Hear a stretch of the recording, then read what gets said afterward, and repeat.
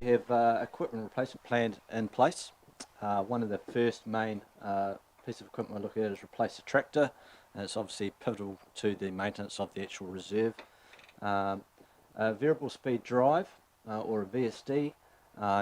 Some of the councillors from last year may recall that our well actually collapsed. We had to have that sand effectively pumped out of the well, and the council were very good to us in funding that.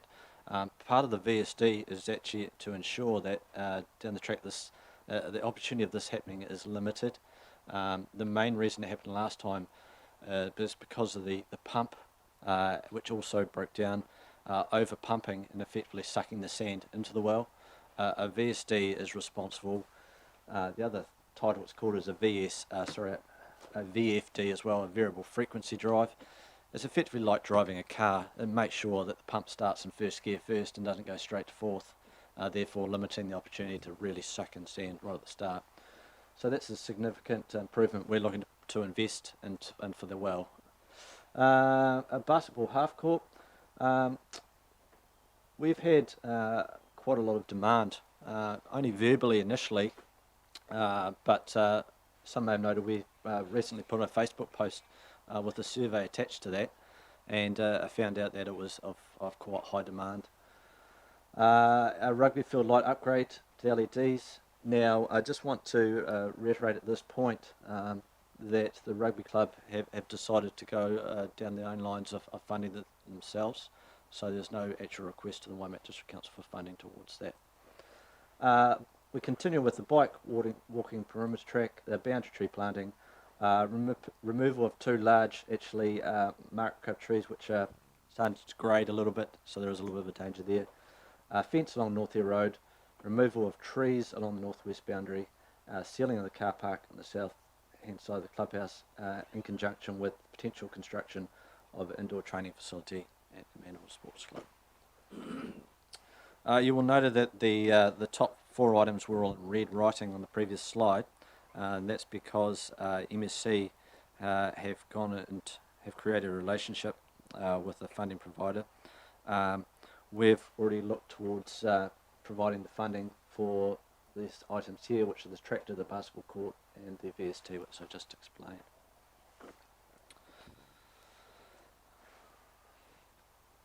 Alright, so the outcomes from the long-term plan were as follows. This is the request that we're putting to the Waimakariri District Council for funding over the next 10 years.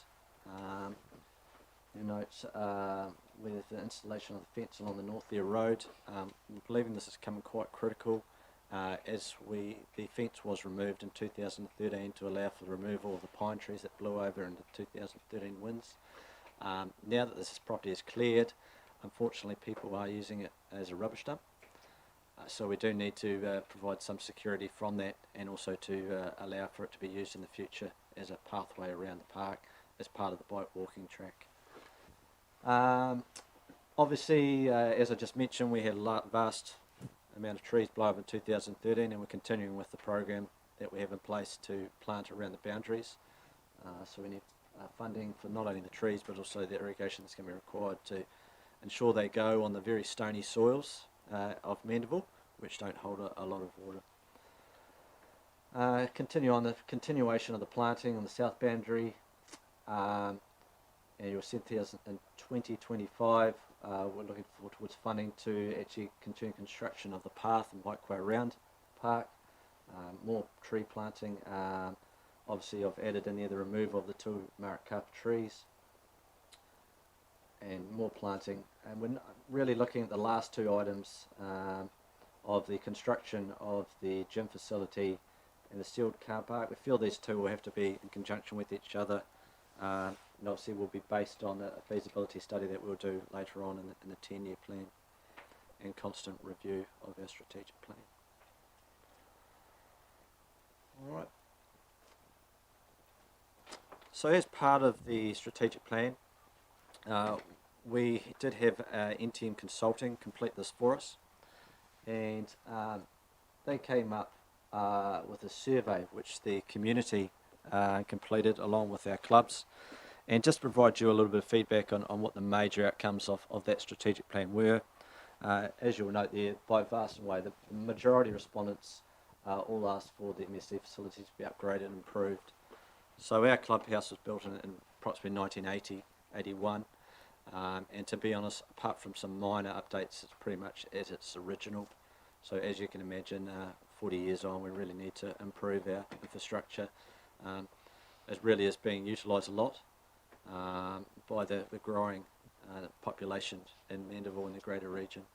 Obviously, there's not of major concern to the Waimakariri District Council. We're not asking for funding from you in regard to that, but just awareness so that the actual facility is being used a far greater deal. All right, the other requests were obviously an indoor gym facility and a bike and walking track.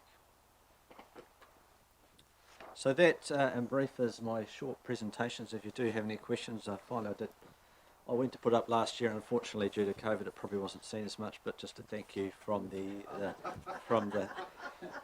us, the Mandeville Sports Club, for not only the Waimakariri District Council support, but also the staff and yourselves as councillors for support of the recreation facility that we're trying to provide to our community. Thanks, Richard. Great paper. I thought you'd like that, Dan.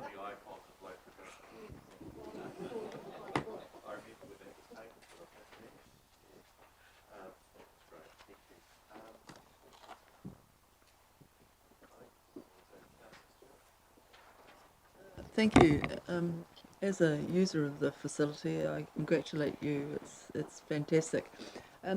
The original tree planting, which I'm always impressed with, how did you establish that without irrigation? Going back 40 years, I won't take the credit for the planting. It wasn't me. Bob Rawls and Ron Daly were very much a part of that initial planting. And the reason I really know that there was irrigation was installed for those trees is because I can still see the dripper lines that are sitting there in the ground. You'll find many of them are overgrown over time. So they went to great extent of running dripper lines along all the trees. The thing that we do now, though, is it is potential, having spoken to an outfit that supplied us with some trees a few years ago, is that there are some very drought-tolerant varieties out there, which I know since you've used it, you may have noted on what we call the triangle paddock on the northwestern side. We've planted varieties along there which are quite drought-tolerant and actually have no irrigation and done very well. So we do have to be a little bit careful in regards to we can utilise varieties that are drought-tolerant. But we also have to make sure that they're tolerant to the winds that we receive, to the soil structure, and ultimately that does require irrigation for most varieties. I understood there was no irrigation well on until relatively recently. So where did the water come from to irrigate those initial plantings? There's two wells on the actual Mandeville Sports Club property. The original well is directly behind the clubhouse, and I only can assume it was used for the water supply for the clubhouse, and at the same time would have been used for the watering of those trees on mainly the front part of the reserve, not so much the back part, just given the distance that there is to travel. In 2015, a new well was formed on the back reserve for the irrigation of the actual, what I call the farm, or the equestrian areas, to ensure that the pasture is maintained so we don't effectively end up with a dust bowl for the residential area that's now being created around the park. Okay, thank you. That's great. Well, thank you. Sorry, did you have a question, Councillor Doody? I do, thank you. Richard, just wondering if you would, can you please just let the councillors know just how many full-time employers are at Mandeville and just how many part-time helpers you get that are voluntary? Okay. Well, Wendy knows the answer to this full well, but Wendy, I'm obviously the only full-time employee at Mandeville Sports Club. I actually manage the actual park and the actual Mandeville Sports Club Incorporated, which is associated with the clubs, and I'm the reference point between Mandeville Sports Club and the Waimakariri District Council. In terms of volunteers, God, would have lost count. We've got 13 clubs, with all clubs contributing to their areas on the park, and generally trying to make it a better environment for not only their clubs but for everyone. But the hours that club members would spend would be significant on that park, and obviously we couldn't do it without them. And obviously that's a big benefit of the Mandeville Sports Club, and that Waimak District effectively has a park which the community are maintaining and put great pride into that. So there are many hours. Obviously, one of the other major benefits of a park being controlled or managed by the Mandeville Sports Club is that we actually have the ability to apply for grant funding, whereas obviously if it was Waimak District Council Park, you wouldn't have the ability to do. So we have that ability to source other funds to actually try and make it a better park for the community, and it's a model which I can only imagine would be very beneficial at other parks around the Waimak District as well. Well, thank you. Sorry, did you have a question? Is it? Yes. Just a quick one. First of all, Richard, I would just like to say thank you for all of your tireless work and to all of your team of army of volunteers that get things done down there, because it really is an integral part to our whole community. And I note that there's been a lot of heavy use of the new walking/biking track. I have a young person in my house that's been frequenting it over the school holidays as well. When you talk about the removal of the northwest trees, are you talking about from the entrance, the ones on the right of the driveway that form the boundary with the residential area Correct. in behind it? Yeah. Yep. So you're looking to remove the established trees entirely in benefit to the new plantings? What we'll be looking at is a bit of a plan and a process in regards to removing of those trees. One of the attributes and real benefits of Mandeville is, and something we don't take for granted, is actual the protection we have from the wind. It's really a big part of it, and those trees are just getting to an age now where, as I mentioned, built in 1980, 81, 40 years old. It's very noticeable if you go and look at those trees that they're thinning out, and we've had many trees at the back part actually fall over and actually have to be tidied up to obviously make it safe for people to walk through. So we're looking at setting up a program as to potentially moving the back half of the trees to be replanted with new trees, then allowing for them to establish before the front half is actually put back in place. That, by all the way, is just a brief outline of what we're looking at, and nothing yet. Obviously, MSC haven't really discussed this to great lengths with the council, but that's just a process we think is going to need to happen within the next 10 years, hence why we've raised it now. Thank you. Thank you. Councillor Ward? Just a quick question. Is Ron Daly still involved in the Mandeville Sports Club? Yes, very much so. Yeah, Yes. he's amazing. I went to school with him. Yep, so did my dad actually. But Ron's an intricate part of the Mandeville Sports Club, and to be perfectly honest, part of the reason that he was involved with my employment was to pass on that knowledge. I come from a sports turf background. Many of you know Ron is still involved with the Mandeville Bowling Club and looking after that green. I think he's trying to put that onto me, but that's fine. I think I might be able to handle that.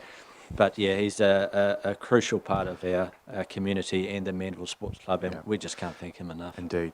Well, look, great. we might just move on now. But look, can I just say on behalf of the council, comments have been made by colleagues here how much we value the partnership with Mandeville Sports Club. It is a fantastic partnership, and Richard, we thank you for all your work and all the clubs and all the volunteers. I was on that sports club for a number of years myself, so prior to councillor duty coming on there, so Wendy keeps us well informed with what's going on there. Also David, I acknowledge David here in the room. David was a previous, in your role, a few years ago, certainly when I was on the club, so, but thank you, and we appreciate the submission. We're going to be making some decisions on submissions the later part of this month, and around July we expect to be able to communicate where our positions are. So thank you for the points you've made. We appreciate the work that you all do. Thank you. Thank you, Dan. No need to build a car park building at Mandeville, we're fine. Well, there are some residents out there that might disagree. Thank you very much. Cheers. Okay. David, welcome.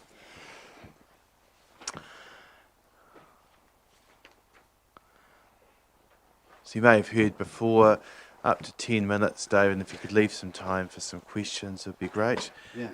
We welcome you on behalf of Ashley Rugby Football Club. Just to remind you, we're on live stream, so just to be aware of that. Okay. Thank you so much. Right, thank you. Well, indeed, that last submission I support wholeheartedly. I think I was just the second secretary appointed to the committee at that stage. So the role has grown considerably, but it's a marvellous organisation, and I was very proud to work for it for part-time for several years. Right. Ladies and gentlemen, Mr. Chairman, sorry, ladies and gentlemen, my name is David Gambold. I'm the Honorary Secretary of Ashley Rugby Club at Lowburn Domain. However, I represent not just my club, but also my rural community of north of the Ashley River. That's Lowburn, North Lowburn, Ashley, the Cuckoo, White Rock, and indeed Sefton, from where we also get players coming to us. For the past few years, we've been pressing the Green Space team here in the council for improvements to our facilities at Lowburn, essential for the upgrade of the club room and to improve irrigation to our pitches. We were delighted towards the end of last year to receive a budget of $70,000 to improve irrigation for better quality and safer playing surfaces. We have now installed a tank farm of 8 30,000-litre tanks and an electric pump. I would mention that that water is supplied by a private scheme, the Lowburn Irrigation Company. It's not potable water, and we are supplied as shareholders of the company, having bought shares in that company about 20 years ago, and we pay an annual charge for our water. The new scheme is installed now and up and working, and is a huge success. The quality of our pitches, and in particular our first team pitch, is quite outstanding, and I think we certainly have the best pitch in the whole of North Canterbury. We thank you for your support for that, and in particular can I thank Mr. Bryan for his time and efforts personally on our behalf. Thank you. We have also recently been advised by Green Space to make a submission to the long-term plan, and were given a possible budget to aim for of $300,000. A figure way beyond our expectation. Let me just say that the list of expenditure was for the following: for exterior painting, window joinery replacement, toilet replacement, interior painting, carpet and vinyl replacement, interior furniture replacement, curtains, heat pumps, and a kitchen upgrade. Now, all these things are essential, we believe, to update facilities built, we believe, back in the 1960s. And despite the rugby club itself having more than doubled the area of the hall, they really are now inadequate to meet the needs of a rapidly growing community. The lounge is no longer big enough to cope. The old building itself is showing its age and, of course, has suffered through a large earthquake. Now, part of the reason why no proper written submission was given to you was that our thinking on this proposed budget recently changed quite dramatically. We asked ourselves, is it really the best use of public money to do up an old building, an inadequate building, or to take this opportunity now to try to build something new for the future? I've been told by Green Space that we could, if we were able to get such a large funding from the council, we may also get help from them to make a professional application to other funding bodies to significantly increase the fund that's available for that project. Now, according to a government website, I believe the population of Loban has increased by about 50% between 2006 and 2018.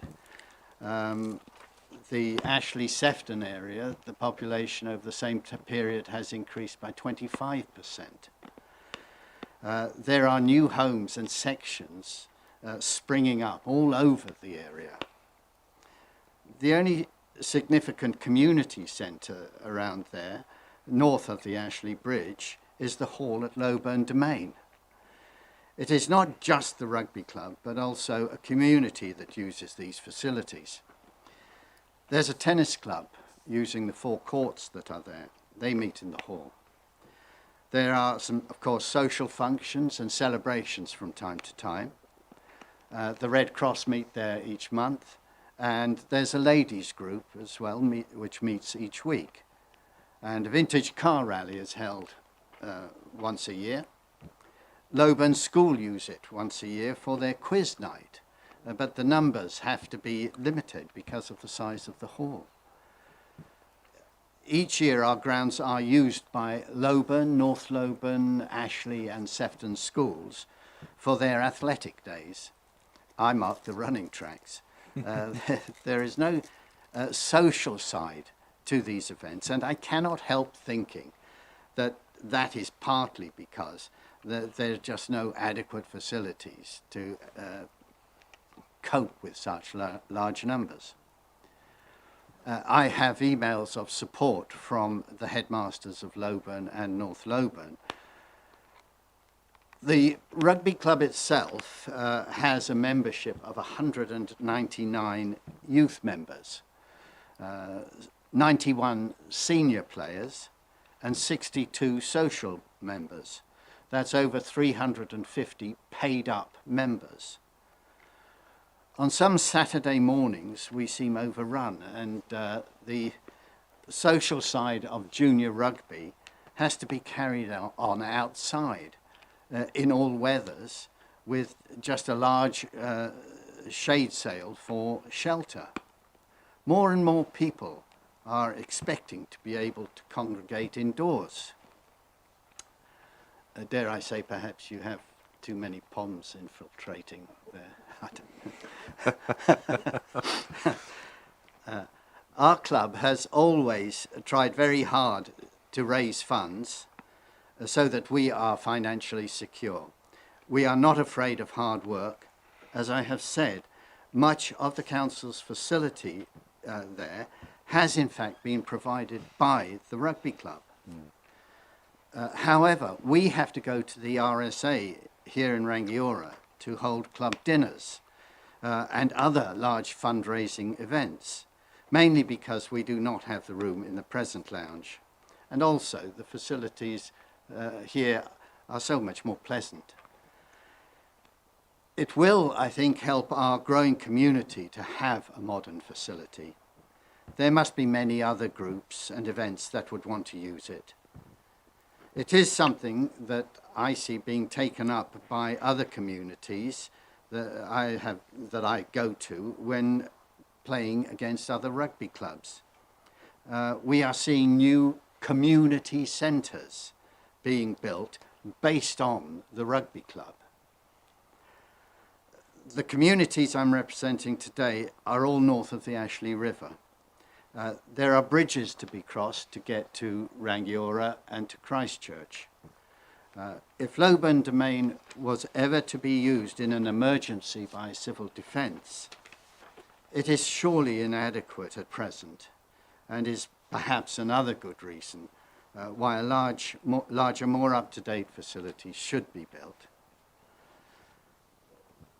Finally, the change in Rangiora since I came here to this country 13 years ago is, I think, quite remarkable, and I think it's a huge tribute to this council. The High Street is brighter and has become a culturally very pleasant place for people to meet and to socialise. To walk into the lounge area at Loban Domain is to walk back in time to an outdated post-war era. And while we will always make do and work hard to make the best of what we have, I believe it is vital for rural communities to have a heart where they can gather from time to time, and if they have pleasant surroundings, an atmosphere of conviviality, that community, I think, like Rangiora, will thrive. That's my submission. Thanks, you. David. Thank That's an excellent submission. Thank you. Questions of colleagues? Councillor Williams. Yeah, thank you for the submission. A wee bit of query about funding. With this big fund the rugby union may be going to come, will you be eligible for funding from that source? Oh, believe me, I'll keep an eye on that. Yes, yes, we will. We will certainly do so. As I say, in the past we really have looked after ourselves up there. We get tremendous help from the council. You know, I saw in that last submission the rugby club at Hoka there applying for LED lights. I think we've already got them installed. We pay for that ourselves. We're financially quite sound, and I think, but we're moving into an era where we really need to think much bigger up there. Councillor Bryan. Have you spent much time at Southbrook? Yes. So the reason I ask is that facility's shot. Yes, I guess. Yeah, so it's an issue of prioritising. Have you got any comment you'd like to make? Yeah, that's quite difficult. I mean, I would hugely support the betterment, you know, the survival of Southbrook Rugby Club is vital for rugby, and I don't know the extent of the help that they need. That's the problem. I hear rumours, but they are rumours, and people tell me this and that, and I don't like to put a lot of store on what I hear. I'm told that to some extent they may be the author of their own, you know, demise, not demise, sorry, that's a stupid word, their own fortunes now. But that I'm not prepared to believe, because I know some of the people there, they're good people and they work very, very hard. And it's a really good club. And, you know, they would have our support. But I am looking for something here which is also representing, you know, as I say, a community. We are over that side of the bridge, as it were. Thank you. Councillor Ward. Thank you for your submission, and Lowburn Rugby Club, Lowburn, is really a great place to be on a winter's day. Yes. And actually do a great job as well, very competitive.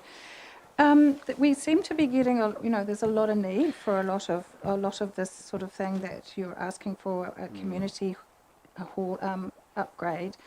One of the things that I could ask you is, do you have enough members? I know you have a lot of passion and you raise money to keep yourselves really afloat for your everyday needs, but would you have a small team that would go out and get sponsorship? And the reason I say this, to help get what you want, the reason I say this is that you have more ability... Question, please, Councillor Ward. Yeah. Would you have more ability to raise funds than we might have to do a large project like this? Does that sound Yes, right? that sounds like a very good Yeah. question. I think that the cost of building a new building is huge. It's quite substantial. I think a lot of funding is provided on the basis of like for like. They will match funding that you've received from elsewhere, funding that you've got together as a club, funding that you may have got from the council. So I think to try and raise it just on its own would be a very daunting task, I think. if we had a substantial starting fund, we could add to that substantially, I think. People will help us on the back of that, especially if they see it's being supported by the local authority. Okay, Councillor Redmond, followed by Councillor Barnett. Thank you, David. Nice to hear your submission. This may seem a silly question, but I'm not clear in my mind. Who actually owns the existing facility at Loburn Domain? Oh, it's the council. It is the council. Yes, it is. Right, Yes. Thank you. I said it was a silly question. No. No, it's important to be clarified. Well, no, it's, I think, slightly different perhaps to Southbrook, I believe, Robbie. Is that right? Yeah, yes, yeah. Councillor Barnett. Just two quick questions. So just to clarify what you're asking, you mentioned that 300k sum to do up the building and make it up to modern standards. If the council, if you were more minded to go for a larger, bigger facility, would you be looking at a stake of about the same sort of figure, or what would you be thinking? Yeah, we would certainly be looking at that figure. Yeah. The only example I can give, and again, sorry, we just haven't had the time because, as I say, we have changed our attitude on our the way we're looking at this. The only example I could give is Glenmark, where we played a couple of weeks ago and lost. Ouch. And they have a new facility, of course. They had some insurance money, I think, from when their previous building sadly burnt down. But that new building cost apparently $1.2 million. So that's it's quite a staggering building, but you know, it's a lovely facility. So that's the sort of scale you're thinking might be applicable. It may be necessary Right, to and do just that. Yeah. just the second question is, obviously we're being asked by a lot of ratepayers to prioritise our funding to keep the rates down, particularly our older residents. Yeah. If you looked at our long-term plan, from what you've seen of it, where do you think this would fit in a priority in terms of, because we'd have to probably take something out to put something in over the period. What do you see this as ranking against some of our other priorities in the long-term plan? I don't know that I could. I'm not really able to answer that. I'm sorry. Sure, I no don't know enough of what's in the long-term plan. I would say that the hope here is to provide something for all ages, not just for young people, but we have a very, very big sound base of young people, but it is something which I think is necessary as well for all ages, and it goes across the board. Right. I'm sorry, that's absolutely the only fine. answer I No, can that's a give. very good answer. Thank you. Councillor Doody. Thank you very much. I'm really impressed with what you've told us today about that, and I'm just questioning: would your committee consider looking at emulating the type of what Mandeville is doing? Because I can see very similarities to it. Yeah, that's a very good question, because with this irrigation scheme, the budget was provided at 70,000, and we did say to the green space people, who we're now working with very, very well indeed, and very good rapport with them.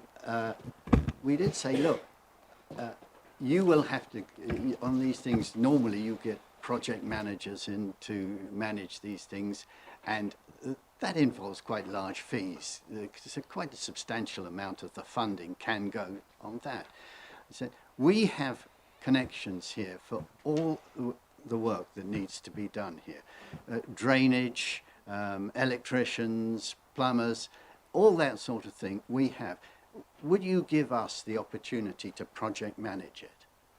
And they said that they put their faith in us, and I think we've repaid that. We've produced something which you should be very proud of. It's a very good system, and it's been very well put in. Now, whether we could do that to a larger extent, yes, we feel capable that we could do that. Yeah. And thank you very much for that. And just Okay. incidentally, my husband helped to build the very first building there. Really? He used to play for Loban a few years ago. Oh, good on him. Oh, well. Look, David, I think you can see from the strength of the questions that have come through that we do value the partnership that there is. We thank you for the work that you do and the rugby club do. Thank you also for the acknowledgement of our green space team, and also for the advocacy of Councillor Bryan, who did advocate strongly for that on your behalf. So pleased to hear that it's making good progress. Really good submission. We will be considering that in the latter part of this month, and we expect to find out sometime during the month of July what our decision's been there. But we appreciate your time this morning and coming to us. Well, I appreciate it. Thank you very much indeed. Thanks for your time. Thank you. I understand now we have Anne Anderson, who's here a little earlier. Are you happy to be heard a little earlier than you're scheduled for? No, there's not. We were going to have a little gap, so we'd be happy to hear you now if you're free. Okay?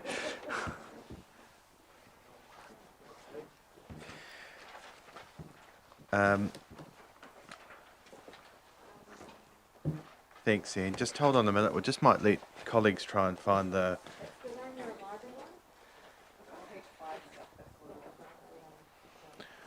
So if you go into the alphabetical order, as Nikki's mentioned, page 5 and that.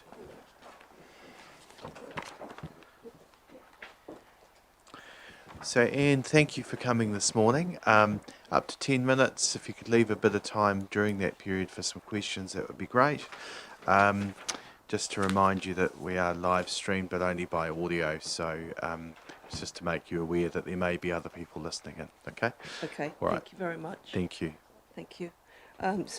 Yes, I'd like to thank you for the opportunity to discuss my submission with regard to the Rangiora Library, the timing of work on the Rangiora Library. And I'd like to approach this in two ways. First, to illustrate with some examples why, in my view, we cannot afford to delay the work on the library, both in terms of size and capability. And secondly, to explore a bit more why a delay is proposed. So first, the lack of space. I noted in my submission just how fast Rangiora has grown in the last 10 years, no surprise to any of you, I'm sure. And I referenced just how many people poured into the library to grab books before the lockdown, which just indicated that to mind. It was literally, there was not room for another person in that place, and the library staff did a brilliant job of managing everybody out socially distanced, so well done to them.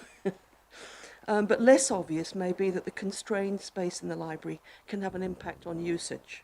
I've noticed in bringing my grandchildren into the library that often the books and authors they want to read may all be out on loan at the time. That's normal. But more space won't keep those titles on the shelves.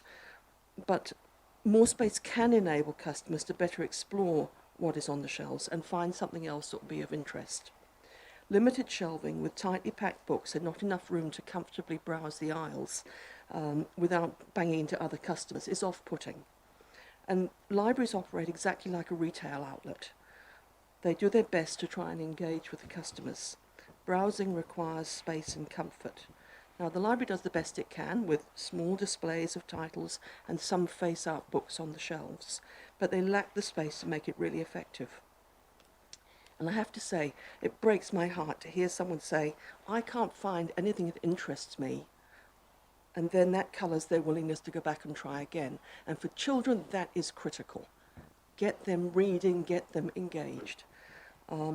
So it's not that the books aren't there, they are. It's just that they can't find them as easily. Now, when I take them round, I can help them do that, but not everybody can do that.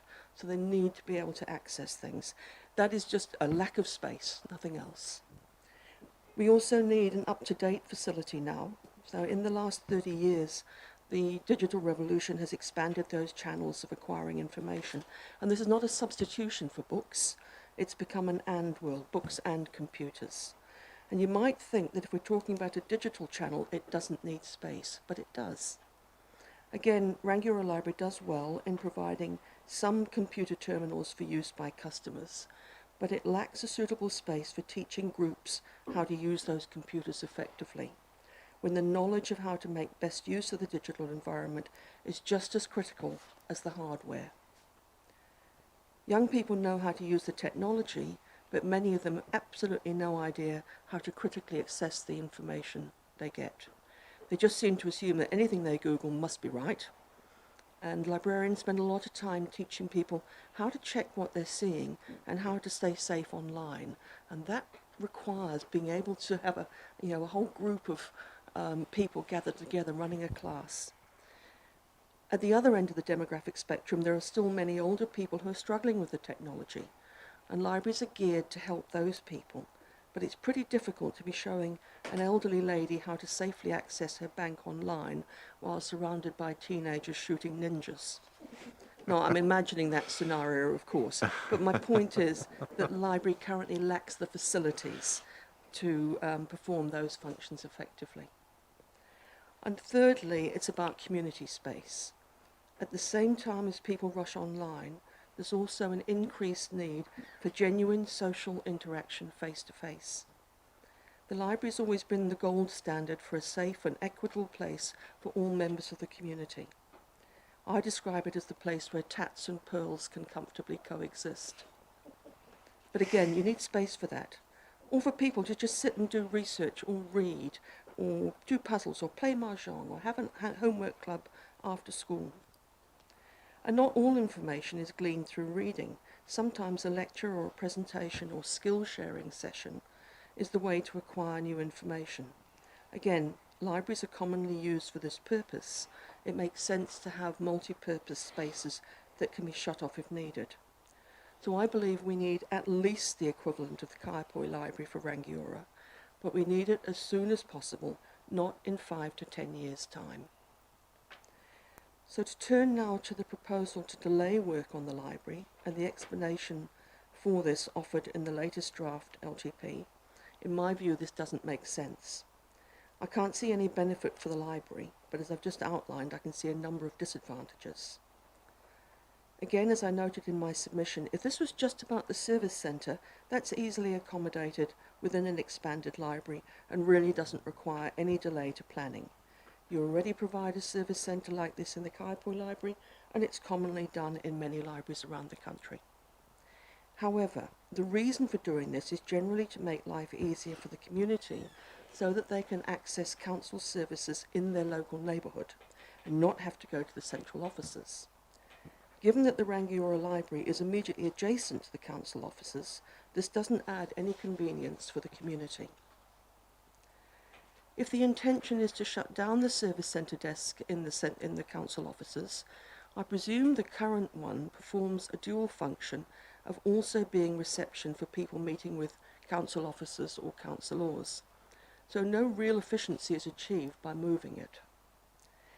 However, my reading of the proposal seems to suggest a much more wholesale movement of staff or council functions is intended. And as I said in my submission, I'm perfectly willing to accept there is insufficient space in the current offices, but trying to shoehorn that larger move into a library expansion seems like a mouse trying to swallow an elephant. I've no problem with such a move being necessary, or even for keeping that in mind when you're expanding the library, so that a later project could dovetail.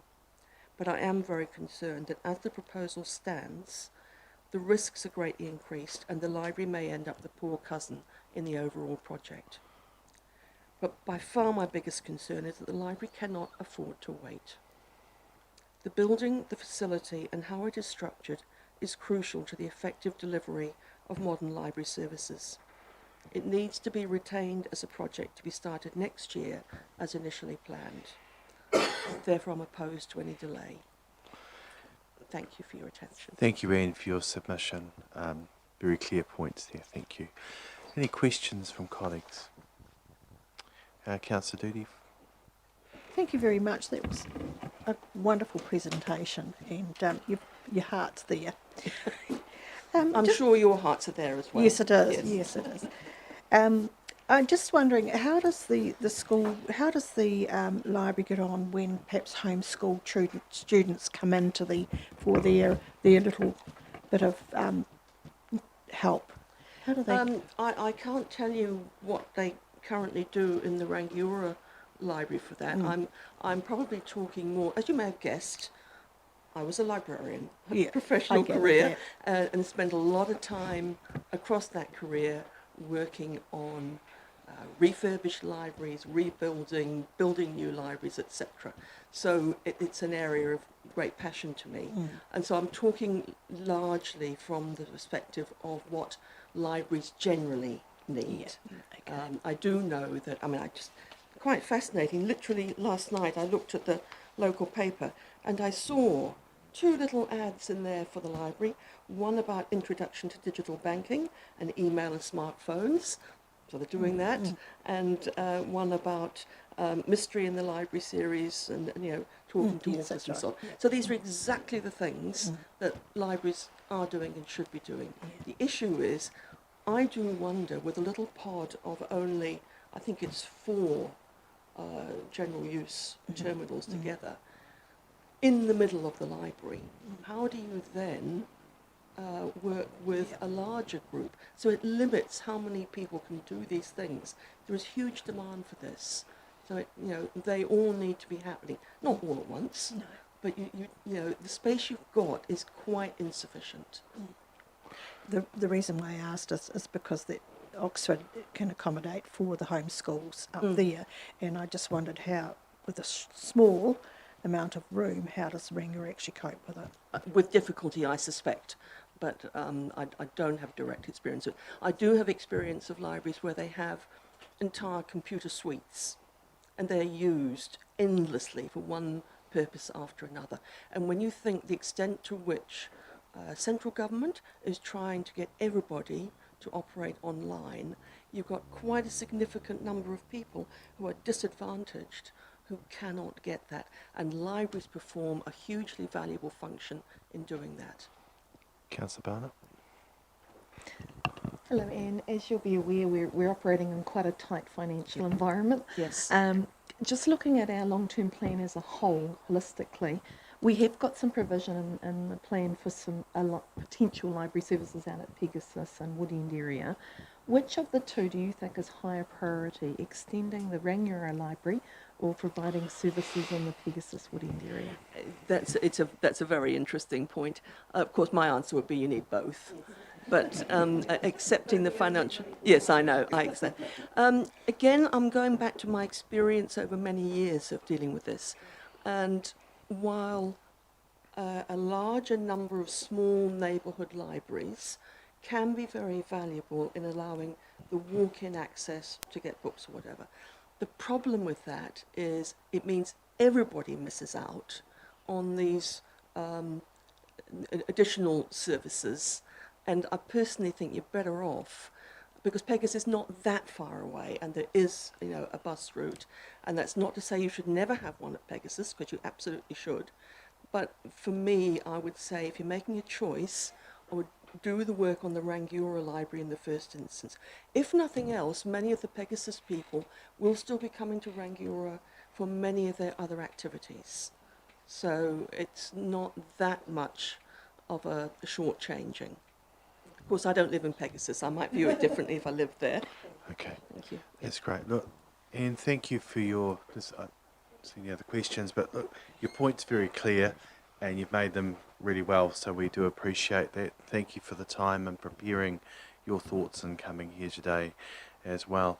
We'll be making decisions on submissions in the later part of this month, and expect to hear from us during the month of July about what our decisions will be on that. But we really appreciate your thoughts and thank you for making your time available and sharing your experience, which is really important. Well, thank you very much. And I do absolutely understand you have a difficult job trying to make the money go around. Also, thank you for the kind comments about our library staff who are behind us here. Ah, yes. They would have appreciated very much those remarks you made, and we, of course, endorse those. Well, they So do. They do an thank you. excellent job. It is They just do. hard to do an excellent job in a small box. Yep. Thank you. Thank you. Thanks so much. Just to see where we're 10:02, if we've got any otherwise we might just have a short break. Is Roger here? If we have a break for about 10 minutes and be back here by 12 to hear the Pegasus.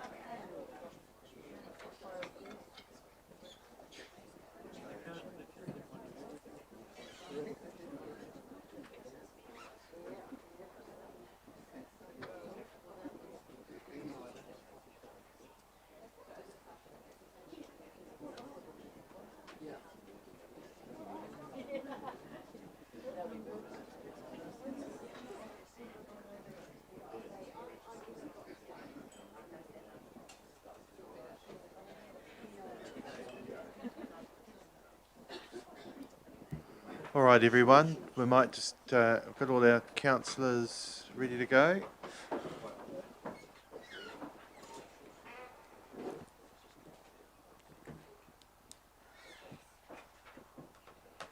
So Roger's doing a PowerPoint, is he?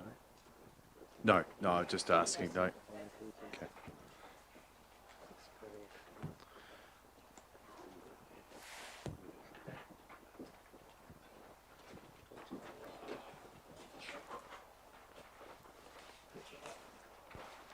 Is that okay?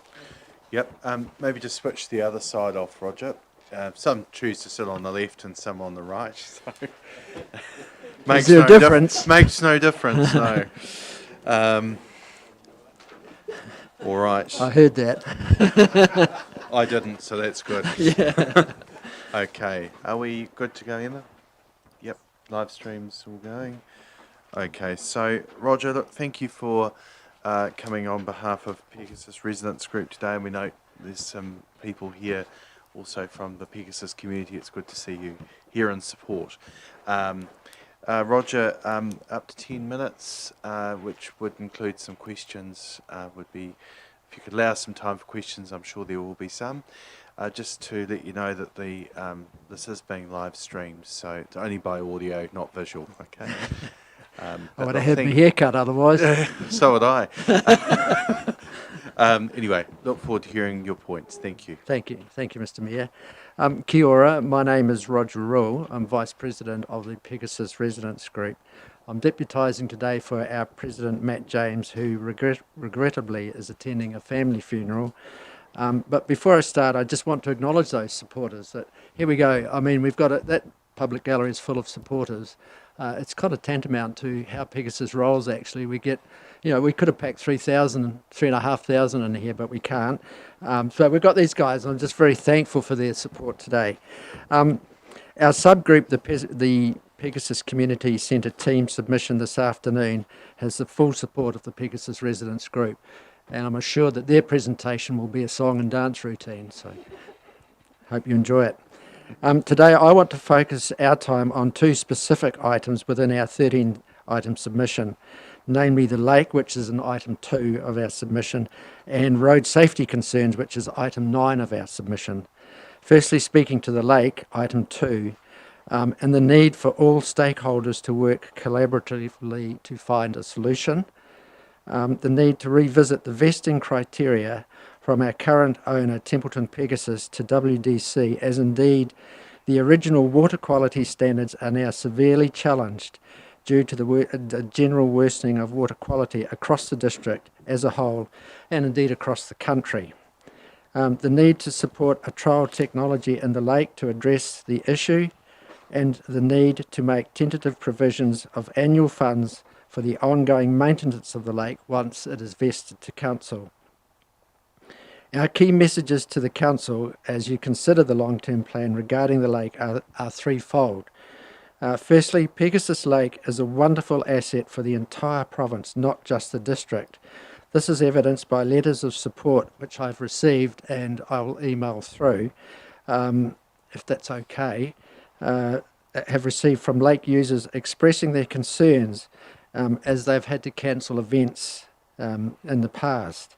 And as I say, I wish to table these letters, which I'll email through. We're also aware of another lake user giving their separate submission. And from the Pegasus Residents Group, any submission that supports the improvement of the lake, we would support. Secondly, the lake is used widely by far more than Pegasus residents alone. It is a recreational facility and asset for the whole district, in the same way as the aquatic centre, the library, or the upcoming multi-use sports facility in the Coldstream Road. It serves the entire community and we believe should be seen as such. Future costs should be spread across the district in the same way they are shared for other assets. Thirdly, we encourage the Council to please continue your efforts in supporting the various stakeholders in progressing water quality solutions and local water quality sources that feed the lake. Having said this, we are aware there is constructive dialogue happening and we look forward to announcements on this. Item 9 of our submission, we want to talk about road safety. Many residents have expressed to us safety concerns when crossing State Highway 1, especially pedestrians and cyclists at the Pegasus roundabout. These concerns will increase markedly in August-September when the supermarket opens in Ravenswood and the Bob Robertson Drive is functioning. We believe when the drive is functioning, pressure will also be added to the roundabout as traffic heading north will avoid Woodend by travelling along Rangiora Woodend Road, down Bob Robertson Drive and exiting at the roundabout, then heading north. Added pressure will come when the road from the new Woodland subdivision opens on State Highway 1, which is close to the roundabout. Indeed, as momentum grows with the creation of a third significant district hub incorporating Woodend, Ravenswood and Pegasus, the existing need for improved road safety is exacerbated. The commercial developments at Ravenswood are warmly welcomed, yet with these developments comes the need to adequately consider and improve road safety in this space. We really do appreciate that WDC does not have direct responsibility for the roundabout or the lake, but we encourage representatives to continue lobbying. Regarding roading, we note the new Chief Executive may be able to help, given his past role as Director of Regional Relationships for NZTA, sir. And that ends my presentation, or the residents group presentation. Sorry. Thanks. Thank you, Roger. It's a very succinct presentation, but the points are well made. You talked about a song and dance routine. Yesterday, that may be coming later. Yesterday, we had a pirate come to present to us. So just saying for those that are coming later that we are open-minded to creative presentations. All right. Any questions from colleagues? I think your points are just particularly well made. We've certainly picked up on those already, and they are included in there. The roading points you made as well are well understood, and the previous Director of Regional Relationships and I have had some conversations around how we might try and advance those conversations a little bit, and we've shared those with Council. So to get a few more champions at the NZTA level for the things that you were talking of. So thank you. Thank you everyone for coming this morning. Roger, thank you for your commitment and all the time that all of you put into not only the Residents Association but also the management of the community facility. We do really appreciate that, so thank you. Thank you. Have a good day. Cheers. But by the way, submissions we will consider at the end of the month and make a decision. We'll be able to in a position to communicate our decision sort of in July, the month of July, so you'll know where our complete decisions are. All right. Thank you so much for your time. Thank you. Thank you. And looking forward to seeing the other routine this afternoon. Cheers. See you later. Thank you very much.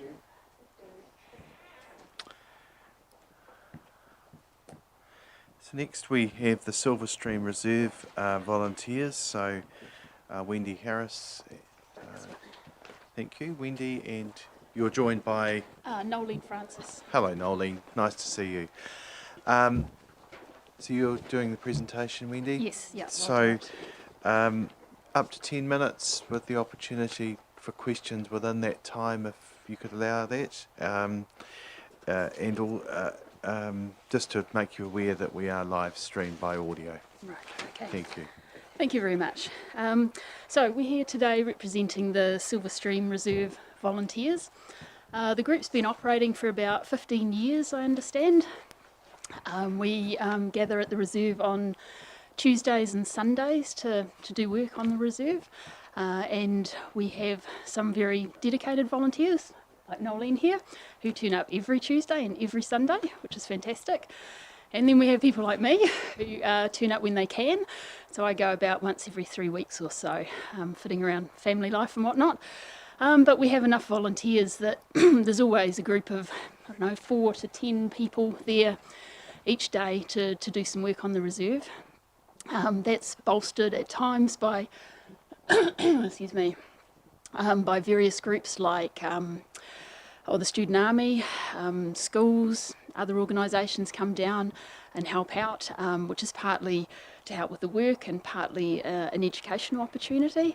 And we have links with local businesses in the community who help us out with some of the heavier work around the reserve as well. So the group's really quite well established and we like to think quite well organised. We sort of get in and do the work, but there are some areas that we could do with some help in. So that's really the basis of our submission, and I'll talk you through the various things that we're asking for. I'd also say that we've lodged a submission on the ECAN LTP as well, and we went and spoke to them last week, and there is some crossover between the things that we're asking for between the two councils, and some of those things maybe that one council can deal with, or there could be some sort of collaboration, but just to make you aware of that. So the first thing that we've got on our list is about a worker. So we've recently had, after lockdown, we got 2 full-time workers for various periods of time, and because we turn up occasionally ourselves to do work for a few hours, we've really noticed the difference in having a couple of full-time people on the site. The amount of work they get through. Oh, we've got 3 now. I thought we had 2. Is astonishing. It's fantastic, and the amount you can get done is brilliant. So we put in a request for a worker, which we would see as being shared, not just for ourselves, even though we would love that very much. But it would have to be a resource probably across the district. There's loads of other places where the council has reserves, which could also benefit from it. The second thing we're asking for is an ecological assessment. We have had some advice about what exists in the reserve, but it's very ad hoc.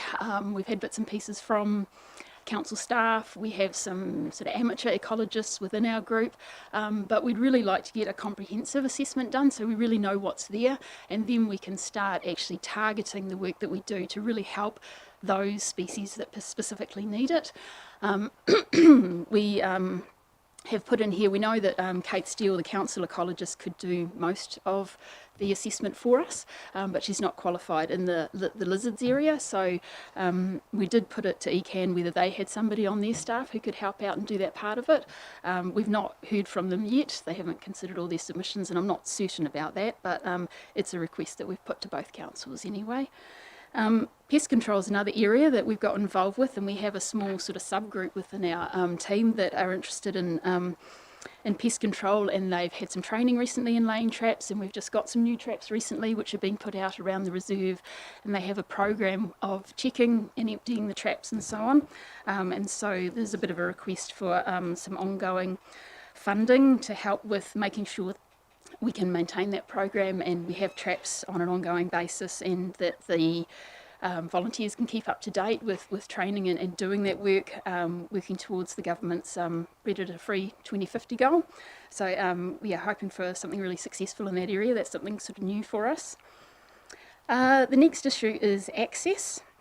This may be one that you're aware of already, that the 2 parts, the east and the west parts of the reserve, are separated by a piece of Crown land, which I've said in here it's administered by NIWA, but I understand that it's DOC, and there are discussions ongoing already. I've recently spoken to Andrew Arps from ECAN, who says he's in discussions with Chris Brown about some proposals for access between those areas.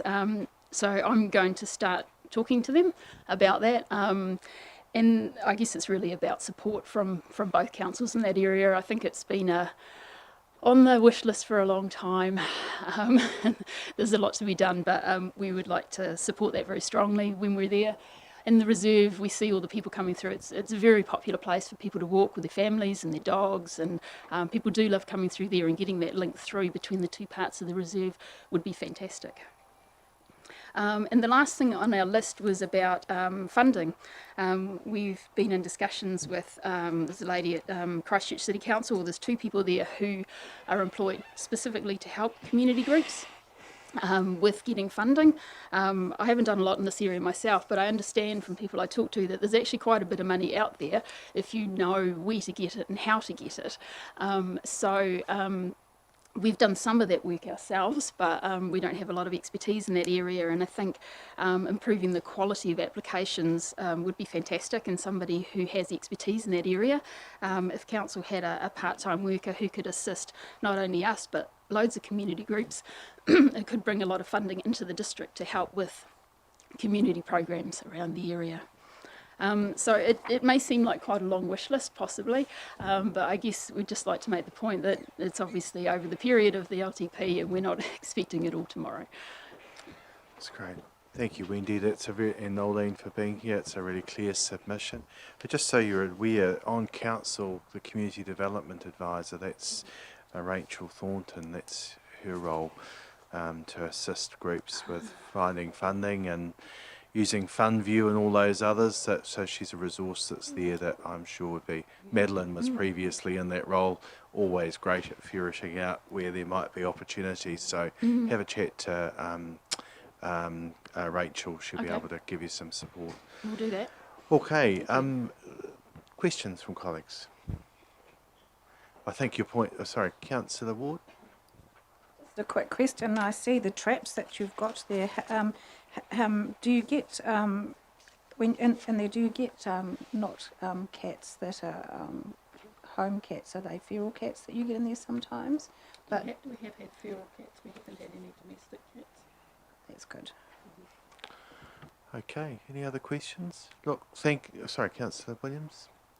Just going on from the, sorry. just going on from those traps, I don't know where they're getting them from, but in Picton Marlborough area, any household can get these traps free, not from the council, or the council's administering it, but they're coming from somebody that's supplying them all over New Zealand for nothing somewhere. So I don't know whether you've looked into that, but No, but that's very interesting. yeah, but they're getting them free around the Picton area. If anybody just goes to, I think it's the library there, and put your name down, and they'll Right. organise traps for nothing. So there's hundreds of them. The Scouts have just made us some traps. Oh, sorry. The Scouts have just made us some traps, and they do that as part of what they do, but they haven't given us the actual inside trap. They've just made the boxes for us. And There's also, it was in the paper just recently, Lynn Andrews down at Ryman is making traps for Doc as part of a partnership with Ryman. So I have his contacts, Wendy, if you want to remind me, and I can send them to you. Yeah, that'd be But great. I'm sure he and the team down there would be delighted to make some for you, because they're really keen, and that's a partnership they've got with Ryman. Councillor Doody. Thank you. We're giving the trap thing a hiding, but also your local men's shed do them as well. So we're just giving you some thoughts and ideas. Just a question about, with all your planting and things like that, are you always looking for native species planting? So what? Yeah. Okay. So what exactly are you particularly looking for? Can there be flaxes, grasses, cabbage trees, what? Anything that grew in that area years ago. So it's pittosporums.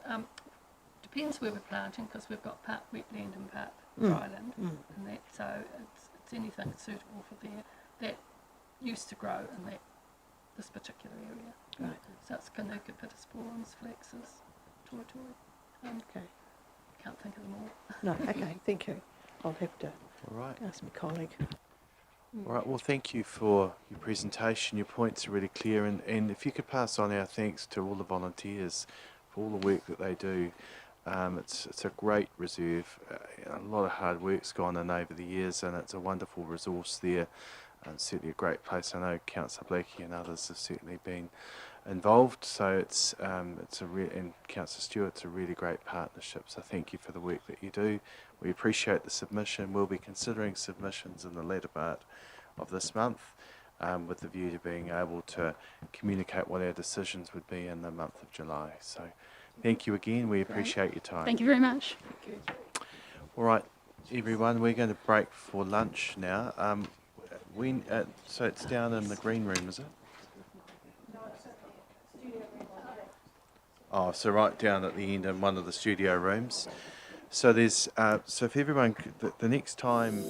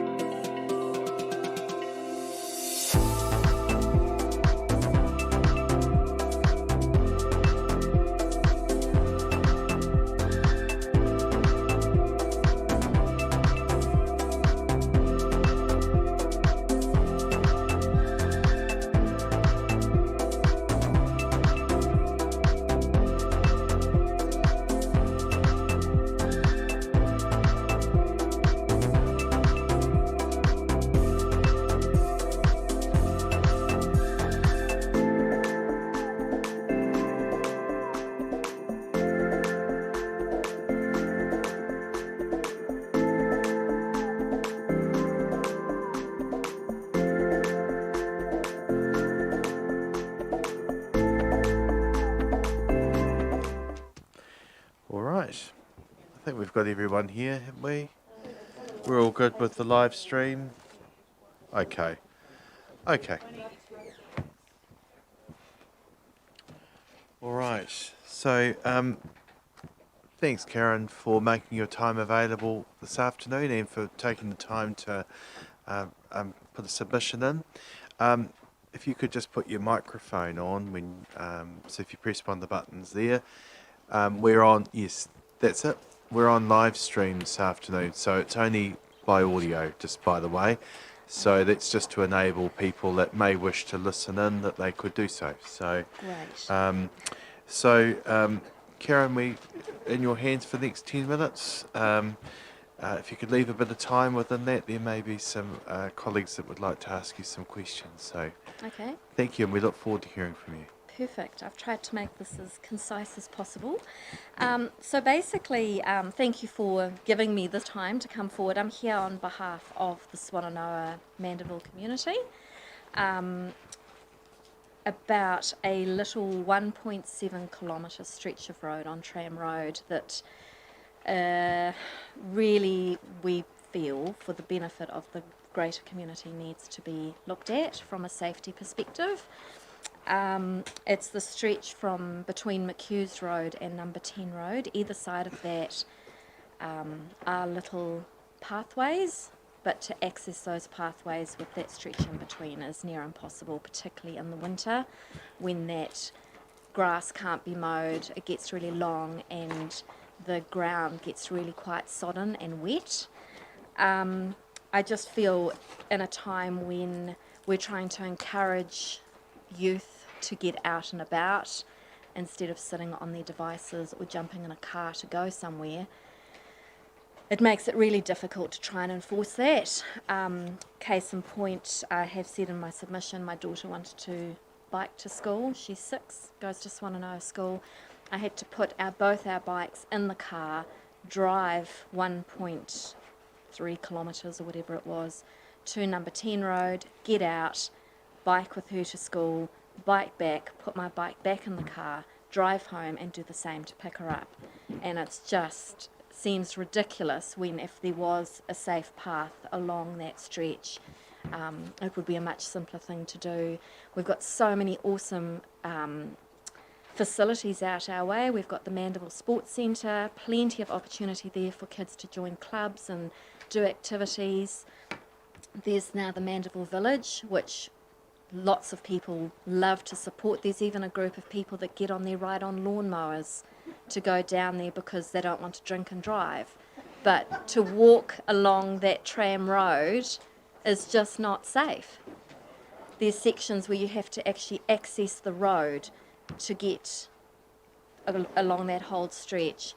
And I just feel it would be beneficial to the community as a whole. We'd be more interconnected. There's a lot of disconnect in the community, and I was really quite disappointed when I put a wee petition out, and to get people to get behind me on this, there was a very big undercurrent of, you're wasting your time, we've done it before, the council's got their own agenda, they're not going to listen, we're just a little community, you're wasting your time. And I feel quite disheartened by that because I don't believe that to be true. I know there's a limited amount of money in the pot and everyone's vying for it, but there are historical submissions for the same stretch of road going back, and it's just this, I've been met with a bit of apathy around trying to get backing from the community to put their names on a petition, which is very disheartening. The community's growing exponentially, and a lot of those subdivisions need to access that stretch of road to get to school and get to the Mandeville village. So it's just really frustrating, and it's a safety issue. I've got a photo. I went old school. I didn't realise there was going to be all this available, but I stood this morning at 5 to 9. I'll pass this round and you guys can keep it. Towards Number 10 Road, there's a big culvert on the side, and there's a gap, probably about this wide, that's been mowed to access, to walk past there, and that's how close, this is 100 k's, trucks and cars, milk tankers, whatever, are coming past there, and you just cannot accept that that is a safe environment for kids who want to be active and ride to school, for them to do that. So it is very difficult to show this in photos. So I invite all of you to come out. I'll join you with your bikes and your grandchildren and your children one day. The weekends are the safest times, and come and ride that path and just see how nerve-wracking it is. It's very undulating. It's just not a inviting environment to walk, bike, mobility, scoot. There's elderly people. There's a man that walks that road for his exercise every day. He's got a walking stick, and I just wait for the day I've got to go and pick him up because he's tripped and fallen. And like I said, I'm quite passionate about this, and I just hope that something can be done. That's me. Well, thank you, Karen, and I appreciate you bringing up the concerns you have. Certainly been there, know where it is, support your concern there, and we will seriously consider that. So thank you for raising it the way you have. Councillor Bryan, followed by Councillor Ward. So you've mentioned some others.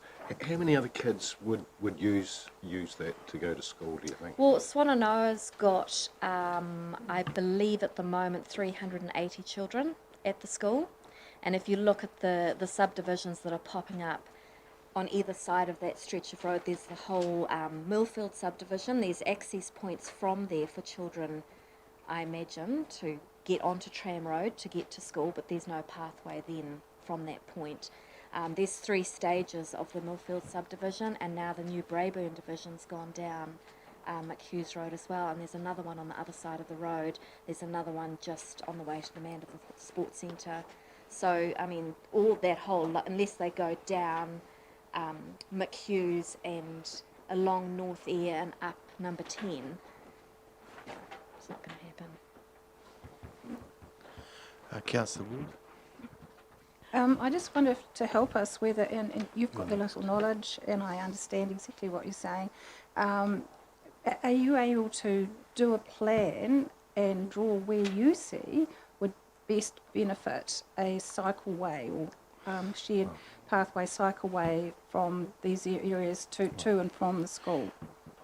I think actually what we'll do is we'll get our roading staff in touch and meet you on site, and we can go through that with you, and they can come up with a plan for I mean, that. at the moment, Yeah. all I'm hoping for is nothing even fancy. There are existing totally adequate pathways in place on either side of this stretch, so it's literally just marrying those up so that there's a continuation of that, so it's accessible. Well, points well made. We'll take action with that with our staff. Councillor Mealings. Hi Karen, thank you for your submission. I know the area well because I live there myself. I empathise with you having to drive a wee ways with your child and the bike to drop them off to a point where they can safely ride the rest of the way, because communities out our way do have to do that if their kids want to experience biking to school. Mm-hmm. Just for the benefit of my colleagues here, you talking about the Millfield subdivisions and along Tram where you live. How far away are you from the school, and are you eligible for school bus? No. We're about 2.5 kilometres from the school, so not we're 3.2. just out. Yeah. So our only option really is to either do the dance of the bikes in and out of the car, or just to drive her to school and pick her up.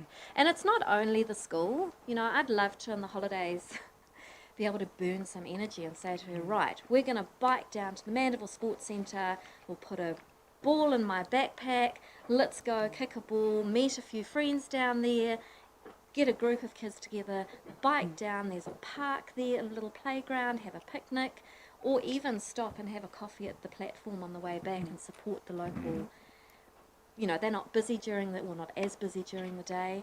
You know, and make a day of it and actually kill some time in the school holidays, because that's exhausting. That's exhausting too. Just to play on your emotions, I have actually printed off a picture of my darling little bundle of energy, and you know, to find things and I'd love for her to have a connection with the community. And I just think, you know, to have a pathway where we could be biking and meet other families she might not meet. They might not go to Swananoa School, and make new friends, and there'd just be, as a community, it would be a tighter knit. It's very, very disjointed at the moment. Everyone's you. got their little pockets of people, and yeah, it's just not what a community should be. I don't think. Thank you. Question, Councillor Barnett. Karen, you'll be aware that we get a lot of submitters telling us we have to not spend money and keep the rates down and so on. So obviously we've got to be very, very careful with money. When this sort of situation happened in Woodend, there was a community group that got out and did some fundraising to get a path from Woodend to Woodend Beach, for example. Has your community thought about maybe getting a bit of work going in that area to try and partner with the council, perhaps? Absolutely. So I did broach that subject with a few people, and I was shot down's probably very strong, but I was very quickly told that it's very unlikely to happen because of health and safety, because what I had said was we've got a lot of small businesses or owners that live in the community that run or have construction companies, excavating, etc. We've got the resources to get something in place. How about we meet halfway and say, right, well, we'll provide machinery, staffing, you know, whatever, and make it a community thing if the council can help us. And someone said from health and safety, that's never going to happen. It has to go through designated tenders, I suppose, and yeah, don't even bother going there. So I put it down.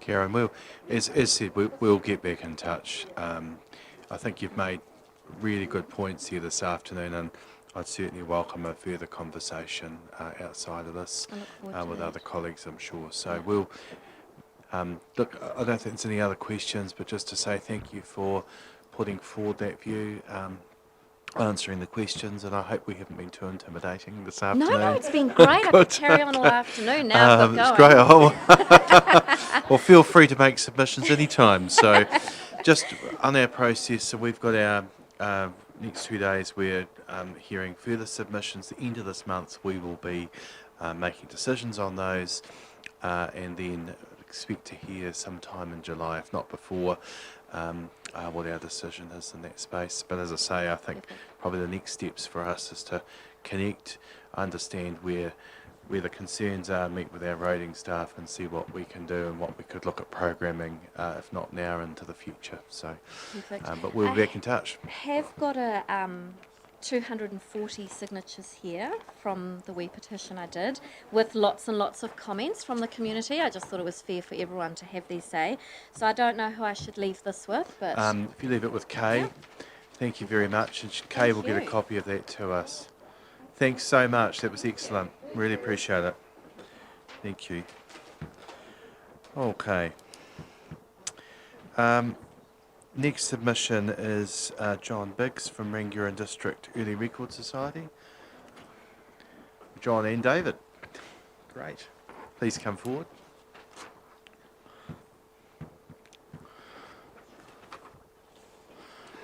Hello. Are you, John, are you presenting I this? will be doing the presentation. Okay. My colleague's David Petrie, in case some of you don't know Yes. him. I'm one of the vice So presidents. just for a second, look, thank you for coming. Just to let you know that we've got up to 10 minutes with opportunity for some questions within that time would be appreciated if you can. And also, just to let you know as well, we're live streamed, so it's by audio, so it's not visual, but that's just to provide that opportunity for those that may wish to listen in. So thank you for your time, and we look forward to hearing your points. Thank you for the opportunity to come here this afternoon. As I said, my colleague's David Petrie, in case you don't know him. He's the president of our society. I'm one of the 2 elected vice presidents. Just to clarify the entities involved here, the submission is the name of the Rangiora District's Early Records Society. We are the operator of the current Rangiora Museum, and the society and the museum are managed by a committee which is elected from the members of the society. We do tend to use the terms society, committee and museum a little bit interchangeably. As we indicated in our initial submission, we support the establishment of a new Rangiora Museum as part of the proposed Trevor Inch Memorial Library and civic building expansion and upgrade. As well as bringing a visitor attraction to the heart of the town, this would better serve the role of the society in preserving and making available the history of the Rangiora area. Current museum was originally the upper story of the BNZ Bank in High Street. It was moved there when the BNZ was replaced with the current building. It's challenging to maintain. It doesn't meet modern acceptable standards for the storage and display of heritage items, and it's not ideal for modern display expectations. It's also not in an area of high foot traffic. In deciding to support the concept of new museum facility, the Society took into account some of the following needs which we believe can be best met by a new facility. In terms of space, we need sufficient room, or sufficient room is needed for expansion. As an example, we recently had to turn down offers of a safe which belonged to the former Rangiora County, and also we turned down a dentist chair which would have been able to be put on display had we had adequate space. The space has to be appropriate for different functions because we have display functions, we have storage, we have to work on objects and materials, we have research carried out, we work with computers as well as with physical materials, and we also need space to allow public access and to hold meetings. And many of these activities don't combine well together, so some degree of separation between the different activities or functions is needed. At present, our volunteers have to carry out archives work and digitising of photographs in an area that contains display items and is therefore available to the public. So that's not a very good environment. In terms of storage and display, we need increased storage for objects not on display. We're currently using a shipping container and the loft of the building, which is difficult and in fact really dangerous to access. More importantly, perhaps proper storage is needed for the archival material that we have. It needs a temperature and humidity controlled environment to be properly stored. We hold a significant photographic, written and audio visual collections relating to the Rangiora area. A purpose-built facility would better allow the museum to portray the story of Rangiora, similar way to the displays at Kaiapoi tell the story of that town. Goes without saying that the objects and materials need adequate security in the form of protection against theft and damage. So a new museum, in terms of location, needs to be convenient for the public, volunteers and members, including having adequate parking adjacent. Some of our committee members identified a lack of adequate parking as one of the potential issues which could arise if we moved the museum to the civic precinct and parking was maybe lost over there or not available. It would be good to encourage more foot traffic, as I mentioned previously, and that would be achieved much better if we were located close to other activities, facilities that bring in the foot traffic. Co-located museums, there are other examples. We have, of course, Kaiapoi here, Kaikoura also, and one that I was at recently in Porirua, the Pātaka Museum up there is also co-located with their library. So we need a building which will encourage our volunteers to be involved and provides them with appropriate facilities. Toilets obviously nearby just to get down to the mundane, kitchen to provide refreshments on days when volunteers are working and if we have meetings in the museum. Security would be important as well. CCTV I think is included in the Kaiapoi Museum and it obviously would be something we would be looking for as well. So all of the points I've just mentioned lead the Society to believe that they support provision for a new museum within the civic precinct. Many of them could be met at the current site, but funding will be required and the end result would not be as good as starting from scratch with a new building. And we also include in our submission a reference to the timing of this development because there were two options provided for that. And we supported bringing the funding forward if possible and having the civic precinct project, including the museum, completed by 25-26. This would help to address our issues of quantity and quality of storage and display space. And also we would not fall behind other museums which have been developed and have new facilities. Again, Kaiapoi, Kaikoura and Ashburton all have newer museums in their towns. If the council did commit to a new museum, we see there could be a risk of the enthusiasm of the volunteers being reduced if they had to wait too much longer for the new thing to happen, because people would have the feeling that anything we do now is not going to be of any use, it's only going to be temporary. So we've built up a momentum, we want to keep that going. Two other points, the Cobb Cottage, which is located on our site. This will need to be considered by the council and the society, the future of that building. It has got structural issues. It could perhaps be relocated again and maybe could be incorporated within the museum perimeter in some way so that people could see it as part of, again, the story of Rangiora.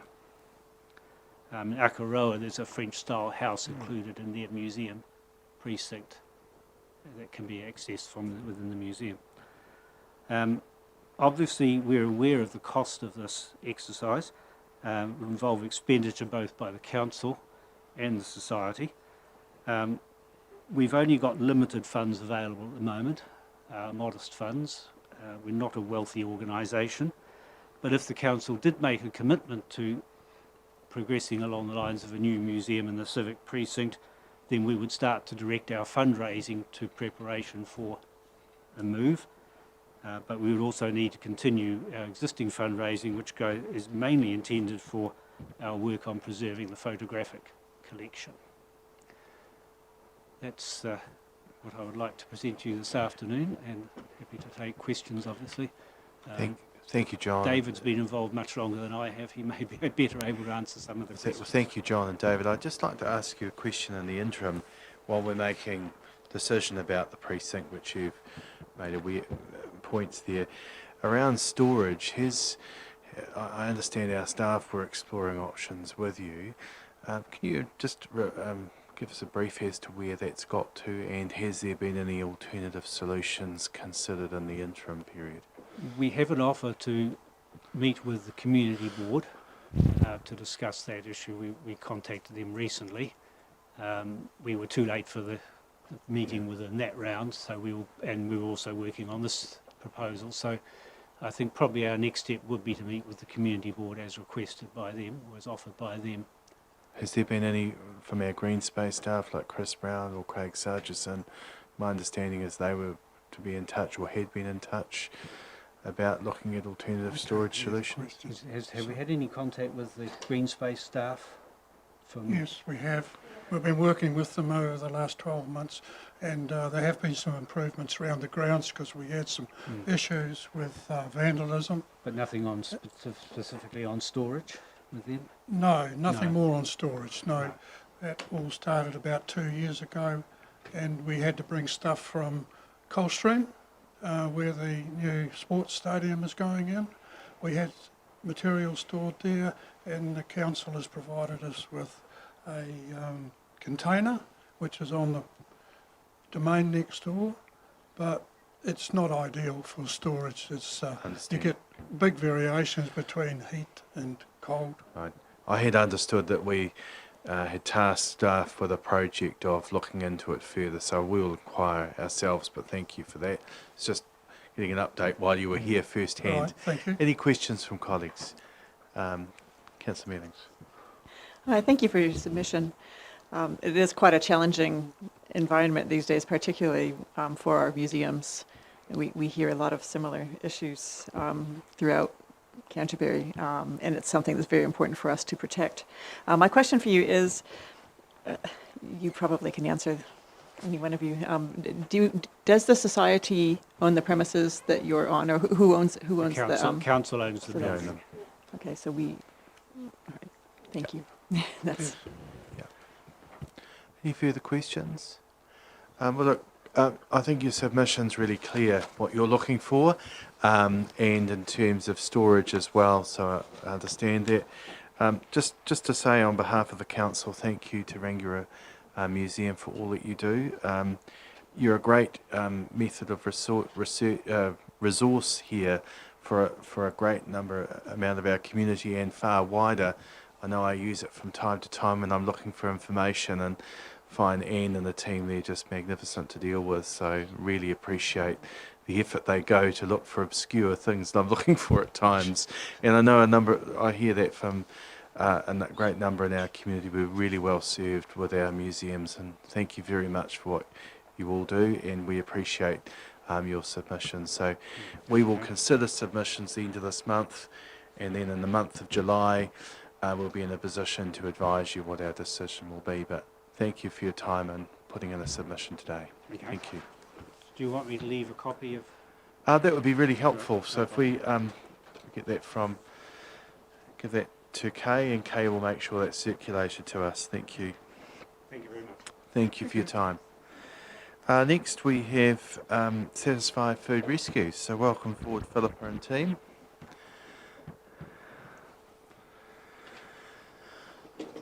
Thank you for taking the time to be with us today and for making a submission. You've got up to 10 minutes. Within that time you could allow a bit of time for some questions. That would be helpful. Just to also remind you that we are on live audio stream, so that we can enable others that may wish to listen in that they can. So thank you very much. Thank you. Thanks for having us and allowing us to come and speak today. I'm Philippa Hunt. I'm the founder and chairperson of Satisfy Food Rescue, and we've got Steph Van Meer with me, who's our manager. Our submission is in support of the council's plan to work towards the development of a Kaipoi community hub underneath your earthquake and recovery and regeneration section of your long-term plan. So that's basically what we're here to talk about today. So most of you, if you've read the submission, will know that Satisfy is currently one of the three main groups that are working towards being part of that Kaipoi community hub. We recently moved into a new location. As many of you may know, we were located with Kaipoi Community Support at the old Kaipoi Community Centre. We were there for probably a couple of years. Before that, we were located with Wellbeing North Canterbury on Williams Street. So both of those locations worked really well. We were collaborating with Kaipoi Community Support, and their Kaipoi Community Pantry was right there, and it was wonderful to have that good collaborative environment. But both locations were way too small. We kept working in both those locations longer than we probably should have, based on the work that we were doing. And then last year with COVID,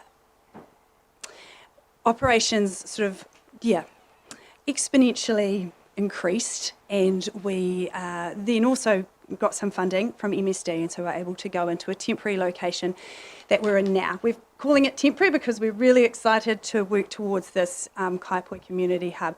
So the location we've chosen at the moment is back on William Street. We've kind of done a little circular motion. Yeah, there's another word, can't get to it. Anyway, and we're back close to where we started, and it's a great location, but it is still not perfect. And we did choose it based on the fact that we have this exciting plan of, looking towards the possibility of working in a more collaborative way, again, like how we started in the Kaipoi Community Hub. It is different, being that the other two partners are quite different from what we do, being a croquet group and the men's shed. But Food Rescue, in essence, is a collaborative venture, and so we are open to any ways of collaborating with other people. And so we see collaboration as a real opportunity and as a way to make a much bigger impact than what you can do on your own. So we know collaboration isn't always easy, but we like the challenge of it. So it's something that we're really excited about. So for us, the community hub is so exciting because on a number of levels.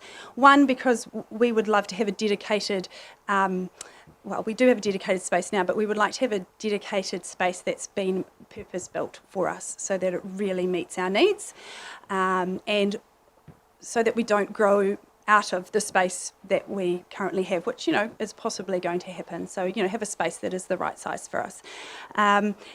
Also, we see a community hub as being really exciting for Kaipoi. Kaipoi currently doesn't have a functioning community centre. You know, the community centre became the sort of the earthquake. Yeah, earthquake recovery hub, and then now it's got KCS and a whole lot of, you know, social services in there, which we were part of, which was great. But there's no kind of place that provides that sort of centre, other than, you know, the library, which is a beautiful space too. But there's not another space that can sort of provide a really an awesome place for people to come together and for organisations to come together. And so we see this community hub as having the potential for that, and that for Satisfy to be part of that we see as being really exciting.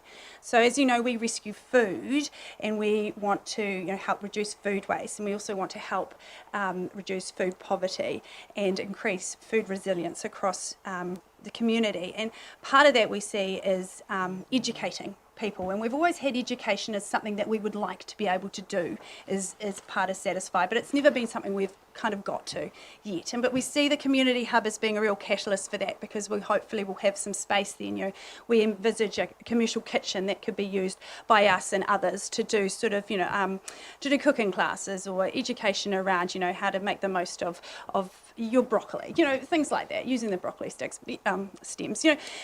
We just see it has some really exciting opportunities that we really want to be involved in. And then there was a third thing as well that I was thinking of, and I've just forgotten it. But anyway, I could talk for ages about how excited I am about it, and how exciting I think it could be for Kaipoi. So just really so grateful that you guys are on board so far with it, that all we've heard back, I mean, I haven't been able to present to you yet. I know Steph has, and one of my trustees has as well, and I'm just every time I hear back, it's that you guys are really interested, and you are supportive of this idea, and well, I'm really grateful for that, and I just hope we can keep you guys on board and keep the passion, increase the passion from everyone around the table, so that we can all work together to have a really good outcome for Kaipoi, and obviously for Satisfy too.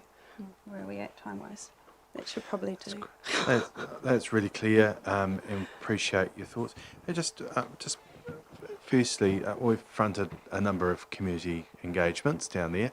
One thing that's said, Philippa, quite often is that there's going to be an excessive amount of vehicle movements, large trucks. There's a range of other views given as well, but I won't go into those right now. Have you any appreciation of just while you're here, what sort of vehicle movements there would be sort of per day on average? And is it going to bring about a large number of trucks? What are the size of vehicles typically that would be coming and going from the site? So I'll just put my other hat on right now. I'm an asset management engineer, and I give consulting advice to NZTA on these exact issues, so it's my day job. So I can tell you that as far as trucks go, there is a variety of trucks that does come to Satisfy. At the moment, they're limited in size because of our situation that we have with the driveway next to our existing building. There is no, you have to back in, and you have to go forward and then back out, so we can't have articulated vehicles coming into our building at the moment.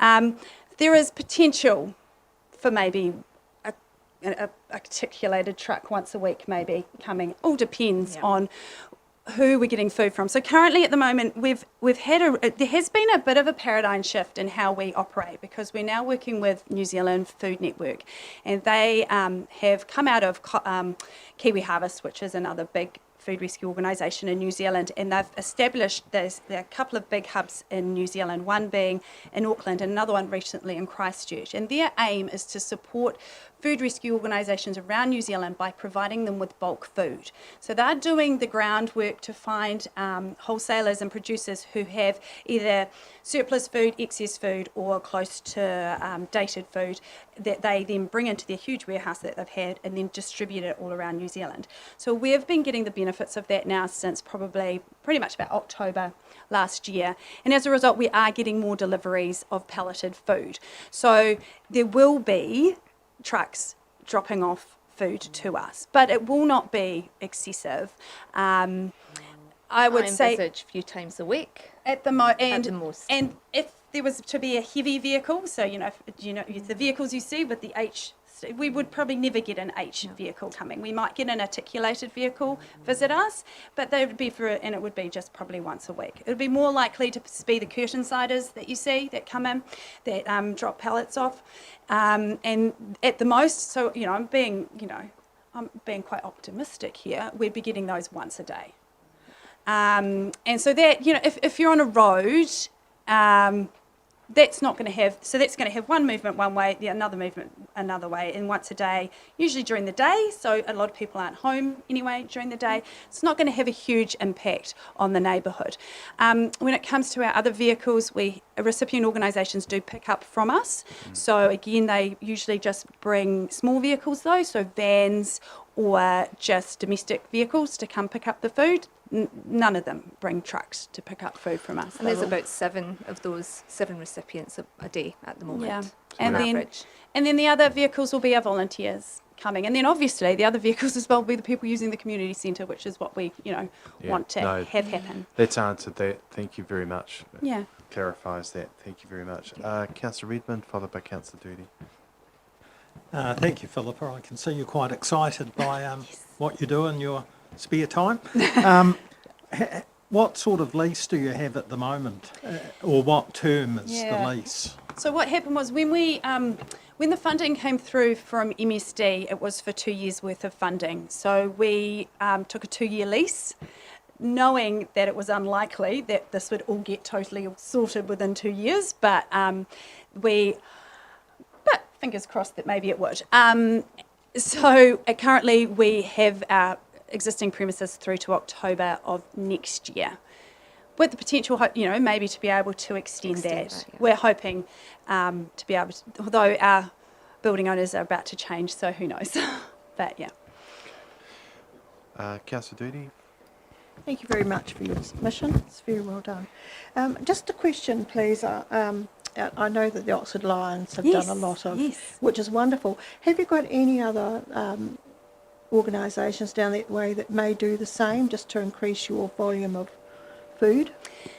So yes, Councillor Doodie's mentioned we're working with the Oxford Lions, and just to give you a bit of an update there, I think we'd said that they've given us 8 tonnes of produce since January. It's actually over 10 tonnes now. Really? And they're hoping to double that next year, which is very exciting.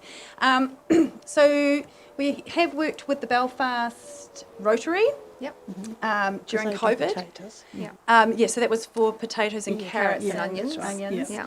And pumpkins. And so that in that sort of format, they are the 2 organisations we've worked with like that. Yeah. As part of the Food Secure North Canterbury group that we're on, that we just envision collaborations like we've done with the Oxford Lions growing in coming years. This is just the start of what can possibly be done, and we see growth.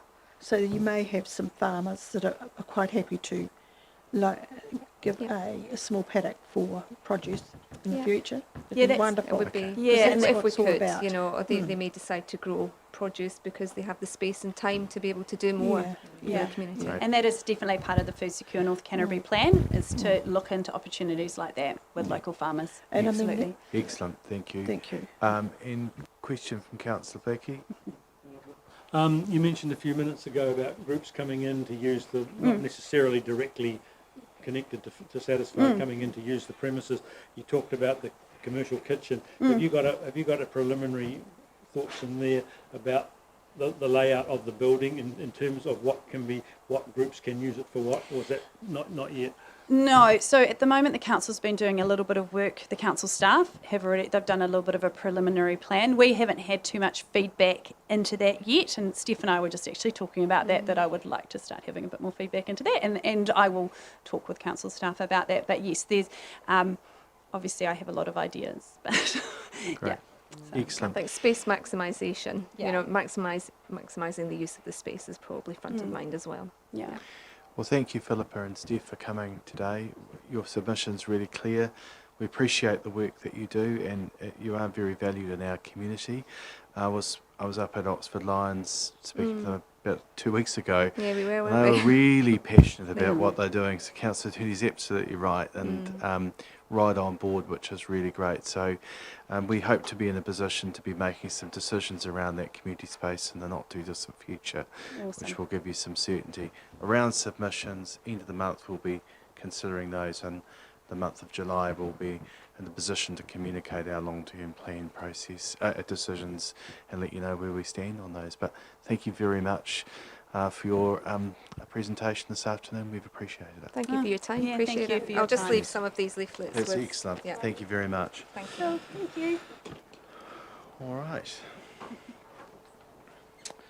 right. Next we have Board Chair Shona Powell for the Wood Sefton Community, Wood End. I better get the pronunciation right, given that there's some talk going on about Rangiora today.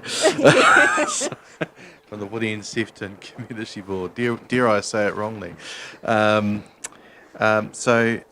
Shona, thank you for coming today.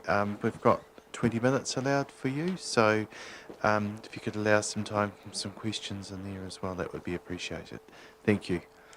Oh, and just to let you know that it is live stream, but only by audio, okay? Thank you for that. I mean, the submission is as it is, and you will have read it, etc., so I'll try and be brief, just highlighting some areas.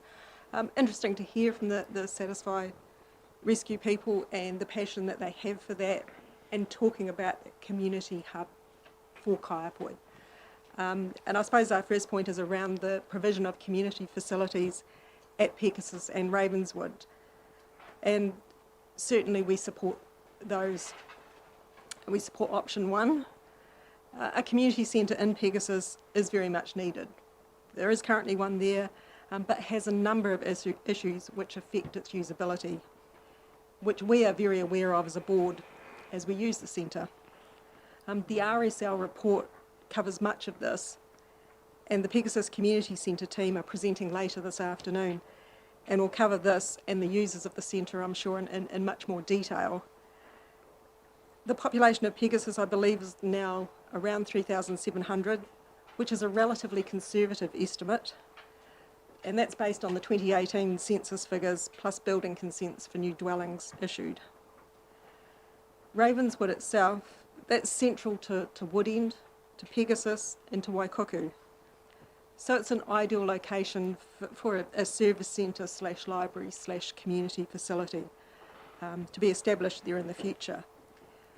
When you look at the population for Wood End and Pegasus combined, you're looking at around 7,400. Add in Waikuku and you're well over 9,000. So I'm not really sure how much more I can say about that. It's all there in our submission, so I will leave it at that.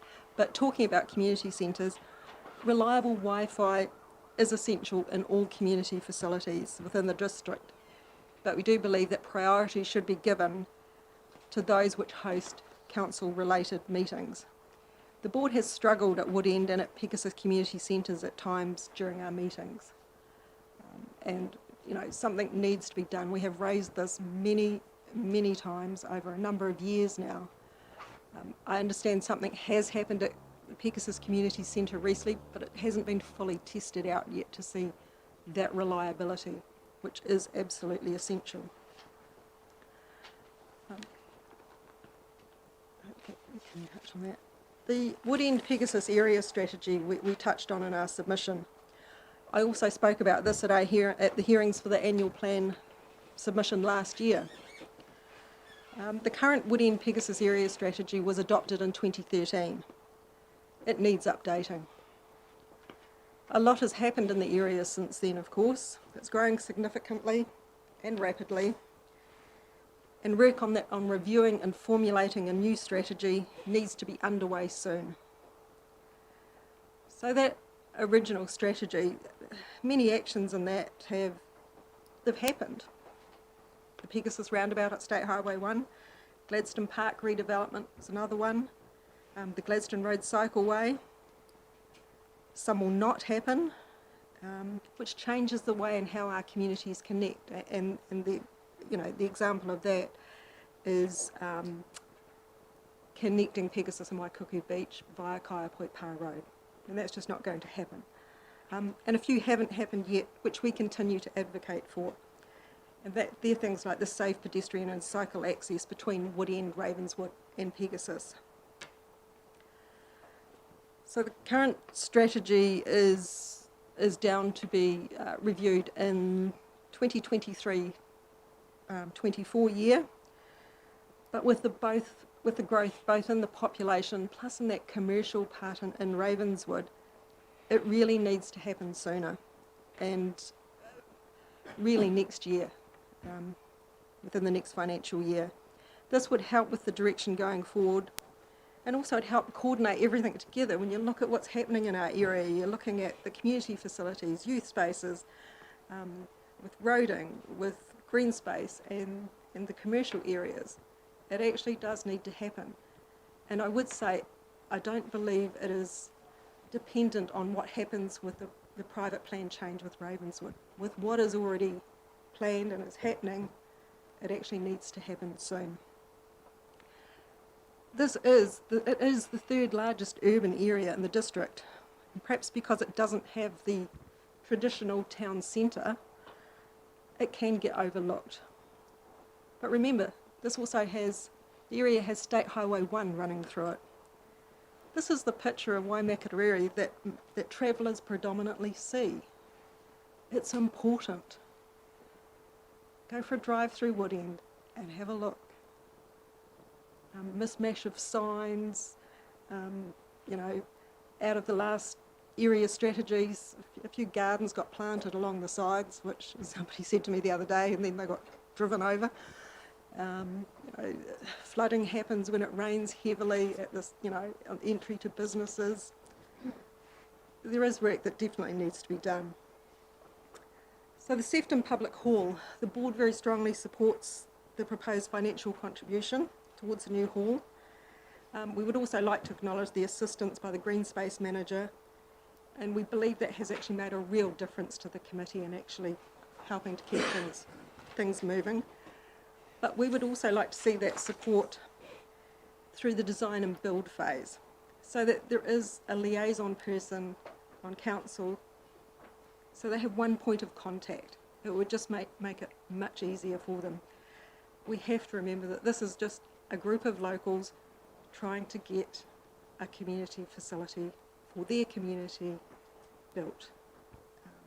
You know, they're not architects, they're not, you know, designers, they're not used to dealing with the council, the processes and that sort of thing. So just having that single point of contact would be very, very beneficial to them. Public toilets.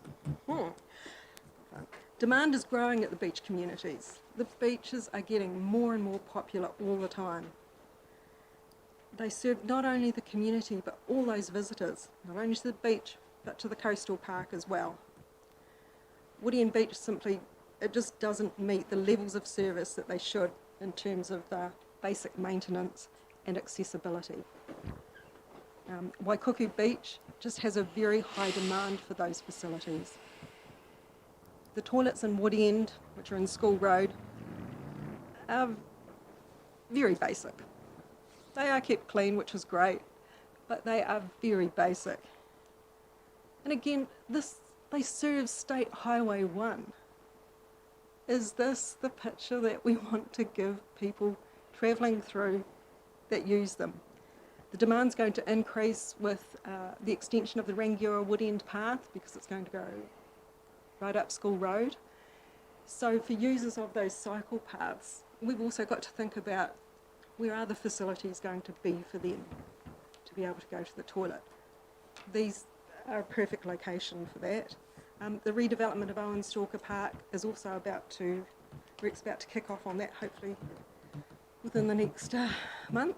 And again, that will increase demand at those toilets. The Pegasus Lake is a big one, of course, and we would like to say thank you to the staff for working with Templeton Group. They are the owners of the lake. So staff have been working with them and Environment Canterbury, particularly over the last year. But residents really want to see some action towards getting a solution in place.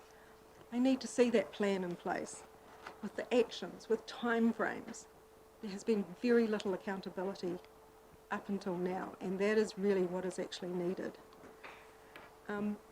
So we really encourage council to support that. The lake is a great recreational asset for the whole district and could be so much more than what it is at present.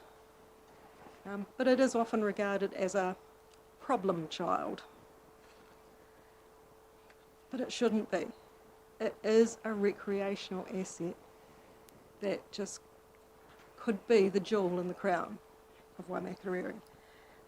If you're ever out there on a nice day and you see the kayaks, the paddleboarders, the sailboats, the radio sailing yacht club, the waka ama, the dragon boat training, people walking around the lake, people picnicking, it is absolutely wonderful.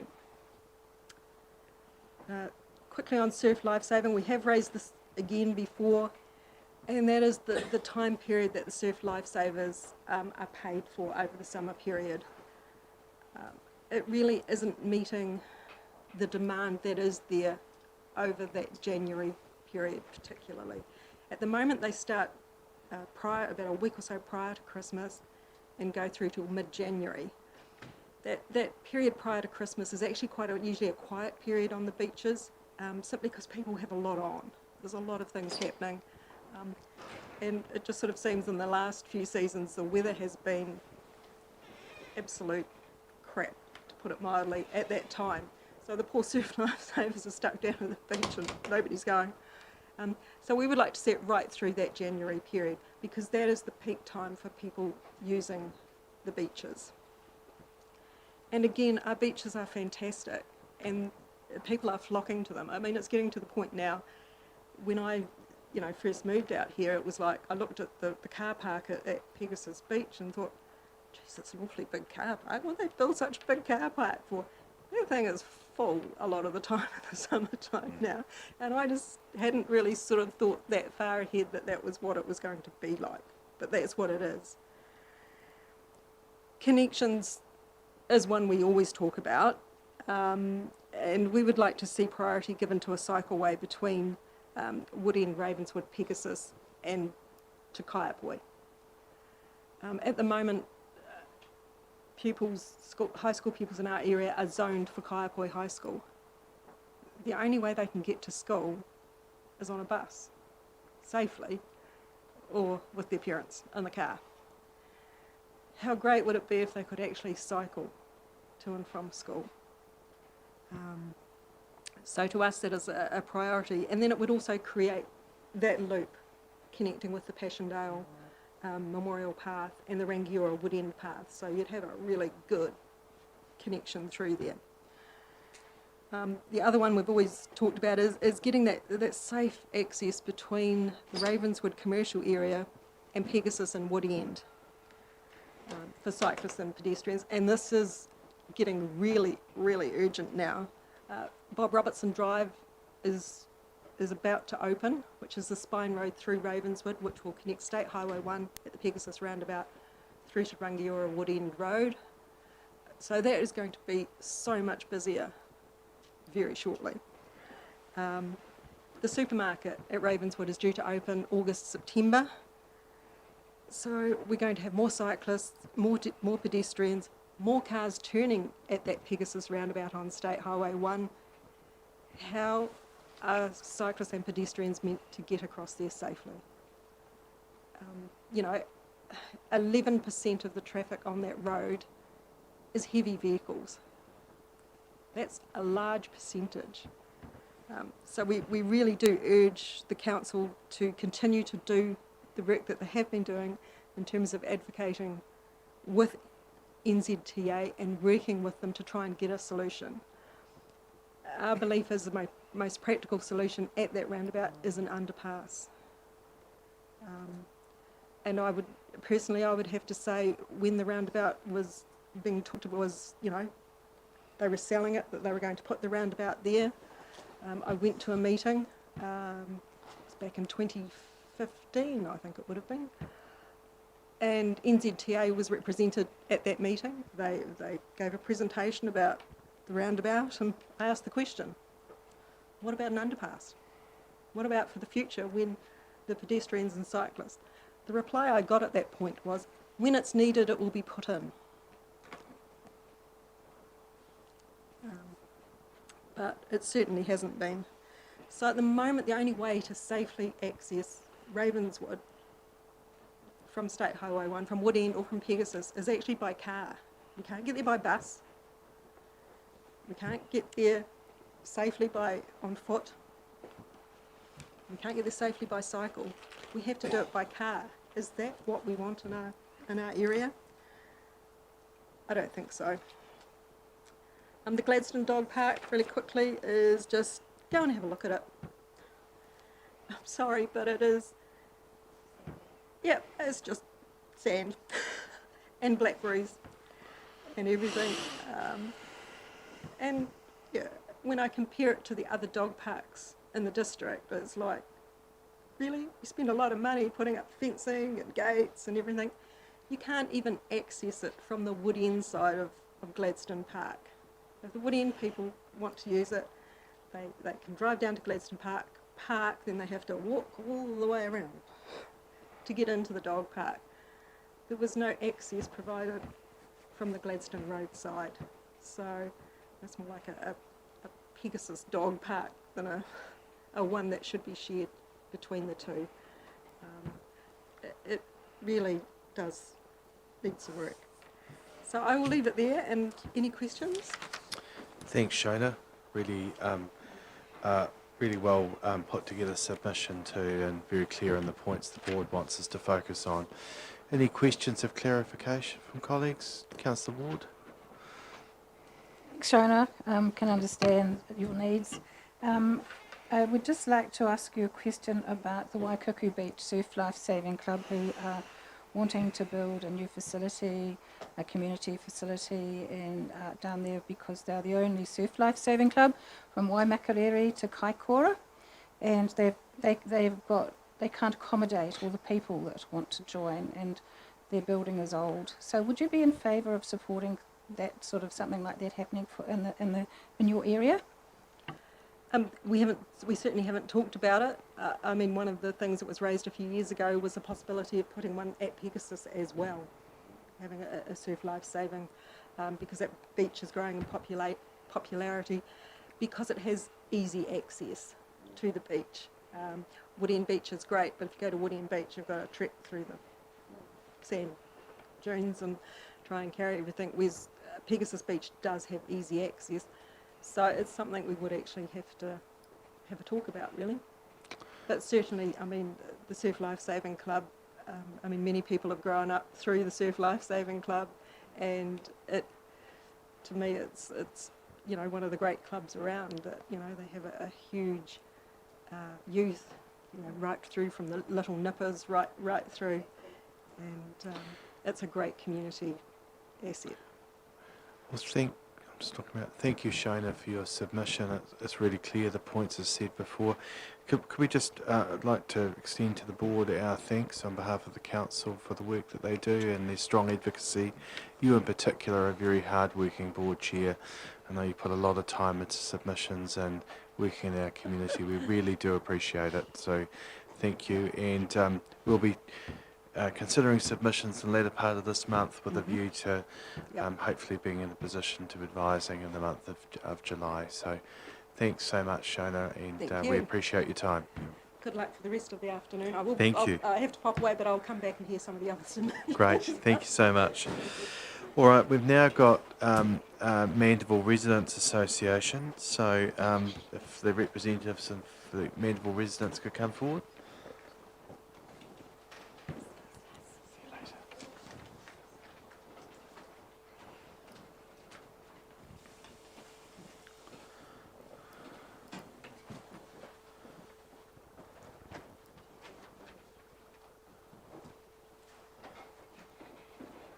Who's speaking here today, James? I'm just going to introduce you now. Well, if I'm you could just... the Chairman of Mandeville Residents, James Ensor, and we've got Tom, Rosina and Graham speaking to you. Okay. If you just let Councillor Bryan come past there, that'd be great. Thank you very much. He could speak for Mandeville residents if he would like. Okay. So, James, you're familiar with the process. I'm sure others are as well, because we've seen you here on a number of our annual plans, so thank you for being here today. Got up to I think there's allowed here up to 20 minutes, so if you could enable some time in there as well for questions, that would be really great. If you can use the microphone when you're speaking, because we are on live stream for audio purposes only, and that's to enable others that may wish to listen in to be able to do so. So that would be great if you could just introduce yourselves as you go along. I see you've got a presentation here. So is that Kay, are you managing the presentation, or James? They've got a clicker.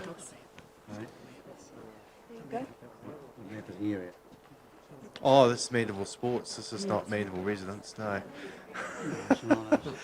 James used to be on the. James has been associated with the Mandeville Sports for a long time, but I'm sure he doesn't want. Have we got another presentation? Have we? Just give us a minute, and we'll get to the right one.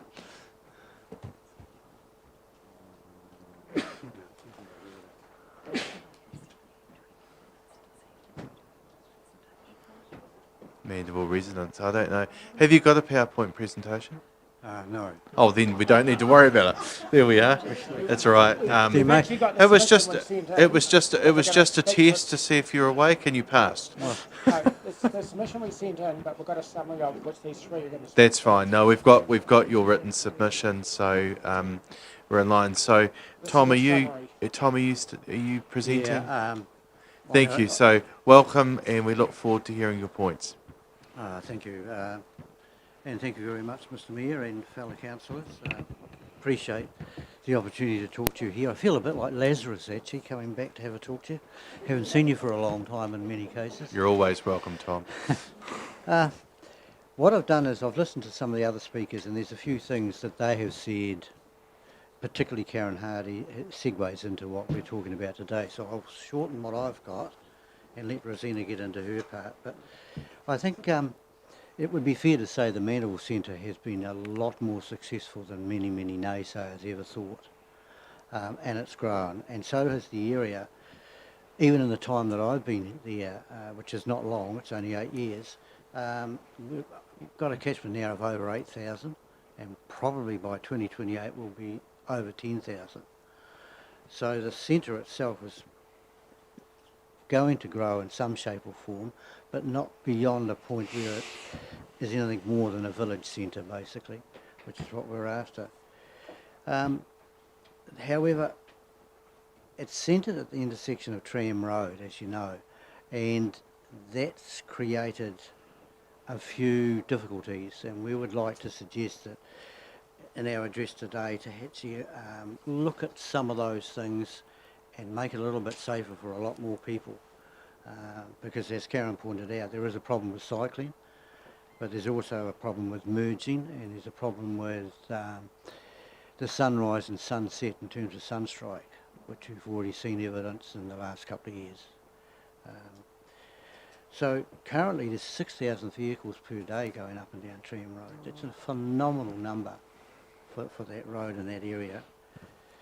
It's an easy place to get to, and my wife works at the Christchurch Hospital, and believe me, with the arterial motorway there, she leaves quarter of an hour later, and you can tell by the amount of petrol we use.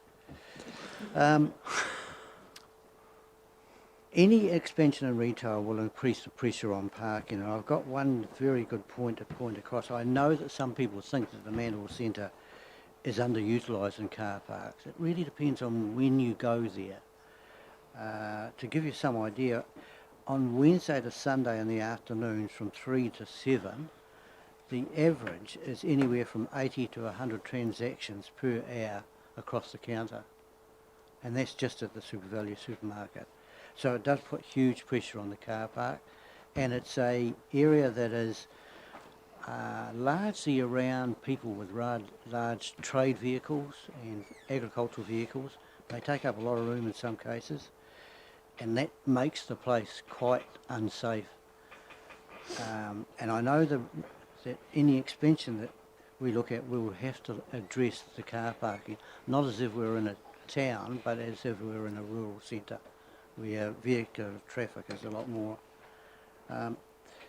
So we do have some concerns about the safety in the surrounds, and many of them can, we think, be addressed with little or no cost.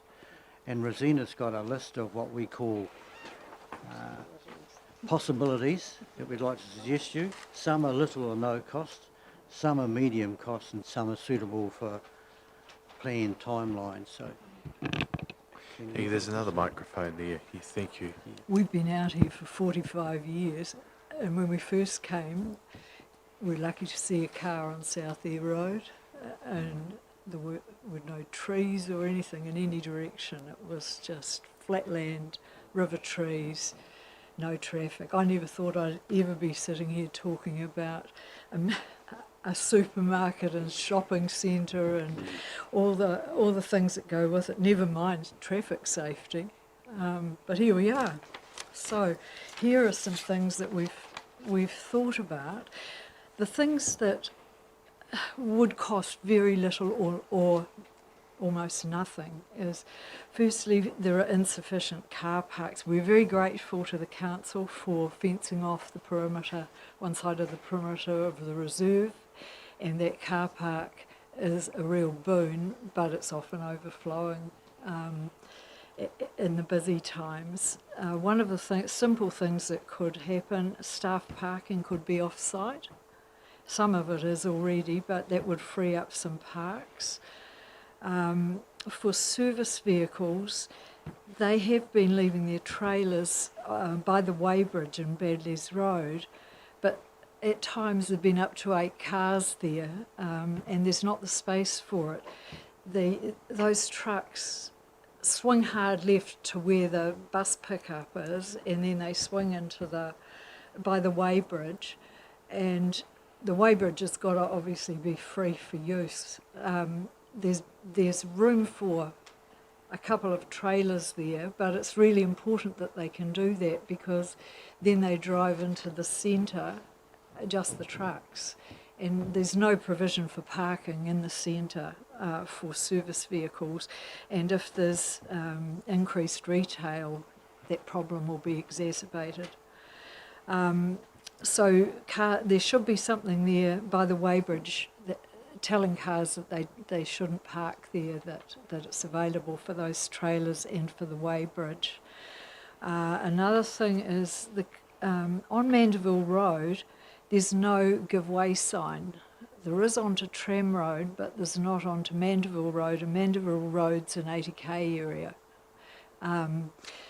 Today when we were coming out of there was a truck and a horse float coming from the right, and there was a car going 80 coming from the left, and if we hadn't known to stop, well, there could have been a problem, because you can't see on the left-hand side of the exit, there's a big sign with lots of little signs in it, and it goes to the ground. If it was possible to raise that, you'd be able to see under it down in Mandeville Road, and it would give you a better idea of anything that's coming at 80 k's if you're wanting to turn particularly right. But also there needs to be some demarcation either side of the gateway that says that has to be a clear zone, because if cars park right up to the entrance, you haven't got a hope of seeing anything coming either way. So that's a fairly simple thing to fix, I would think. Give way signs. The disability parks, I understand that there were requirements for a number of parks for the centre, and that the disability parks were just allocated by the MPD to fill the number. But it causes a problem, because when you go in there to fill a vehicle, you're okay if you're in a car, you can swing round. But if you've got a trailer or you're a large vehicle, and you go in and turn, the disability parks are in the road. If they weren't there, you'd have sufficient room to move. And it's quite dangerous because sometimes we've been there and there have been trucks and things there, and they've just given up. They just go out the entrance, and that's going to cause a problem with traffic coming at speed up Tram Road, and these guys are going out the entrance and turning right or left onto Tram Road. Just by the NPD, when there's another entrance just a few metres further up, and they're doing the same. So that needs to be sorted out. Opposite the NPD, the trucks going east are parking, to go and get lunch or coffee or whatever, and they're parking partly on the road and partly off the road. If that verge was widened a little bit, and it's quite shingly at the moment, but if it was widened a bit, that'd be a safe place to park and they could walk across without any problem. There's no problem with the west travelling trucks because they park opposite McHugh's Road by that reserve. Another simple thing would be when those trucks turn into the weighbridge, they swing hard left, go across the road and turn round by the weighbridge, and so they're disturbing the seal, and that's a bus pickup site that they're going through. If the council had surplus seal that they could use to fix that, that would be brilliant. Another solution that would be quite easy is moving all east travelling buses, including the Oxford Christchurch bus pickup, to the end of Old Wards Road, where they could park right off Tram Road and leave clear visibility up and down. And there's plenty of park and ride parking at the end of Old Wards Road. I mean, it would only just be, there's a big pile of shingle there. That would have to be spread out, but it's already there. So creating a bus stop for the east traffic at the end of Old Wards Road would be relatively simple. And it's not hard, like the west travelling buses stop by that bit of the reserve by McHugh's Road, Tram Road. So, and that's opposite Old Wards Road. So it will make sense to have both bus stops pretty much opposite each other. At the moment, one of the buses parks east of Bradley's Road to pick up, and it doesn't get right off Tram Road, so it's a visibility hazard, especially for people coming out of Bradley's Road and turning left. So this shifting of the bus stops up to Wards Road gets rid of all those problems, quite simply. A medium cost, probably, I mean, we've been quite arbitrary about this, but a medium cost solution could be consider establishing parking on that bit of the reserve across McHugh's Road for vehicles like horse floats or vehicles with trailers or larger vehicles when the other car parks are full. The ground's already clear, there's good visibility.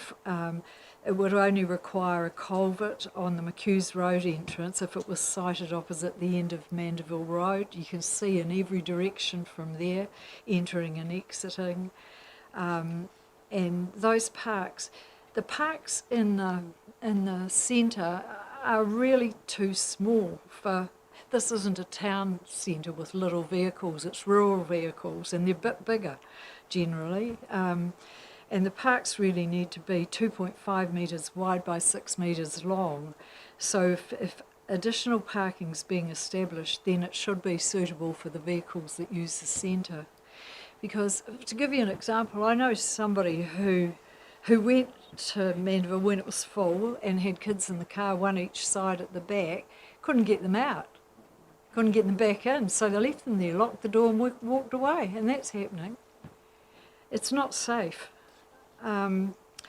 Okay, so the more expensive two options that we've thought of are additional parking. Maybe James has measured this area, but there's an area south of the preschool that would accommodate about 60 parks, and costs possibly for this could be shared between the village owners and the council. I don't know, that's a possibility. Public toilets, they desperately want public toilets. The only ones are at the platform, and they're not wanting everybody traipsing in and out of there. There is land at the south of the hairdressers. There's land, water and sewage available on the site, and possibly costs could be shared between the village developer and the council. Don't know. But that's our suggestion. And of course, if anybody wants any further explanation or discussion or to visit the site, we're willing to host them, and I put at the Mandeville Village, not the platform, on a Wednesday, Friday or Saturday in the late afternoon or evening to further ideal. explain. No, we're not doing that. But we are available. Excellent. So, any questions about? So is that the presentation on behalf of Mandeville residents? One Before of I them. open it to questions? One of Because them. there's 5 minutes left. We've got, that's the one on the Mandeville Village. We've got another slot which is for drainage. Well, James, 15 minutes, so you've got 5 minutes of the 20 minutes left. We can go straight into it. But I think so. And do then you we'll have come any to questions about any of that? Nikki indicated one, so perhaps just get that, and then I'll allow a little bit of time, but I've just got other presenters waiting. So, yep. I'll keep it brief then. Thank you for your very full submission. You've made some very good points here. In particular, I'd just like to ask you about the bus situation. It makes sense where you're saying to move the bus stop further west. However, what bus are we talking about here? Because There are 5. there isn't a bus service from Oxford anymore. It was discontinued. Oh, was it?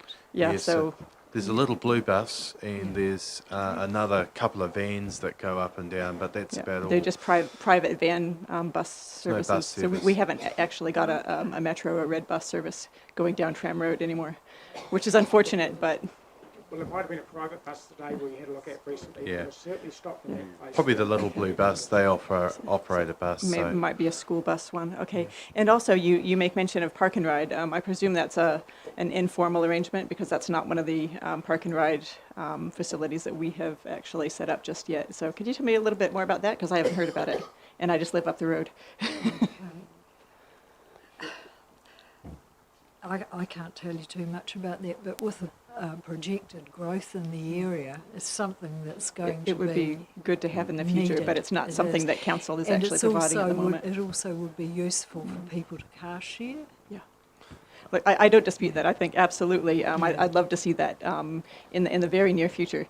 However, I was just wondering about that particular setup there. Is there any signage in front of the weighbridge that says no parking or anything like that? Because I haven't noticed, but it There's sounds no like it could be parking, useful. No rubbish written on the sewage thing. Okay. In red writing.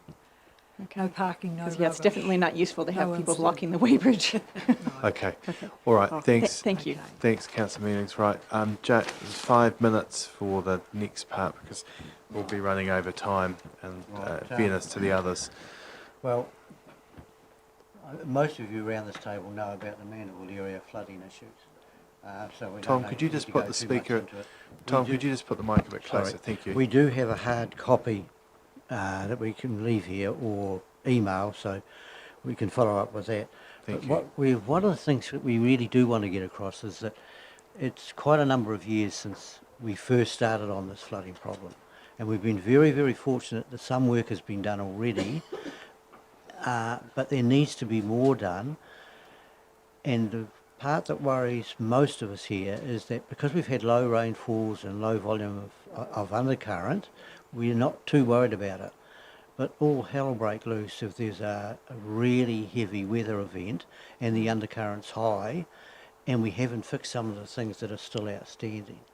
And we would like the council to really address that in the long term, particularly the issues around flooding, along number 10 road and out onto Tram Road. Okay. You've got those in right. You've Yep, got that we in have, writing yeah. here. Yep. And we've broken them down to Tram Road, Milford, Well, and the flooding areas, so they're all there. we will certainly.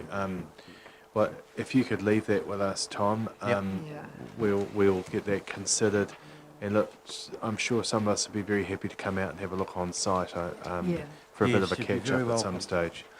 It'd be really helpful. All right. Is there any other points you want to make? No. I can. Thank you So- very much. Sorry. Yes. Sorry, we've talked here about the flooding problems caused by the resurgence from the Eyre River strata and the floodwater overflow. And for some of you, you'll know that we took ECAN and council staff and us, we visited 31 problem sites. In here, we've only mentioned 4. One of them is the option of taking just the overflow in a flood event down number 10 road and putting it into the Eyre riverbed. To my knowledge, there's only been one objection to that, and that person doesn't live down there. So there's a ditch part of the way down.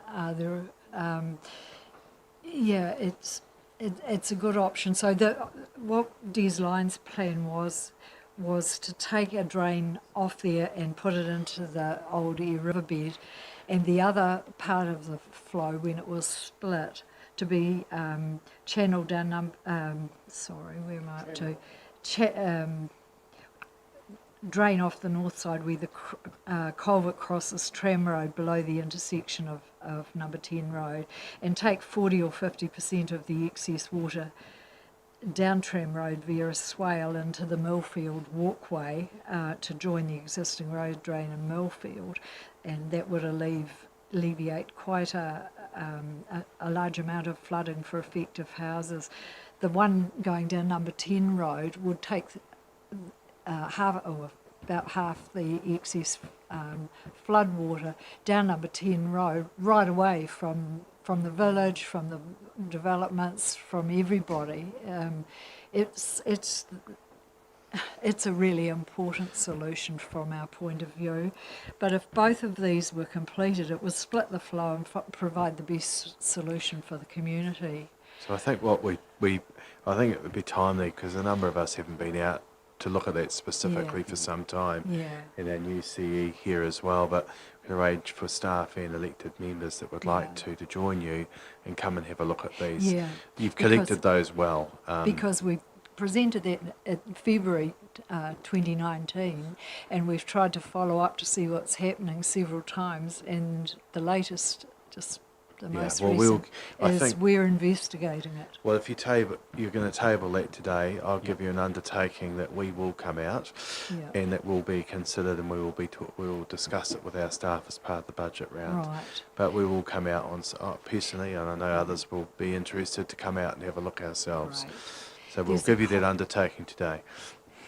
All right? Thank you, Dan. There's also a culvert at number 448 where the water pipe goes over the sewage, and it needs to be lowered 600 mils because it's only coping at about 60% capacity, and then the excess water just floods around it back onto the properties and before the culvert that crosses Tram Road. And the culvert bridge on Mandeville Park Drive needs an alternative additional culvert to be installed on the north side of the bridge to prevent the culvert from flooding. At the moment, we went and had a look today, it's half full of water, and there's a lot of shingle underneath that, and I don't know where flooding water would go because there's no room. Okay. And it's only about probably that big. Yeah, I'm going to have to pull us to an end because of that's time. all. Yep. But as I say, we're happy to come on site and undertake to do that. Yep. But also make sure. Look, any quick questions of colleagues? I think you've covered things really well. Okay. Can we say, on behalf of the council, thank you, Mandeville Residents Association, for your presentation, for your ongoing commitment, and to working with us to find solutions. It's appreciated. You all put a lot of time in, and it is very much appreciated. We'll be in touch to make a time. Thank you. Thank you Right. very much. Thank Just you. want to mention to we get paid here in service as well. Oh, great. Hey, thank you so much. Appreciate your time. Can you leave that? We're going to. Oh, Kay's got a copy of it. Thank you very much, everyone. All right. We now, Mr. Jeff Spark.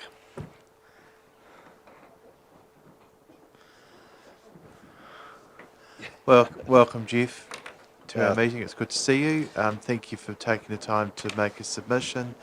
Got up to 10 minutes with an opportunity for questions within that, if that's okay. We're on live audio stream, so just to let you know that to provide that opportunity for those that aren't able to be here. So thanks, Jeff, and we look forward to your presentation. All right, thanks, Dan. Good afternoon, everybody. So I assume you've read the submission, fairly short and sweet. So yeah, I represent Spark Brothers Limited. We're dairy farming just in Southbrook, and specifically representing Richard and Dawn Spark and Margaret Spark. So I guess so the submissions around the proposed Eastern Link Road, and we've already had some discussion with Don Young and the council that there is a plan in place to put this road through. So I guess I just wanted to openly say that we in principle agree with this plan, that we can see the congestion occurring in Southbrook, and already we can see that's at a high level, and with the proposed and logical growth of Rangiora, that's only going to get worse, and something needs to be done. So I guess that the crux of my submission is that we understand that there's a proposed Eastern Link Road in the plan. We understand it's around the 10-year plan, but we actually believe there's some merit in looking at bringing that forward for the reasons that I've just outlined, with the congestion of Southbrook plus the proposed and what's actually happening in Rangiora with the substantial growth going on. And we can also see some real synergies in that road with the rezoning of that eastern side of Rangiora, which is also in the plan. So I think from a practical point of view, it makes sense to try and do some coordination between the road and that eastern development. So yeah, that's pretty much the crux of it, that we believe that there should be some consideration to bringing that Eastern Link Road forward. Yeah, but I'm open to any questions. Thanks, Jeff. Appreciate your comments and your points, very succinct and we certainly understand that. So thank you, Councillor Doody. Your question? Hello, thank you very much.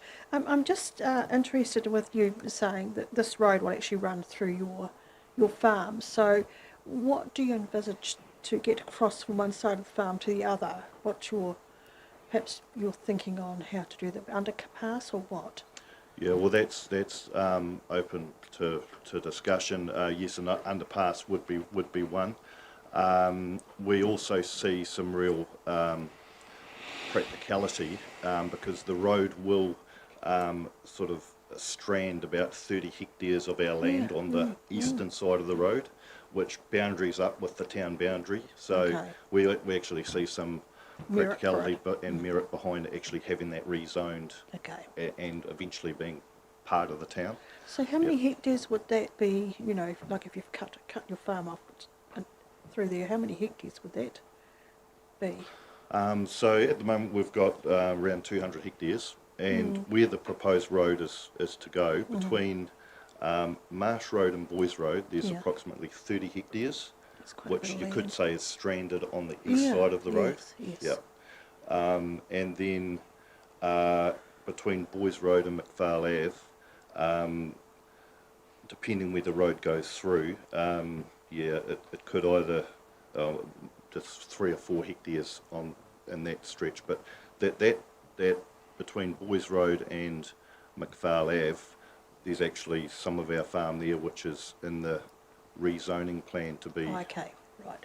rezone residential. Yeah, right. Hence my thinking, well, a practical approach would be to, if the road goes through, let's be thinking about future development opportunities of those land of that land which is going to be rezoned, so that it's all part of the plan, you know, to save duplication. And clearly there's going to be more sewage needing to go down from the East Rangiora through to the South Brook settling ponds, water supply, so let's be thinking to do that as part of the road development and future-proof any future residential development, so that we've got the infrastructure in place when the road goes in, because to try and do that as an add-on would be more costly, I suspect, yeah. Yeah, thank you, because that's quite a chunk of land to lose, really, basically. Oh, it is, and so we, you know, it's going to affect our farm operation hugely, Yes, it will. but we're community people, and we've always been community people, and we can just see the logic in this road going ahead, and so we're open to talking to it. And from a council point of view, between Spark Lane and Marsh Road, we are the landowner, so it's a reasonably, you know, you're not dealing with multiple landowners, so we can sort of see from a council point of view there's some Thank you for that. merit in that too. Thanks, thank you. Councillor Barnett? Thank you, Jeff. It's very, very, very generous offer that you've got on the table here, and it's. Oh, we're not going to give it away. No, no, no. I didn't think you would. That in. I just wanted to talk to you about time frame. Is this contingent on a particular time frame for you, given the understanding that we have no funding from NZTA with us in the next 10 years? No, we've been farming this land for 80 years now, so we're in no hurry at all. Okay. No. Because So you put within 10 years, but the offer to work with you would still be open after that 10-year period? Yeah, I can't see any reason why it wouldn't. Thank you. Thank you. Councillor Williams? Hi. This 30 hectares that would be okay for subdivision, would that actually need that road in there for that, or would that be would it be carved up as such without having that road there? Oh, the road would certainly enhance it, I guess. I mean, it is between Boys Road and Marsh Road, so it does still have access to two roads. But that 30 hectares isn't actually part of that planned rezoning to residential. So, but we're suggesting that if the road goes ahead, it makes a lot of sense to rezone that land, because it's sort of stranded off our farm, and that would be something that, as a family, we would like considered strongly, that if the road goes ahead, the stranded 30 hectares gets rezoned to. I was also thinking the opposite way, whether if a developer come and wanted that area for developer, would that actually help the road with costs of getting towards it? Would the road help? The developer, if a developer wanted to develop that 30 hectares, that would help advance the road being done. Yeah, I'm not a developer, so I wouldn't know. But I mean, I guess it's another access way, isn't it? So it wouldn't hinder it. So look, thank you. We've had some good questions here. It's really clear your submission point. Can I say we're really grateful of your willingness to want to work with us on this.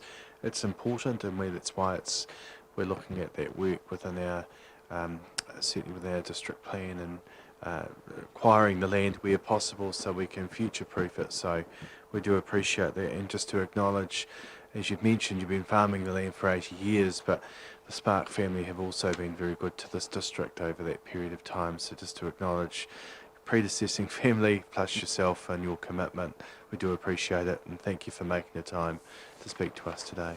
No problem. Thank you. Thanks, Dan. Cheers. Thanks, everybody. See you. Yeah. Okay. Thanks, Jeff. All right, so next we have Doug Withy from Woodian Beach Community Camp. Woodian Beach Community Group, I'm sorry. I'm sorry, it's been a long day. It's all right. And it's very small text. That's my defence anyway. That's fine. Doug, thank you so much for making your time available today. up to 10, excuse me, colleagues, thank you, up to 10 minutes to present your submission, and if you could allow some time for some questions, that would be appreciated. Just to let you know, we're also on live audio stream, so that's recording and distributing this wide, so just to let you know that that is on this afternoon, but not by video, it's only by audio. So thank you, Doug. Thank you, Dan. Yes, I represent the Wood End Beach community, the Riviera of North Canterbury, and we only want it's a very simple presentation. We want new toilets, and we want the beach playground upgraded. I think you've got all the information there, and you've probably got the signatures of people that are in support. Our beach is well used and one of the premier places to visit in North Canterbury, between the Ashley and the Waimak. It's the main beach, and we have a lot of visitors there. The toilets, as you can see, do you want me to talk about the playground first or the toilets? Entirely up to you. Okay. We're relaxed. You said there was some signatures. There aren't any in the documents that we've got. So no perhaps, signatures? No, so perhaps we could just leave a copy of that with Kay. And Okay, there's the signatures for the playground. Oh, great. And here are the signatures. Obviously, the toilets wanted. Cool. So one and a half for the toilets. Great, excellent. So if you don't mind, before you leave, if you could leave a copy with Kay, or we can get a copy from you, yep. That would be helpful. Thank you. Sure. Yep, I can email a copy. That'd be great. Of Excellent. those. Yep, no problem. So talking about the toilets, the toilets are very substandard. And the toilet, you wouldn't want to go there yourselves. If you went there, you would know what I'm talking about. Compared with Pegasus Beach, where they have nice new toilets and nice new changing rooms, we don't, from the pictures that you have, you can see ours are completely substandard, and I can't see how they meet health and safety requirements at all. There's no rubbish bin there to put your things in. The ladies' toilet, as far as sanitary stuff's concerned, is non-existent, and it's terrible. They're down for renewal or on the 25th, 2025-26 year, but we would like them brought forward because of the urgency. They're terrible, and we need them upgraded, please. As well as that, we have the beach playground, and that's well used by children and mothers, and they have to use these toilets as well. We have a lot of people coming to the playground and to that area over the weekends and holidays, and they have picnics and things in the grounds and have to use those toilets and the playground as well. As far as the playground's concerned, the equipment there is okay, but it needs to be upgraded. And we've been up to Oxford with our grandchildren. They have this wonderful spider thing, and that would be something marvellous that we would like to see there. We also have an old toilet block up on a hill, where you can see the pictures, that is up on a hill, and a flying fox down from there would be a wonderful addition to the playground, and quite easy to do with the slope there. Really, that's about it, and I'm open for questions. Thank you, Doug. They're very clear points. I just saw indicated, I think the signatures have arrived, is that right? But they just haven't been included in our pack, so we have got those. Okay. Councillor Atkinson. Thank you, Mr. Mayor. Doug, was my understanding, have you spoken to Green Space about the park? It was my understanding that was due for replacement, and I'm just trying to think of her name on Te Kohaka Trust, Andrea. Is this the playground? Yes, the playground, and Yes. she had plans for it and had submitted those to We, Greenspace. yes, and was there working with are them. plans in existence, but we want to bring those things forward and get them done earlier than they're down for the 2023-24 years. That's right, yeah. But we would like to bring those forward. Okay, thank you. And we've got various ideas which not in addition to I think the plan is a sort of a complete renewal, but it doesn't need to be completely renewed. It just needs additions. Thank you. Yeah. Any further questions? Councillor Williams? To confirm, that is the only toilet block, the existing, the grotty one as such, that's there for people when they come on the weekends from... It's the only public one. It's the only public Yeah, one. there are Yeah. toilets in the camp, of course, but they're not public. Yeah, so that's the only public ones in that Yep. area. Yep, cool. Yep. All right. And there's a lot more cars there on the weekends than there are at other beaches. Well, Doug, thank you for making the time to come to us today and for taking the time of making a submission. We appreciate it, and it's very much appreciated. So what we will do now is towards the end of this month, we'll be deciding on submissions, and then in July we'll be in a position to be able to advise you of, and all those that have submitted, what our decisions will be. But thank you again for your time. It's appreciated. Wonderful. Thank you. Thank you for your time. Okay, everyone, we've now just got a short break till 3, so have a stretch and be back here at 3.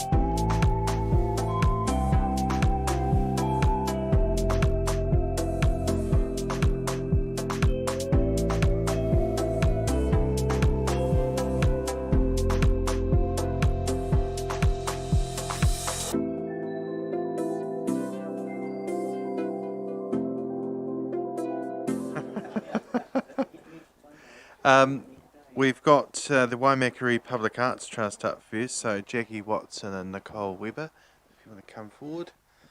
That's great. It's excellent. So thank you for making your time available to us today and for making a submission. You've got up to 10 minutes. If you could leave some time within that allocation for questions, that would be appreciated. And we are on live audio stream, just to let you know. Thank you. Thanks, Dan, and hello again, everybody. So today I'm wearing the hat of chair of this Public Arts Trust. The councillor on board with us is Al Blackie, and I'd like to introduce Nicole Webber, who's our treasurer, and she may be able to provide some valuable information as we go. But anyway, I'm sure you're aware that the Public Arts Trust was set up last year, and the aim of it is to increase the number of artworks, installations, sculptures around the Waimakariri district. Outside art, not inside art, that's the job of the Art Collection Trust. So this has been set up in, of course, a very bad year, 2020, and I know there's no money. But the whole point of the trust is that we organise a database of people, potential funders, apply for funding from various charities, etc., funding organisations, and raise the funds ourselves. But to do that, we really have to establish a presence, and to establish a presence these days, one has to have online tools. We have to be branded. We're lucky enough that our designer, one of our trust members is a designer, and she's done the most fantastic job of designing logos, etc. And thank you to the Waimakariri District Council for allowing us to get all that work done through the staff. So that's not at a cost to us. There's a $5,000 administration fee, which we've been provided with, but that is only to cover administration. It's not for anything else. And by administration, of course, we have Tea Kunkel as a secretary, and we have reports written, etc.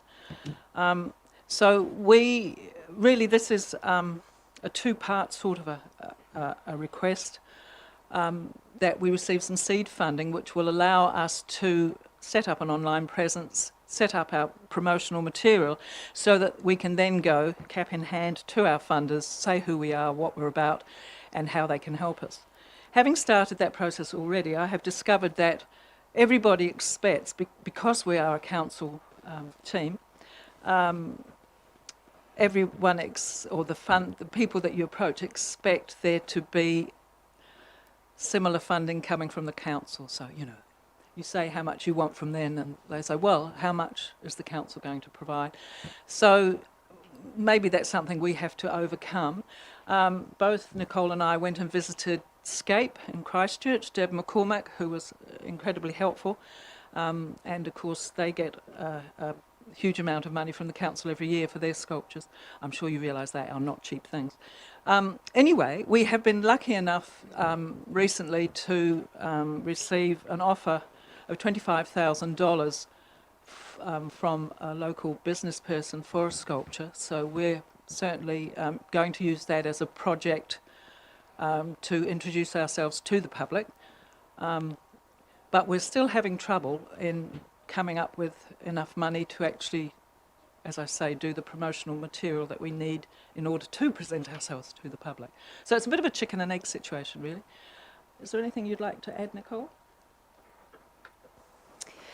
Good afternoon, everyone.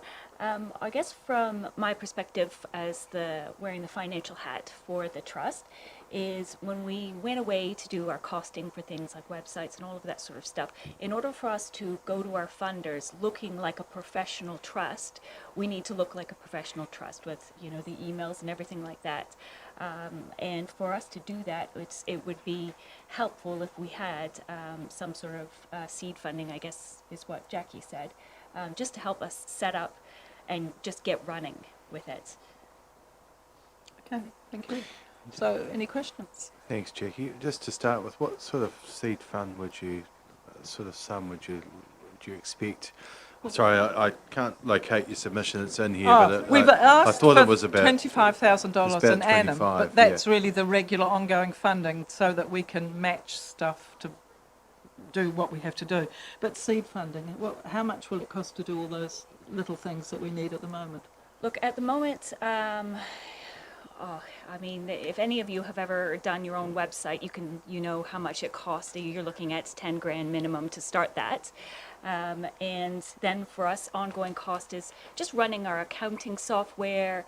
I'm still in the process of working out what that $5,000 will cover, which I'll be speaking with Chris Brown with next week to see if that actually covers our secretarial work as well as our audits. And that's something also we have to account for every year is our ongoing audit. So, I mean, it would be ideal to get that 25,000 per annum just to kind of help cover just the baseline running of the trust to make sure that we are, keeping everything, ticking over. And I guess with going cap in hands to funders, it's not as, I guess, for lack of a better term, as sexy to ask them for money to help pay for our accounting and our stationery versus saying, hey, we've got this fantastic artist that we'd like to pair you with. And go from there, because funders are more likely to give money towards a particular project or artist as opposed to just to help us run the trust. Thank you. That's very clear. Councillor Bryan. Thank you. Just a comment you made earlier. People see you as part of council. When we set it up, the idea was a trust completely standalone, albeit Chris and Councillor Blackie. Is there some way that the distinction can be made more clearly, perhaps, we help to set up, but... Well, we'd like that too. And there's been an awful lot of discussion around that in trying to come to terms with just how separate we are, hasn't it? It's been an ongoing issue, because we find that if we are connected to the council, that means that limits us in who we can apply to. So there are all those sorts of fishhooks that we're just working our way through. Yeah, it's a tricky situation, really. Councillor Doody.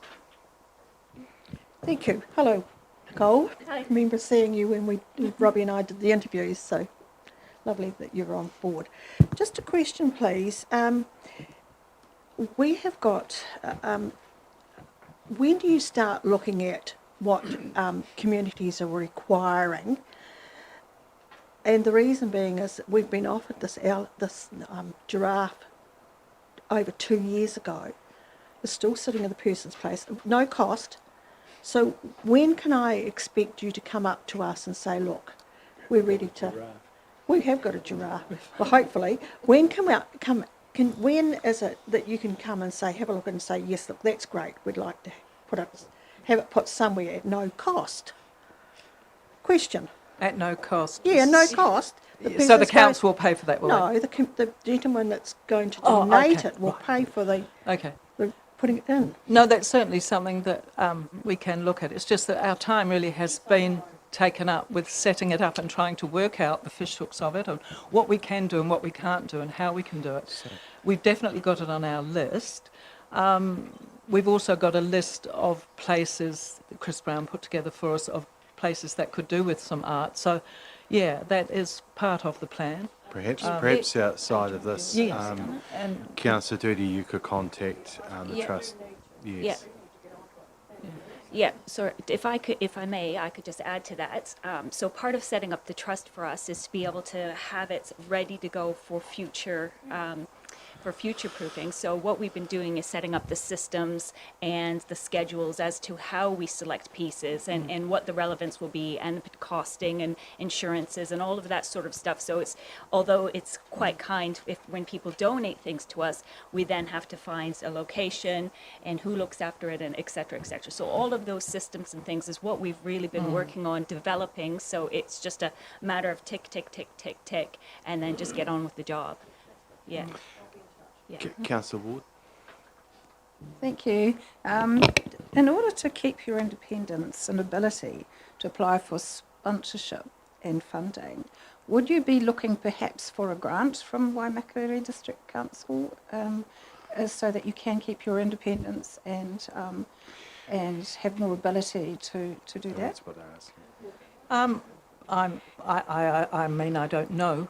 Yes. You'd know better than me whether that's a possibility. I think that's what you're asking for, is an annual grant to cover your operations. So, I think that's got us to a convenient point to say we get it, understand what you're requesting. We're in a we're at the moment just considering submissions, so we'll let you know in the coming, we'll be in a position to consider this towards the end of this month, and then during the month of July we'll be able to or provide answers back to the community on the submissions that they've made. So thank you very much for the time, both of you, and the early stages of the Waimakariri Public Arts Trust. It's really exciting. It's great to see it's up and going, and now we're hearing what the challenges are, and we'll see what we can do. So thank you very much for your time today and presenting that.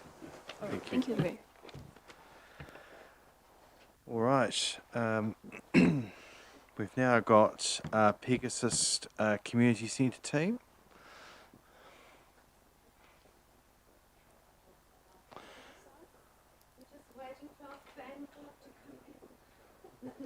All right. Oh, but wait, there's more.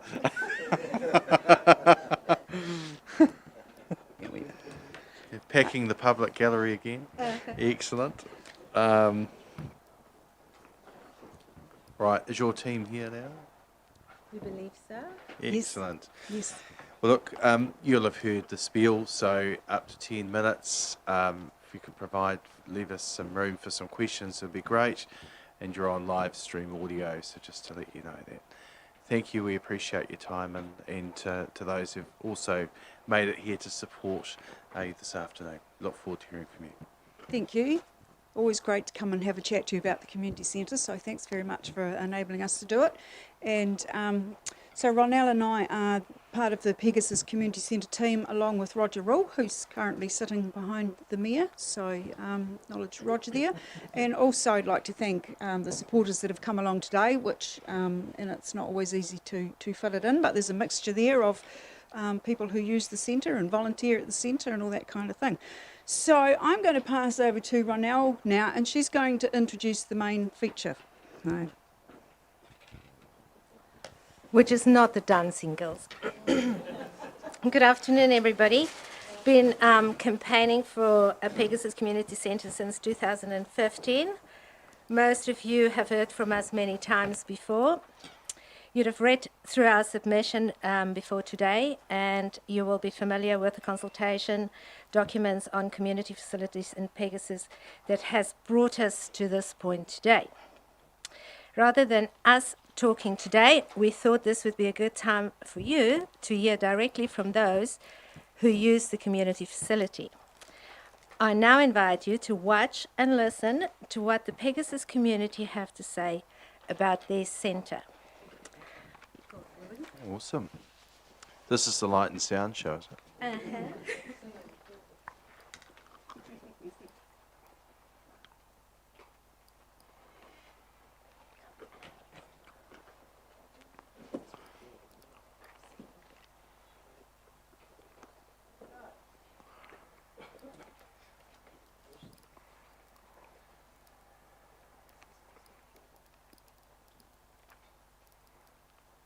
G'day guys, my name's Scotty Young. I'm the local pastor of a church here in Pegasus Town.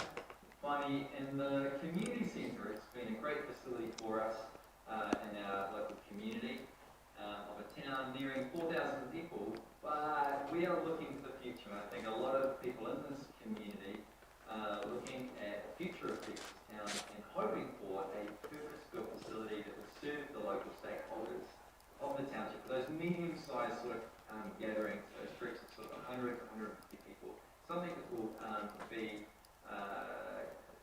bespoke for the needs of the township as it grows and develops.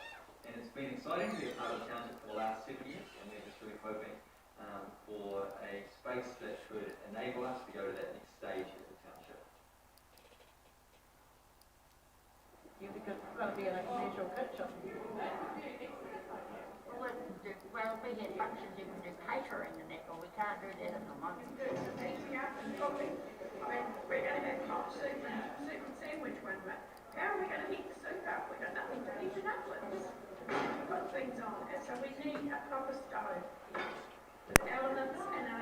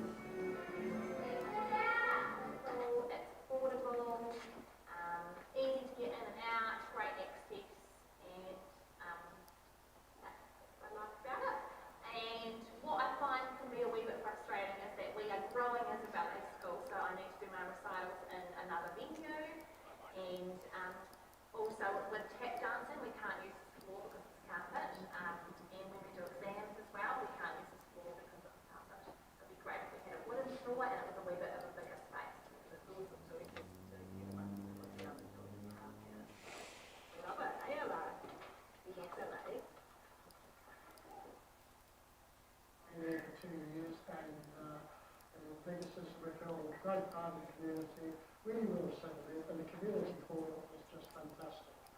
I only have one problem, and that is that I do wear hearing aids, and sometimes if there's a big crowd here, I have difficulty conversing with people.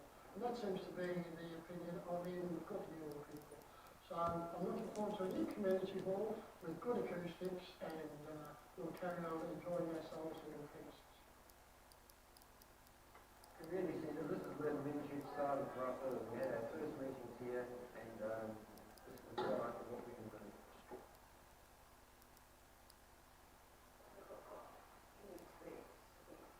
Yes, sorry, this is right. And this is what we got volunteering.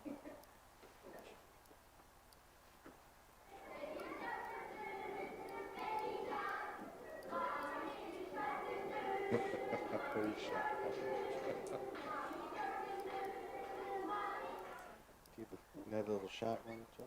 You should have that with the grandchildren. Baby shark.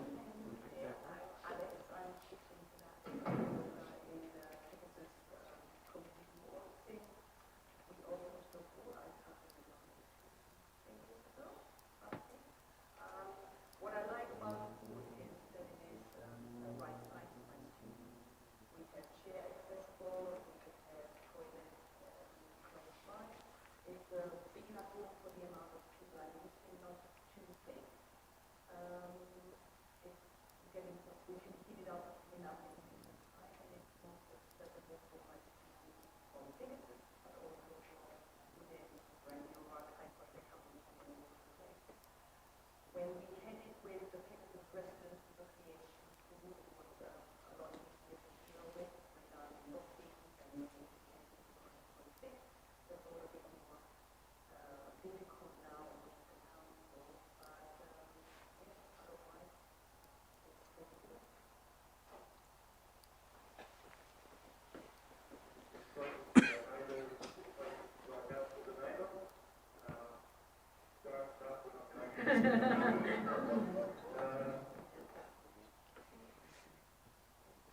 And this is the Pegasus Book Room. It's very popular, and we have a number of people come for books at every volunteer session, and people come and bring us books. And we also have the jigsaws, which are also very popular. And imagine if this room was bigger, we could put a lot more books in here.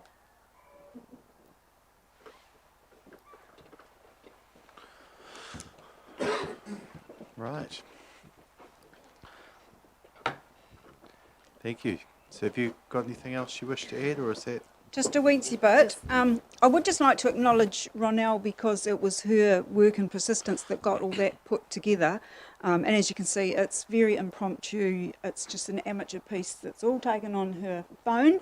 So a great piece of work that's been done over several months. So much appreciate her putting that together. Just want to touch on the population. We keep getting a variety of population figures thrown around for Pegasus Wood End. And what I go on are the building consent figures because Pegasus is the only town that you can go right back to the beginning on. So you can start with the figures from 2008, you can add them all the way through to the end of the previous month. So we're up to the end of April. So what that tells me is that there have been 1,536 building consents issued in that time. So working on, as I understand the council do it, to get a population figure, you multiply that by 2.6. So if, and I don't think it's unreasonable to assume that all of the current consents would be completed and occupied by the end of this year. And if that's the case, then by the end of this year, you're knocking on the door of 3,994 residents is what we're expecting to see by the end of this year. So there are a lot of council reports out there with predictions on the population for Pegasus. They are quite out of date. So just please bear in mind we're growing really fast, and for that figure for Pegasus, you can add in Wood End and double it. So 8,000 people in the immediate area, and as Shona pointed out earlier, you can add in Waikuku and you go up, we're up 10,000 already. So please bear that in mind when you're making your decisions. We are growing very rapidly. And thank you very much for your time today. Well, thank you for yours, and it was an excellent video. You should be on staff for an hour worth work like that, and our comms team will have a talk to them about it. Any questions of colleagues? But I think you've made your case really well. We understand, and it's really good to see the facility being so well used. A number of us go out to your community cuppa and other things that happen, and it's a really positive place. So thanks for all the work that goes into supporting that. It's all voluntary, the work that's going in. So thanks to the 3Rs and all the others that contribute and make the community centre work. We really appreciate it. We will consider your submission. It'll be the later part of this month, and we hope to be in a position to communicate that in the month of July. So just to let you know, and we appreciate your time. Thank you. And to the community that have turned up and support. You're welcome to stay for the rest if you wish. So of the day, we're going till about 8 o'clock. So you're not coming back again because you've been here a few times today. You've got, yeah. Feel free. There's complimentary tickets to come back any time today. Complimentary tickets to come back any time today. See you later. Thank you.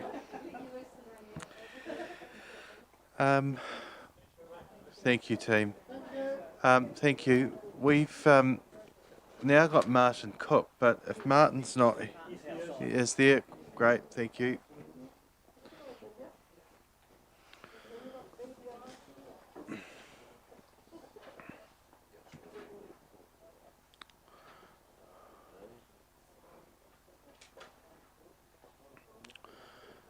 So, Helene, have we? Oh, there's Martin. Martin, you can just come straight to the table if you like. Are you with? Is anyone else joining you today? All right. Martin.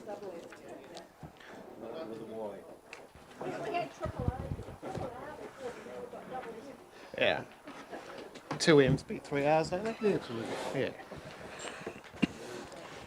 Well, thank you. We'll give you a chance to get your breath. Just give me a nod when you're ready.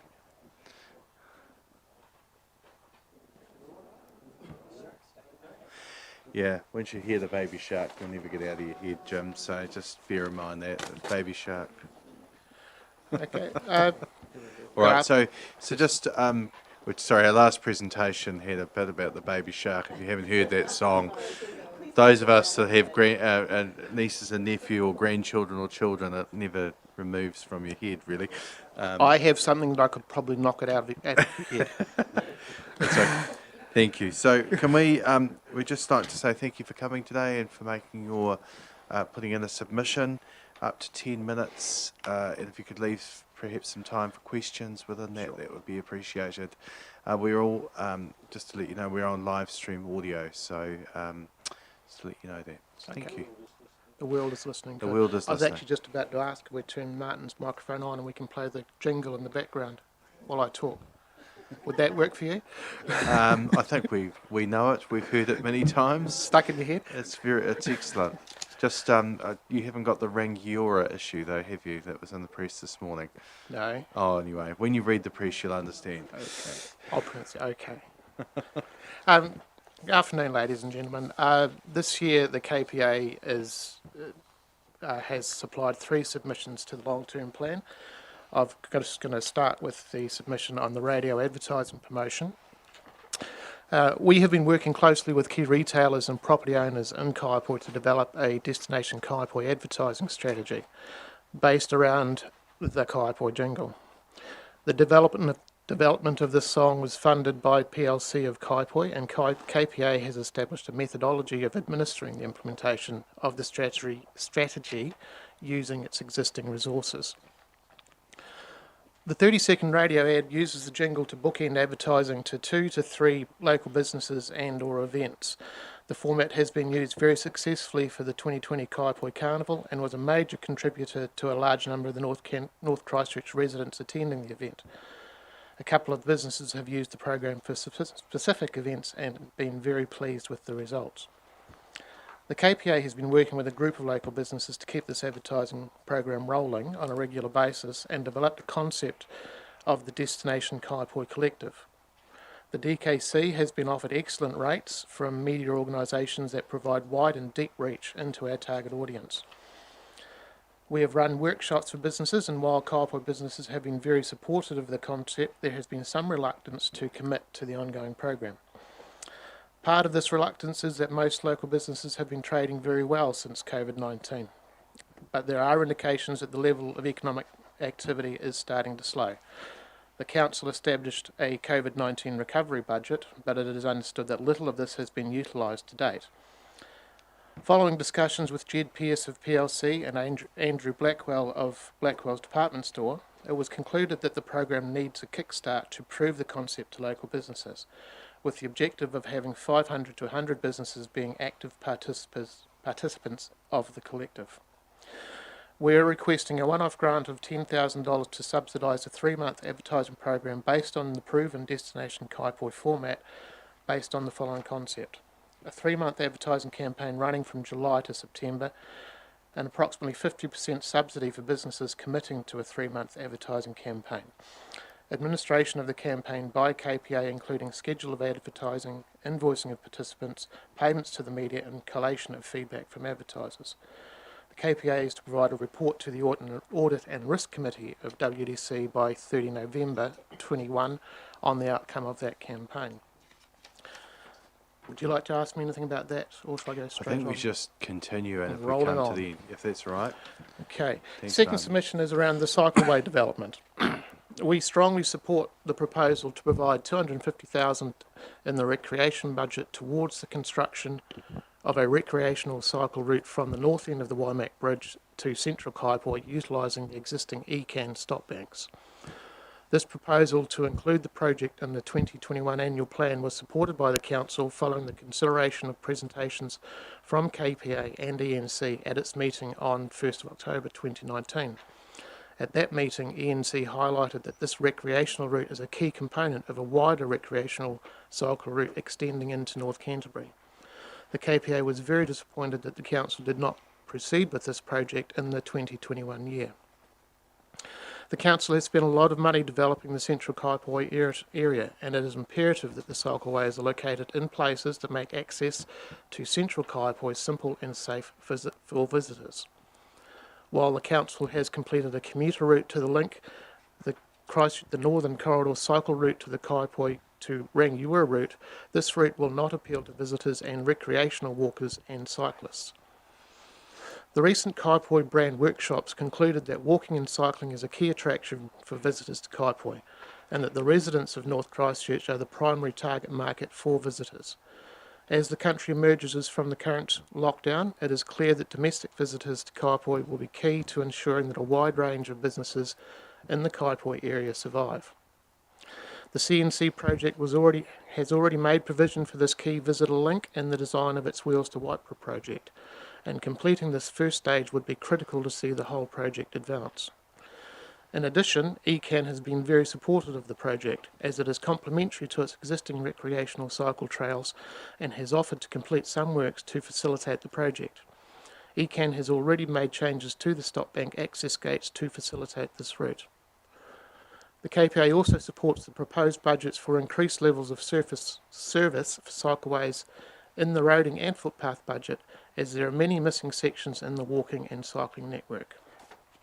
Excuse me, that's a lot of talking for me. No questions, Waipora? No? At this point, no. I must explain myself real good.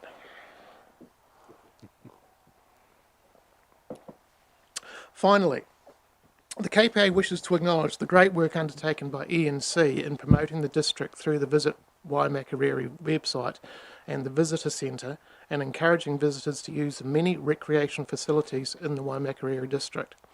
However, the Visit Waimakariri guide can only provide a general overview and has focused on highlighting the key cycle routes and trails, and the linkages between the trails. Due to its general nature, it is not able to provide a detailed guide to each of the routes, and provide historical, cultural and recreational information for visitors. The participants of the KPA brand workshop in 2019 were asked to identify what they considered to be the key attraction for visitors to Kaiapoi to 4 potential customer types. The responses clearly ranked the top attractions being walking and cycling, the river precinct, parks and reserves and beaches. The participants were also asked to suggest projects that could be implemented quickly to provide the maximum benefit to support efforts to attract visitors to Kaipoi. The top ranking project identified the production of a series of walking and cycling route guides. Since that workshop, KPA has undertaken further research on what other areas have done and concluded that the approach taken by the Nelson region would work well in Kaipoi.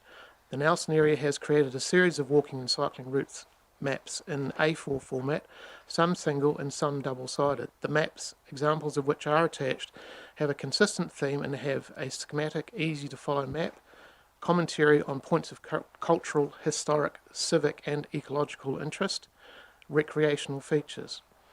It is proposed that hard copies would be available from the iSite and digital versions of the maps would be hosted on the Visit Waimakariri website and the KPA website, where they can be downloaded and printed off prior to a visit or read directly on a tablet or phone. KPA requests a one-off grant of $15,000 to create 15 maps of the Kaipoi, Pines Beach, Karaki and Tuahiwi area, including providing the following: project management, consultation with key stakeholders including local iwi, Kaipoi Historic Association, Kaipoi Tuahiwi Community Board and ENC.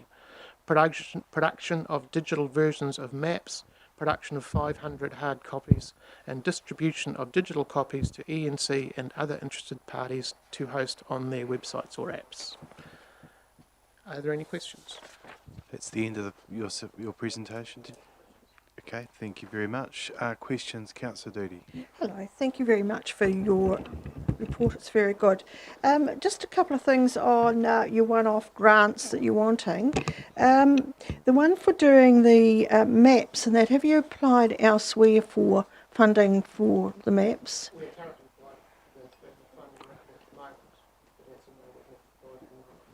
Yeah, you said, just asking that, yeah. Could you click your mic on? Sorry. Sorry, Yeah. yes we have.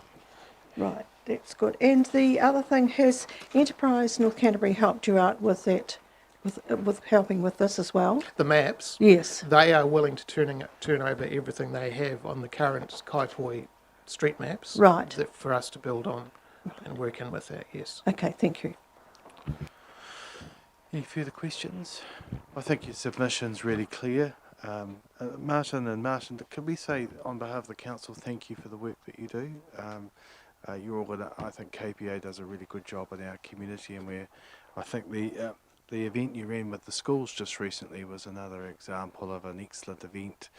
What was it? Inflator Fest was the name. Sorry, what was that? Inflator Run. Knew it was something along those lines, but I certainly enjoyed coming along and seeing it. But thank you for all the work you do, and we appreciate your submissions. Your submission points, we'll be considering those later part of this month, and with the view that in the month of July sometime we'll be able to communicate what our decisions are. So thank you both for your time, and to all the members of KPA for the work they do promoting Kaipoi. And the jingle's just great. So don't go changing the name. You've got time to perhaps play it for those that would like to hear it. And for the live stream benefit as well. It's fantastic. It hasn't been on for a while. That's the point we're trying to make. Oh, I've got to log into the hotspot. Rangiora Toyota is no longer, unfortunately, according to the press today. Right. Okay. Just make sure you've said Kaipoi right, otherwise someone will complain. Yeah. Yes. Go to our website and you'll. Thanks, team. Really appreciate it. Thank you very much. Okay, so we now have ICE North Canterbury Gym Sports, if they'd like to come forward. Basil and team.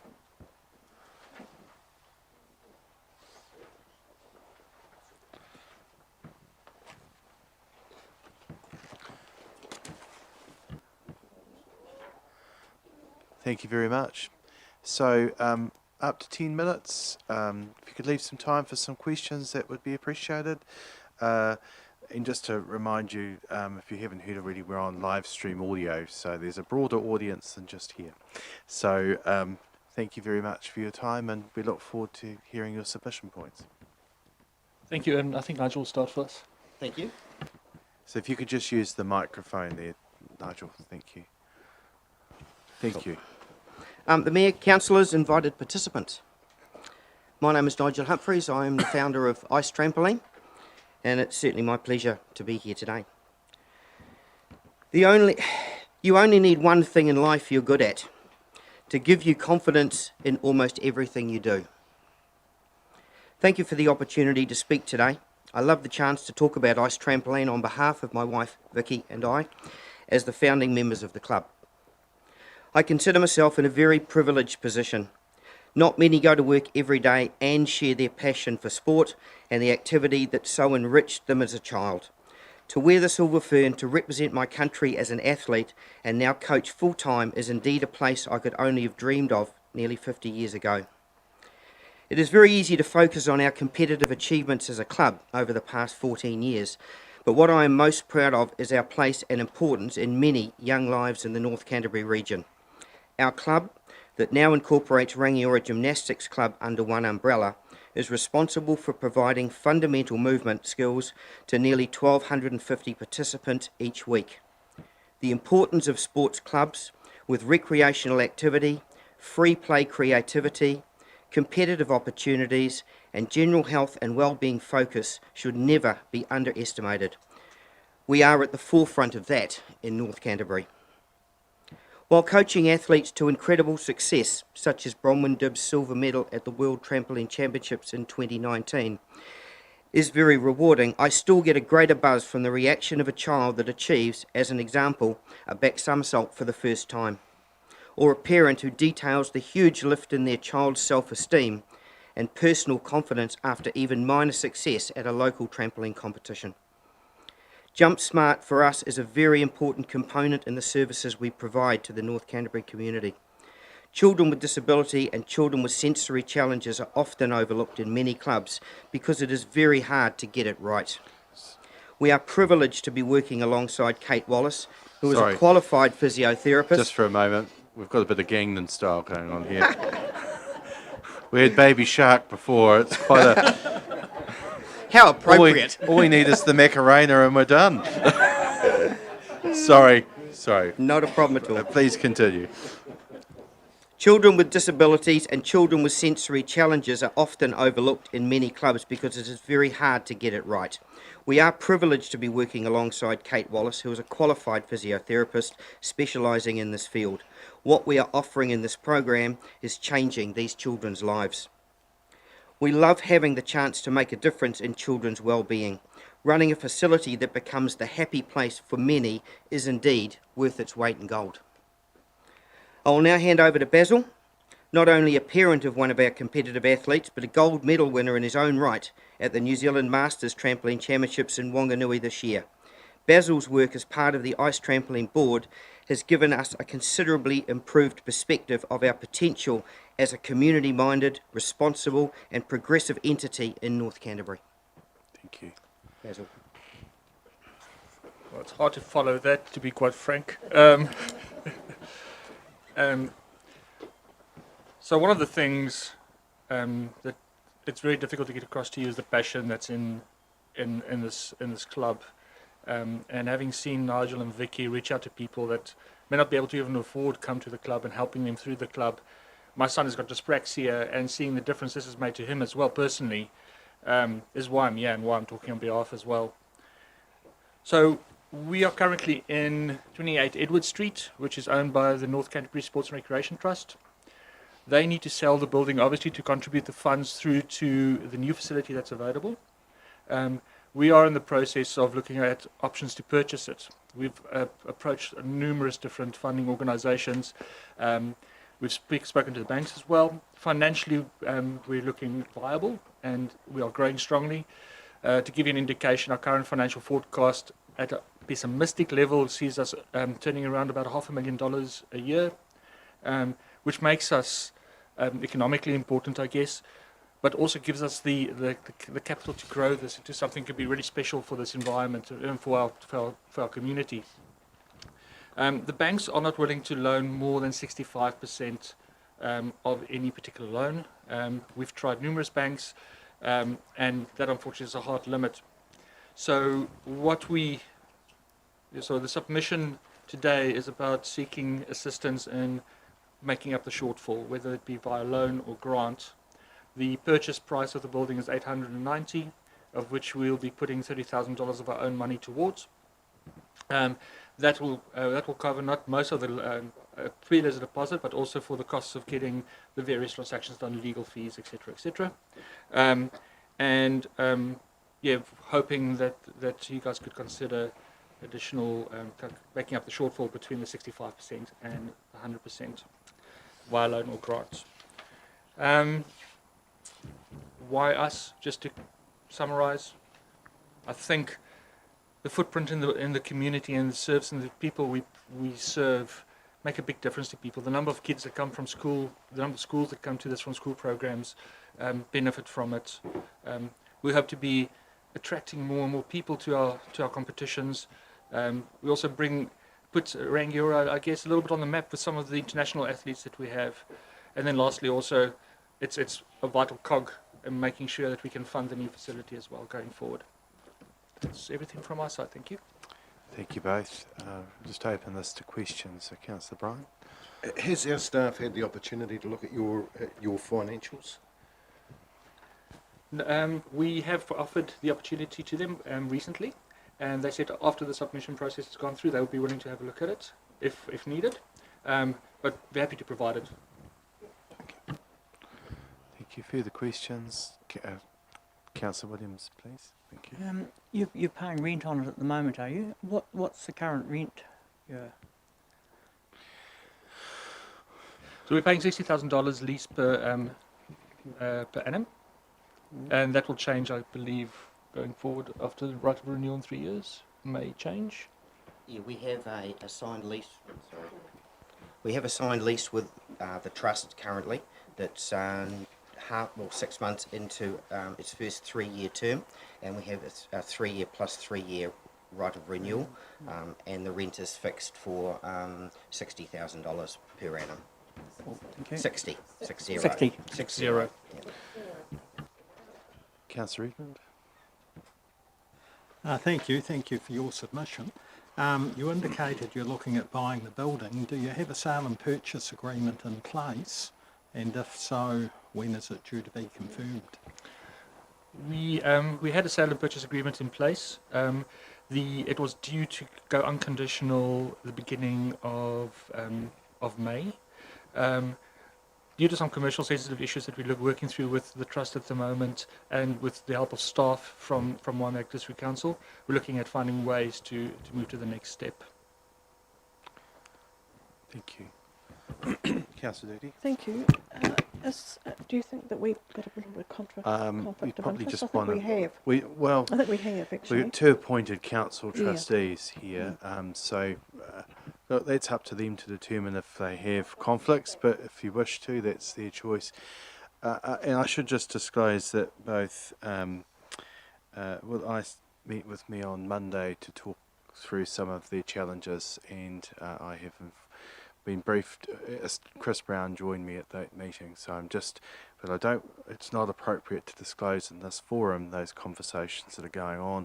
That will be briefed back as a matter of course through the submission process, but it was important, I thought, that I should still continue in their presentation because clearly their challenges don't change in the exercise with a shortfall for this particular building and this particular opportunity. So this will be a matter that will come back through the submit.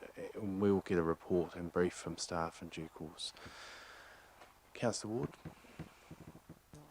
I really admire what you're doing for the youth, and it's really great. If you owned the building outright, you're viable to pay the mortgage that you would need to pay? Have you done the sums on that? We have indeed. We're looking at if we received a loan from council plus the loan mortgage from the bank, we'd still have a $20,000 operating surplus per term, which means that we are able to pay the mortgage and still have funds available to continue growing the programs and improve the facility. Okay. Any further questions? Look, thank you for your... Sorry, can I just point one thing out? The reason why 28 Edward Street is important to us is as a trampoline club, if you can appreciate perhaps how high some of our athletes actually bounce, it has a 9.5 metre stud, which when we host international competitions, the top athletes are very, very close to the roof. There aren't very many 9.5 metre stud buildings in North Canterbury. So, of course, we are very limited in the type of building and the facility that we could operate under for us to be at full strength, if you like. So that building and the securing of that building for the future is actually very important for the future of the competitive aspects of our trampoline club. And please bear in mind we have a very, very successful international trampoline program. Thank you. Further question, Councillor Ward? Having said that, that's so for the future, it's going to meet your future needs for 10 years, 15 years? Yes, it would. Yeah, it is on that cusp of, if it was any lower, it would be a problem, but certainly it is very usable for the standard of the sport that there is for the foreseeable future. Look, can I say thank you for your submission? It's really clear what you're seeking, but as has been mentioned, and as you've articulated clearly the value of the club here, I went down and presented some awards with you last year, and I watched the trampolining take place, and you're very right, you definitely do need that stud height, because some of them I thought were going to bounce through the roof.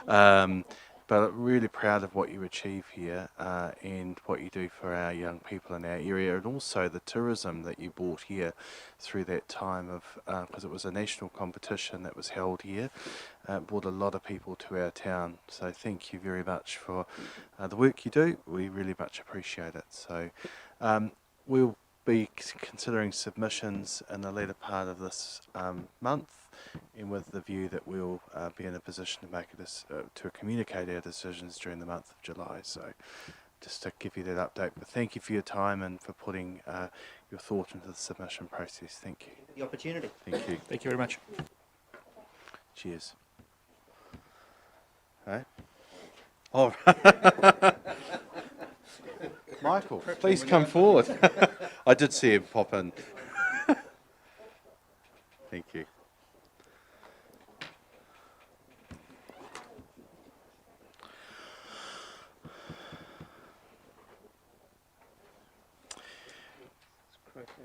No, this is Michael Duhamel. So, Michael, thank you for putting in a submission and making your time available to come and present it. Up to 10 minutes. And if you could leave a bit of time for some questions, that would be appreciated. As I've mentioned, you may have heard that we're on live stream by way of audio. So, thanks, Michael. We appreciate your time. Thank you. Ladies and gentlemen, friends and neighbours and whatever else you are, or future friends if you aren't already. I am here today to talk about what is very close to being a scandal. Waimakariri District Council is, through its long-term plan, and in particular with reference to the Croquet Club, putting itself at risk of very negative publicity. It's got something quite seriously wrong, and I hope that we can find ways to correct the problems. As you're probably aware, and as you'll have read through the plan, the suggestion on the earthquake recovery thing and the hub down in Courtenay Drive, one of the suggestions is that the Kauapoi Croquet Club should move to that site. And the current proposal has it moving there from its present site, where it has 4 lawns, to the new site where 2 lawns would be constructed, and the council would pay for building consents and services connections and things, but wouldn't provide a pavilion or 2 more lawns. This situation is, well, it's not right.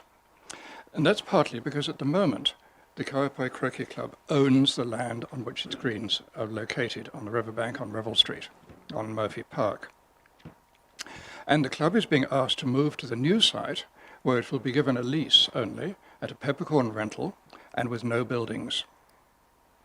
What's more, the council is saying that as part of the deal, the council will assume ownership of the present land in Murphy Park, i.e. it will take it on for no payment. It will just take the land. The land has a current QV of, I think, around about 150,000. And from the Croquet Club's point of view, provides a security against which it can borrow money if it wants to build a new clubhouse or something like that, and yet it's being asked to move to a site and build itself a new clubhouse and lose the land at the same time. And it's going to get half the number of fields, half the number of playing surfaces that it currently has. It's a little bit like, what would happen if the Kaiapoi Park Trust that runs the land in Kaiapoi on Smith Street, where the rugby club and cricket club have their grounds, were to be asked to move to Norman Kirk Park with no pavilion and half their number of their present fields, and be given the leasehold on land in Norman Kirk Park instead of their present land, and the present land would become part of the Kaiapoi domain. It would be unfair. Now, the situation, I think, has arisen because of a bit of a disconnect within the council structure.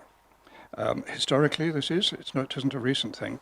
It goes back, I think, to a previous green space manager who wasn't aware that the Croquet Club actually owned its land, and not quite dereliction of duty by previous councillors, but there's no reserve management plan for Murphy Park.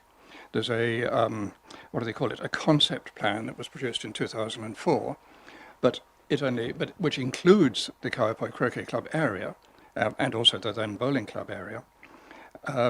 But the Croquet Club has ended up isolated and totally surrounded with council-owned reserve land. And I can see that the reserve manager might not have really sort of thought that the Croquet Club actually owned the land. He might have thought that it was leased from the council or just a bit that was fenced off from the council. And I can see later on, when there were ideas for the community hub, that, they could move to the community hub.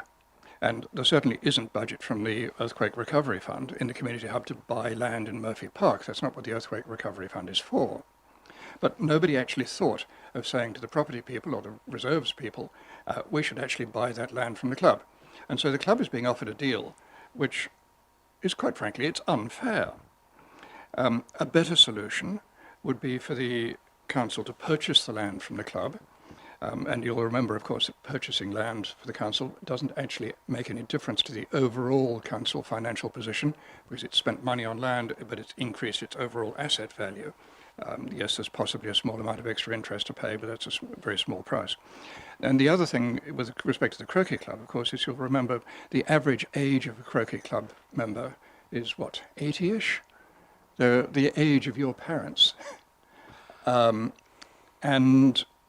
in many ways, those are elderly people who are being kept off the street. As an example, you're saying, Michael. They're elderly people who are being kept off the street and doing all those recreational and social activities and things that you would dearly love the people at the Darnley Club or other services to do. In fact, you would supply social services or a social worker probably or something, or funding for an elderly persons club that had 40 odd members, of whom about 30 are active. And yet the council is saying, we're taking your land, we're not giving you a replacement building, we're giving you half the playing surfaces, and we expect you to do it. That's unfair. Better still would be for the council, as I say, to purchase the land, possibly at the QV or possibly at the sort of price that it might say under the Public Works Act.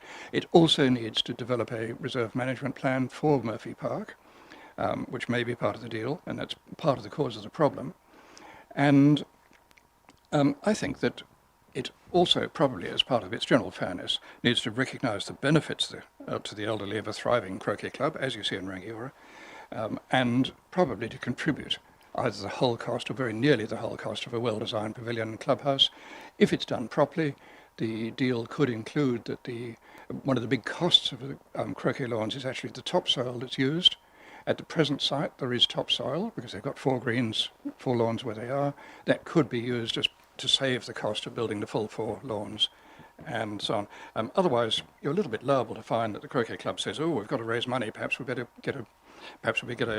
liquor license. Let's hire the place out for parties. That's not going to go down well with the neighbours of the hub, but it would be the sort of solution that the croquet club might have to look at. And really, I think that there is work to be done, but perhaps a joint working party could be set up, or a staff working group or something, to see what can be done to further the interests of the council and incidentally make it fair for the club, because at the present the proposed deal in the LTP is basically unfair. Happy to answer any questions. Thanks, Michael, for your submission. Questions, Councillor Bryan, followed by Councillor Atkinson. I apologise, this is a question I should have asked of staff, but you might be able to help me. With the bowling club, did they own their land? The bowling club did own their land, yes. Can you recall what arrangement when we asked them to go to Hanimau? I tried to look that up earlier today and couldn't find it. As I remember, the council effectively bought the land and supplied the pavilion to the new club and the lease to the new grounds. Anyway, we can check that through, but it's a good question. Thanks for your understanding, Councillor Atkinson. Michael, did you know that Jan Chisnell came with a contrary view to yours yesterday? There's a submission to us contrary to what you were saying, that they were happy and that they're... I am aware that Mrs. Chisnell came to the council yesterday. I haven't seen her submission. As I said at the bottom of my thing, I'm not a member of the club. Okay. But I've also noted, as you laughed at, that the average age of members of the club is well up in the top end, and at that age, people's thinking is sometimes a little bit unclear. Well, I worry about my own at times. I can just say that at the end of last year, there was a number of meetings, a number of us have been involved with. I realise there have been discussions. But they also consulted fully their membership on the proposal. So, and there was over 40 odd responses, because they haven't got a high membership at the moment, and they were in agreement with what was being proposed. I realise they're in agreement with what they're being saying. That doesn't stop it from being a scandal. Appreciate it just means that 40 people have been hoodwinked.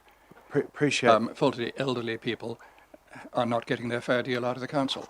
Same would have happened if it was the rugby club, if it had agreed to move to Norman Kirk Park without being paid for its present land. Michael, appreciate your viewpoint, and it will be considered as part of our process, and we will raise that with staff. Briefly, yes? I'm just not too sure of this one. Did you get paid out from EQC? As I say, I'm not a member of the they did. club. Right, thank you. As far as I'm aware, there was it wasn't in the red zone. Which was I don't know whether there was insurance on building or anything like that. No, we'll explore that a little further, but thank you, Michael, for your points. We appreciate you coming in and letting us know your viewpoint. Appreciate it. Thank you very much. Thank you. Well, we appreciate it. Thanks, Michael. Cheers. John, is it John? No, Dave from... Which one's this one? From where? Dave, who are you representing? Dave... 1640. Yeah, we were due to have a break, but look, we might as well hear you now, save you... Yeah, that's okay. That's okay, no trouble. You can last as long as you can within 10 minutes.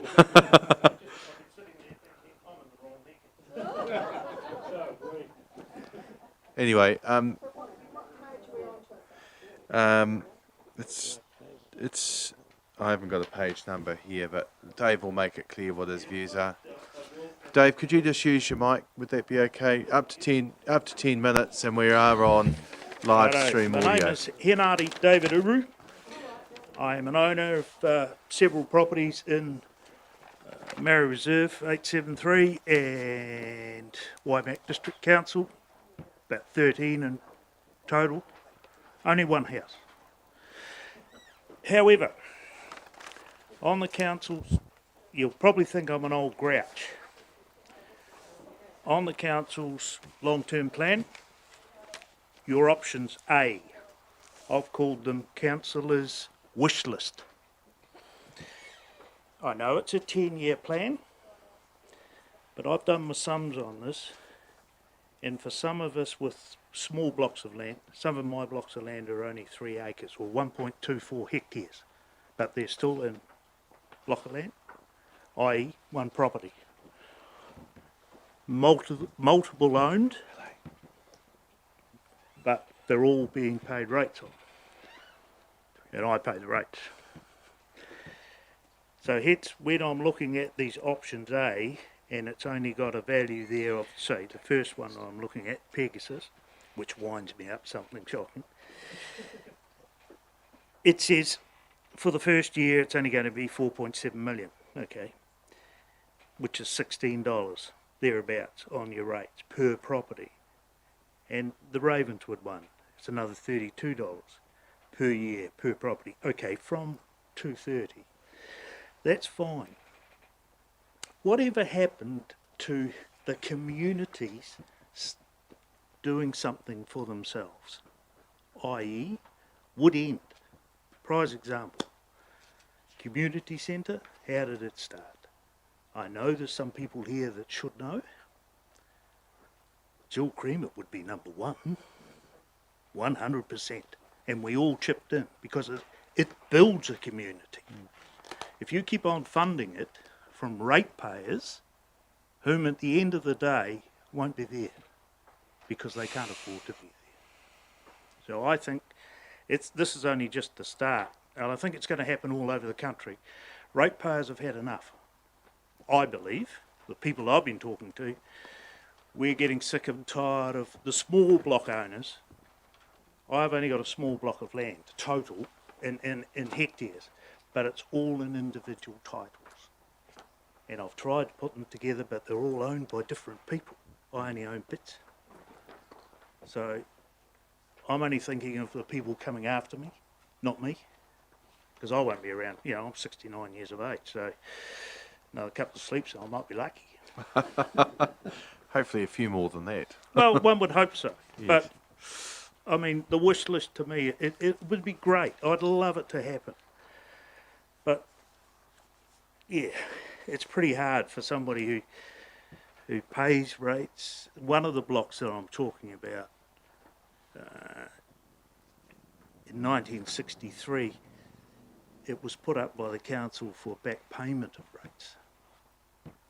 And my father took it on then, and he had it for years just to pay the back rates on it. Yeah, so a lot of people don't understand what goes on down 873, or what has gone on. And the council have got a fair bit to answer for, the previous councils, or, sorry, what? Yeah, however, I won't go into that because it's, yeah, it would annoy me too much. And as for the buying of land from Pegasus to build another, as far as I don't go there, by the way, so I don't know, but I've heard there is a small pavilion down there. And then the buying of land, is there not anything set aside in the subdivision for that by the subdividers or the council? I've done a few subdivisions in my life, try not to do them at my own turf, but you normally pay us a portion of your amount for council use. Does that not happen in Waimak district? I don't know.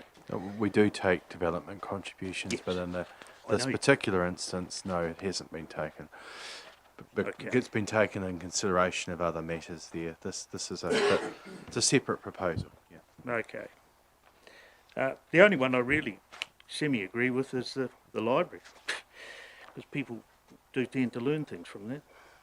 And as for your car park, I'm sorry, no, I don't agree with it at all.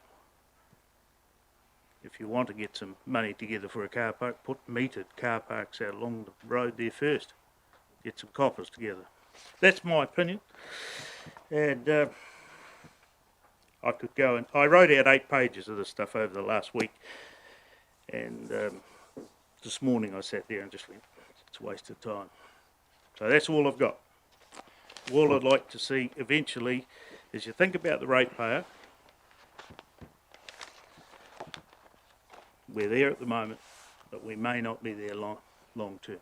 Oh. And you want the green space, I know that. Well, we appreciate your thoughts. That's why we put them out there to get your opinion. So thank you for putting them so clearly. Councillor Atkinson. Thanks, Dave. Dave, if you've got that at 8 pages, we would appreciate seeing those. We really would. If you've still got them, it'd be great to supply them to us, because we'd really like to know all of what you're thinking. I know all of what you're thinking, but but I'd like to see what you've written. Don't waste it. If you would, forward it to us, would be helpful. Yeah. I was at a meeting the other night and I'd done 5 pages for that. And I put them aside and had 3 headlines. So that gives you some idea. I've been in Waimak district for 60, I've been part of the farm, bits and pieces, 65 and a half years. So that's as far back as I can remember. So I know a wee bit about 873. And yeah, and I see you've got in there that you consult with the Runanga. That's fine. How many people on the Runanga are landowners? In the Runanga? Are there? Anyway, any further questions? I know they're multiple owned. Anyway, we won't get into a debate here. No. No. I'm I'm just saying glad to my colleagues, we're not going to. We won't. Any further questions?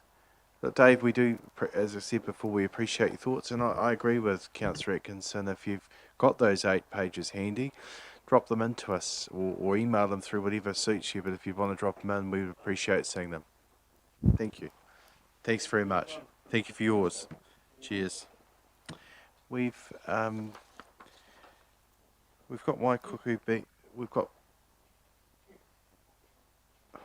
Waikuku Surf Life Savings Club here. So is it just you two? We could take you now if you like. You're a bit ahead of time, and we'll do a break afterwards. Yeah. Well, now I've said that, we won't be. So please come forward.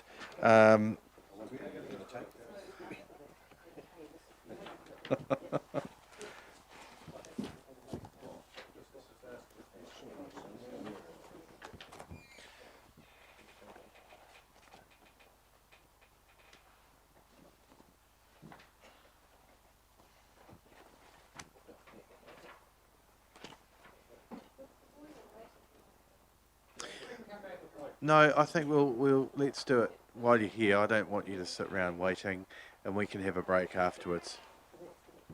Yeah.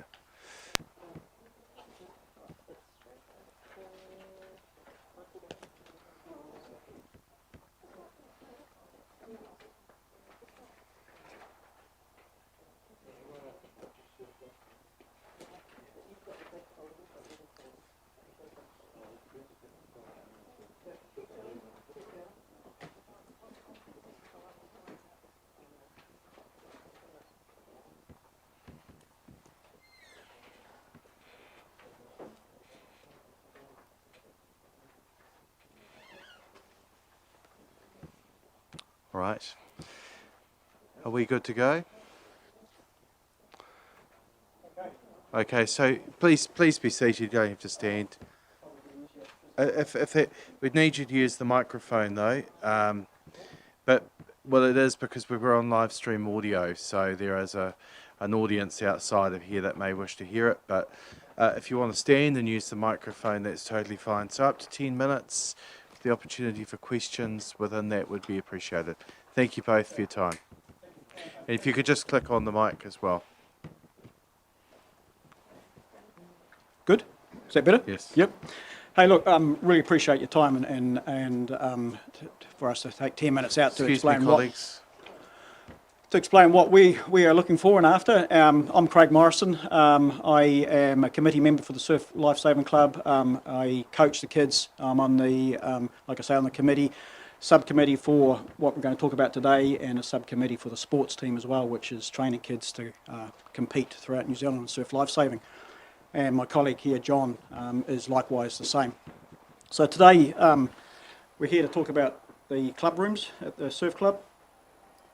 I won't talk too much on some of the stuff, and I hope that you have all seen this and have this. This is just a little bit of history around the area, and I would hope, as councillors, you all know that about the Waikuku Beach area, so I won't too much on that. Other than just a little bit down the bottom there around in 2002 there was just a handful of surf lifeguards at the club at that particular point in time, and just 6 nippers kids that are training to come up through the ranks. Today we have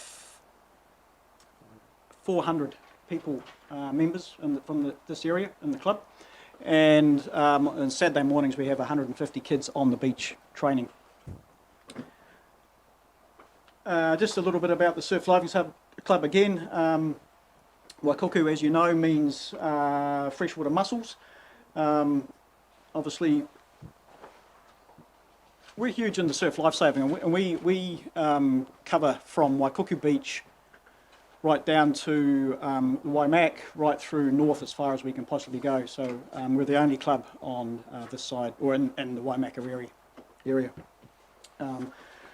Junior surf, again, nippers train on the Saturday mornings from 10 a.m, 150 kids on the beach. Lifeguards train on an early Saturday morning, they're there from 8 o'clock, training right through. And then our sports teams train 3 days a week as well. I'm just trying to build up a little bit of picture about the surf club. Yep. Okay, so new clubhouse is what we're planning on doing. Already covered this off. Waimakariri River, including the Pegasus Beach, Pines Beach, Waikuku Beach, right through to the Ashley River is where we patrol and look after. New clubhouse. Why? Why are we looking for this? We have existing clubhouse which is 44 years old. It's coming to the end of its life. The membership has grown to 400 people. There is a potential there, quite easy, that could be 1,000 people. We turn members away from November onwards. We just can't fit them in. We have major work that's required on the building now. It needs a new roof. The deck area is leaking into the sports equipment area. The changing rooms are inadequate and horrible. Yeah, with want of a better word, yeah. We have people that get changed in the car park or they go home in their wet. Yeah. We have a huge increase in the local schools in using our club for water safety training, and that is growing, which is fantastic to see. And we're getting a lot of kids from that are coming along now wanting to join the club. We are growing our sports within the club, which is fitter, faster, goal setting. Kids are setting goals. Both John's and my kids are part of the club. My daughter competes right through to a national level. She's 12. Very proud of her. And she's setting goals now for wanting to go to Worlds in Australia and when time she's 16, 17. So fantastic. And she's not the only one. You know, we have 60 kids that compete at a national level. Current building will more than likely have asbestos through it. It's just the age of the building. It'd be guaranteed to have it there. And the building's too small to store our equipment. The future, the needs which are now, the future, like I say earlier, and I can't say it enough, we do patrol a massive beach. And it is the largest surf club here in Canterbury. Very proud of that. Part of our build is that we would look at wanting to put a lifeguard tower down in Pegasus area as well, so we can patrol and keep 2 or 3 lifeguards down there during the weekends in summertime, because that beach is becoming more and more popular as well. And we need to house a large amount of equipment. We have 18 vehicles times 2, jet skis, surf skis, racing boards and tubes, storage for 3 trailers, 4 by IRBs, inflatable rescue boats. There's a workshop required for them, surf canoes, rescue boards and nipper boards. And that's just highlighting some of the bigger stuff. There's a whole lot of smaller stuff that needs to go into these things. Now, I've worked through and done up a little bit of a plan and some ideas on where we're wanting to take the club for the future. So one obviously is the Ashley River, 2 is in and around where the campground is, 3 is the beach hall and general store, and 4 being the walk tracks through to the surf club. Just painting a little picture. The one highlighted in pink is us, the old club.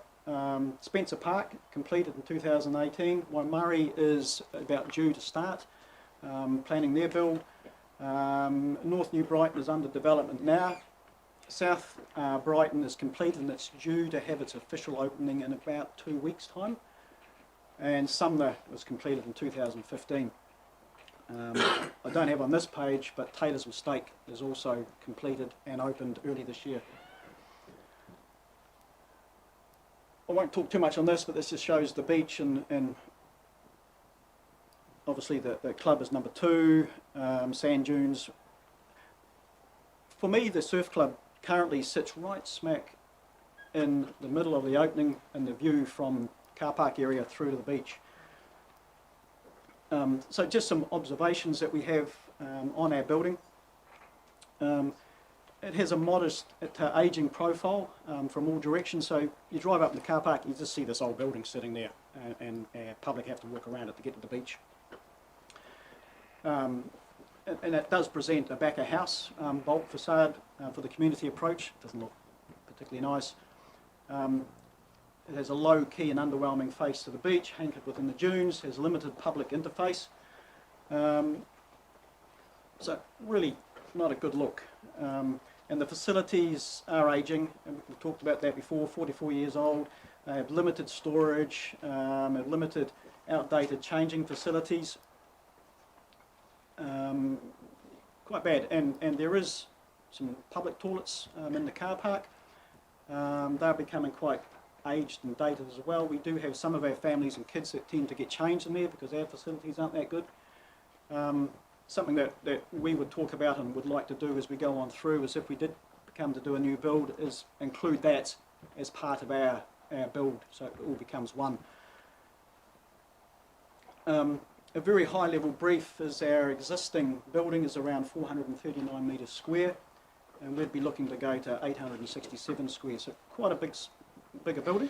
We've got about a minute left in time, so Sure. you I'll speed flip this through. up. Again, just the clubs. Yeah, thank you. And this is sort of a concept, and I presume you've seen these have come through. Yes. So I'll flick right through. Building. The high building is the tower for the lifeguards for visual up and down the beach for security reasons, for surf lifesaving obviously, and it gives you a beacon when you're out swimming in the water to be something to head to back home. Stab proposal, there you've seen that. I'm trying to cut through because I've probably only got 30 seconds here now. Look, we do want to make this the most exciting place in the Waimakariri, and we can see that we can go to there.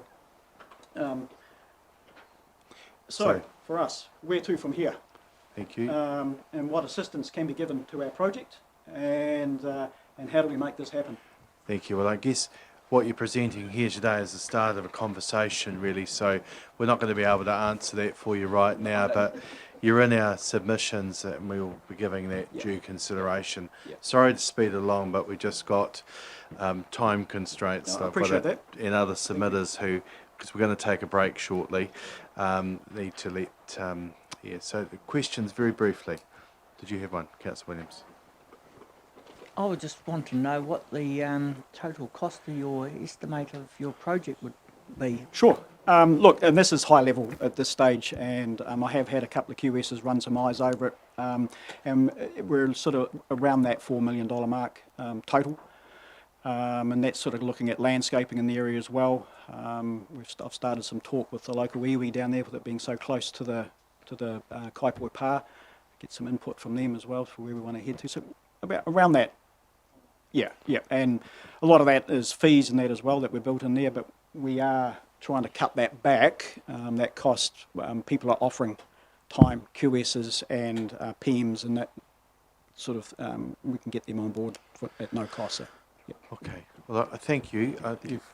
You're really clear with what you're looking to do, and as we said before, it's the start of a conversation. Waikuku Surf Lifesaving Club done an amazing job. Joan, I'm going to close it. I'm sorry, we have to move on. Thanks, John. We'll We will consider this, and I'm sure our staff will be in further touch as well as we start the journey of conversation on Excellent. what you're looking to do.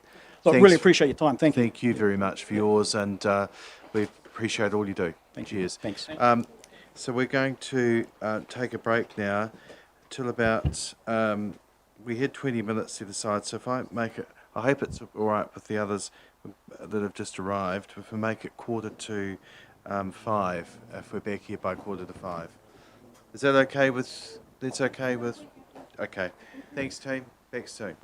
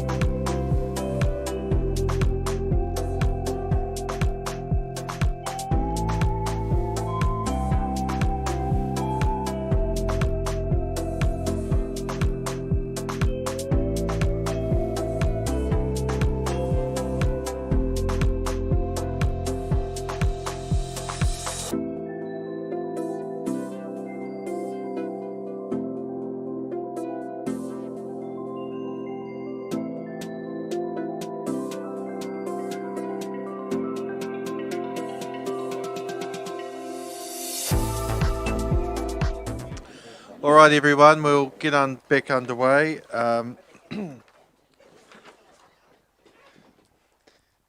Children, they'll wind it. There's a little. It's getting the hour of the day where there's a bit of a wind up going on with the chocolate over here. Are we there yet? The problem is the chocolate had been taken away. Okay. All right. Well, look. Thank you. We'll reconvene. So we're good to go. Madeline, thank you for being here. It's really very, very much appreciated. Your submission. So if you want to take us through your points, Leanne, are you going to talk as well? You're just here as a support person, yep. We are live streamed by audio, just to let you know. So no slip-ups. Oh, it's just, well, you can, but it'll just, people in Ireland may well comment on it. They might. They might at that. Anyway, Okay. up to 10 minutes would be great. Thank you. With, and in that time, if you could allow us some time for questions. Righto, colleagues, let's... Kia ora. Kia ora whānau. My name's Madeline Burden. I've been a resident since 1980 and I live at Waikuku Beach and also have the privilege of being a council staff member. So I don't know everyone here. I haven't formally met you, Jim, but nice to see you. Cool. So I've invited another resident from Waikuku, where it all happens, and a colleague who's at Public Health with a specialist portfolio in housing. So in terms of any questions or whatever, we're involved in this together. So thank you for the opportunity to speak to my submission on this draft long-term plan.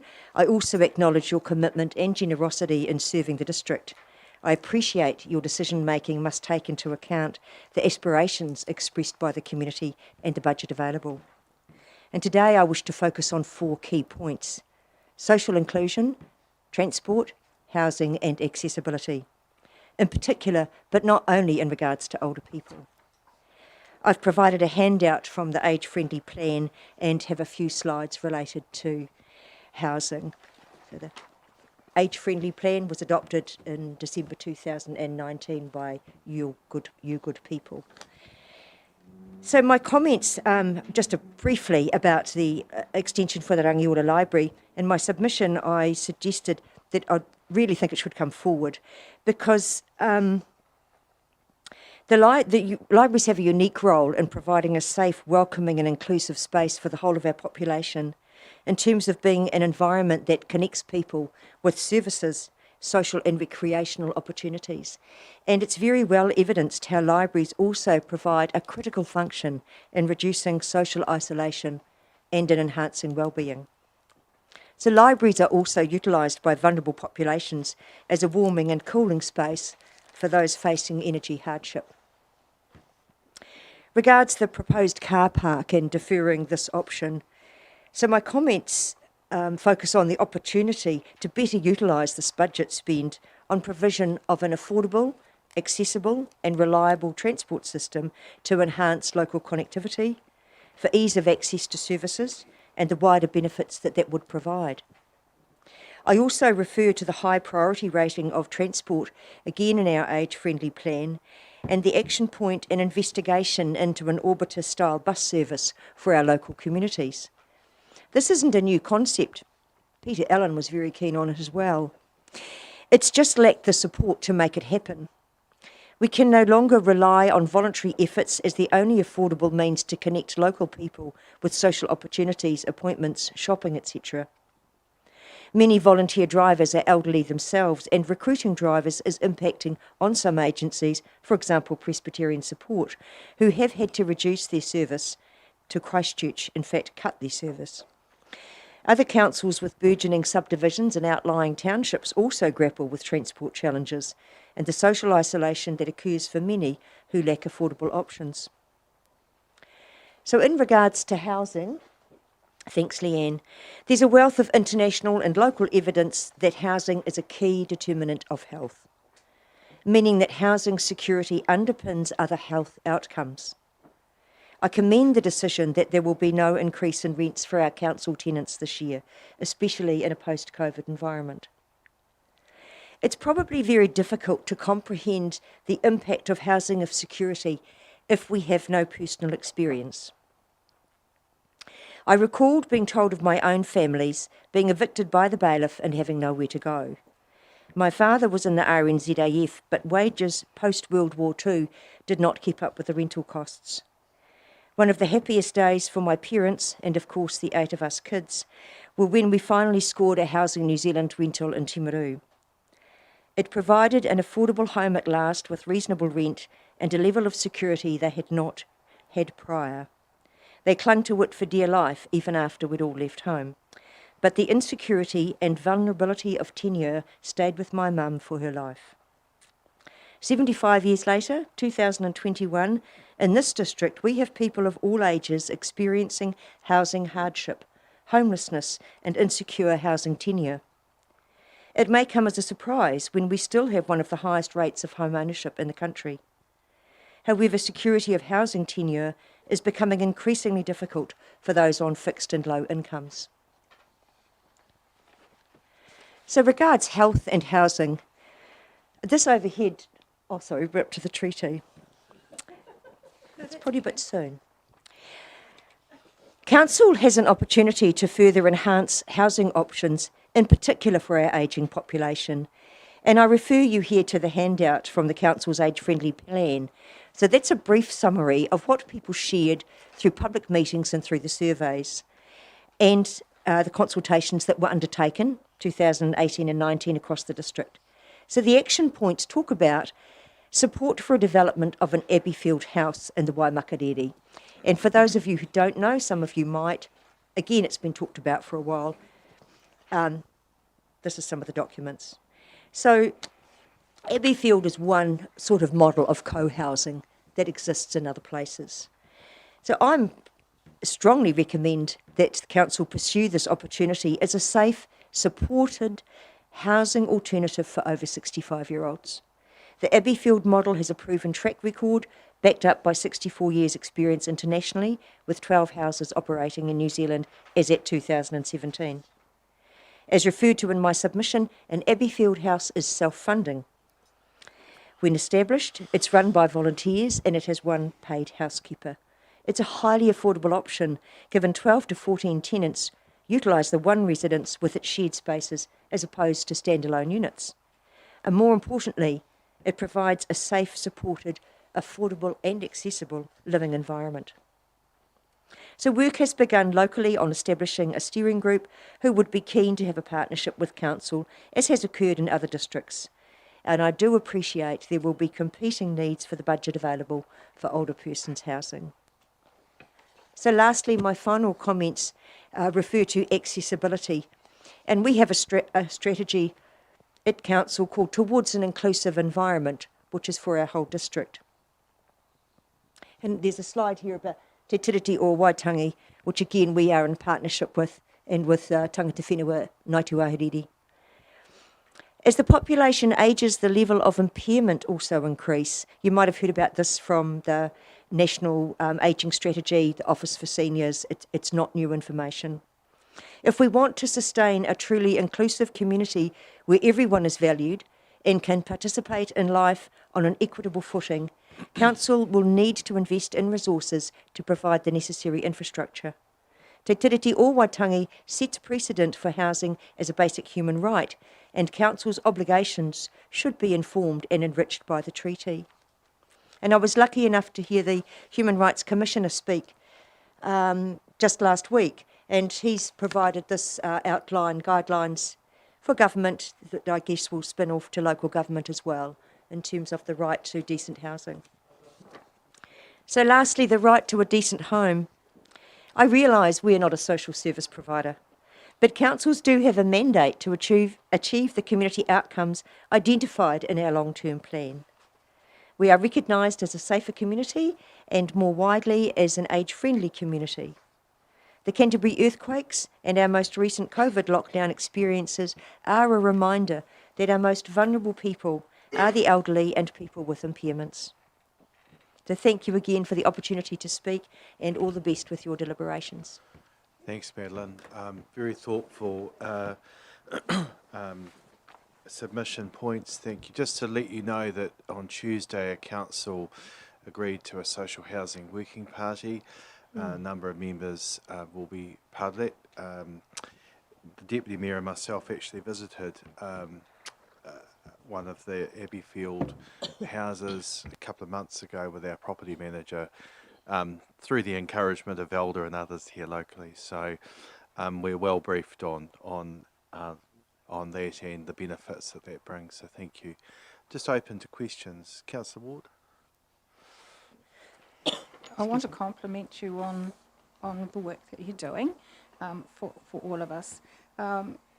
I guess I should put it as a question. Yes. How would you rate the Abbeyfields concept? I guess it would be, what are you comparing it with in terms of other social models? I'm not sure how long-term some other models would have been operating.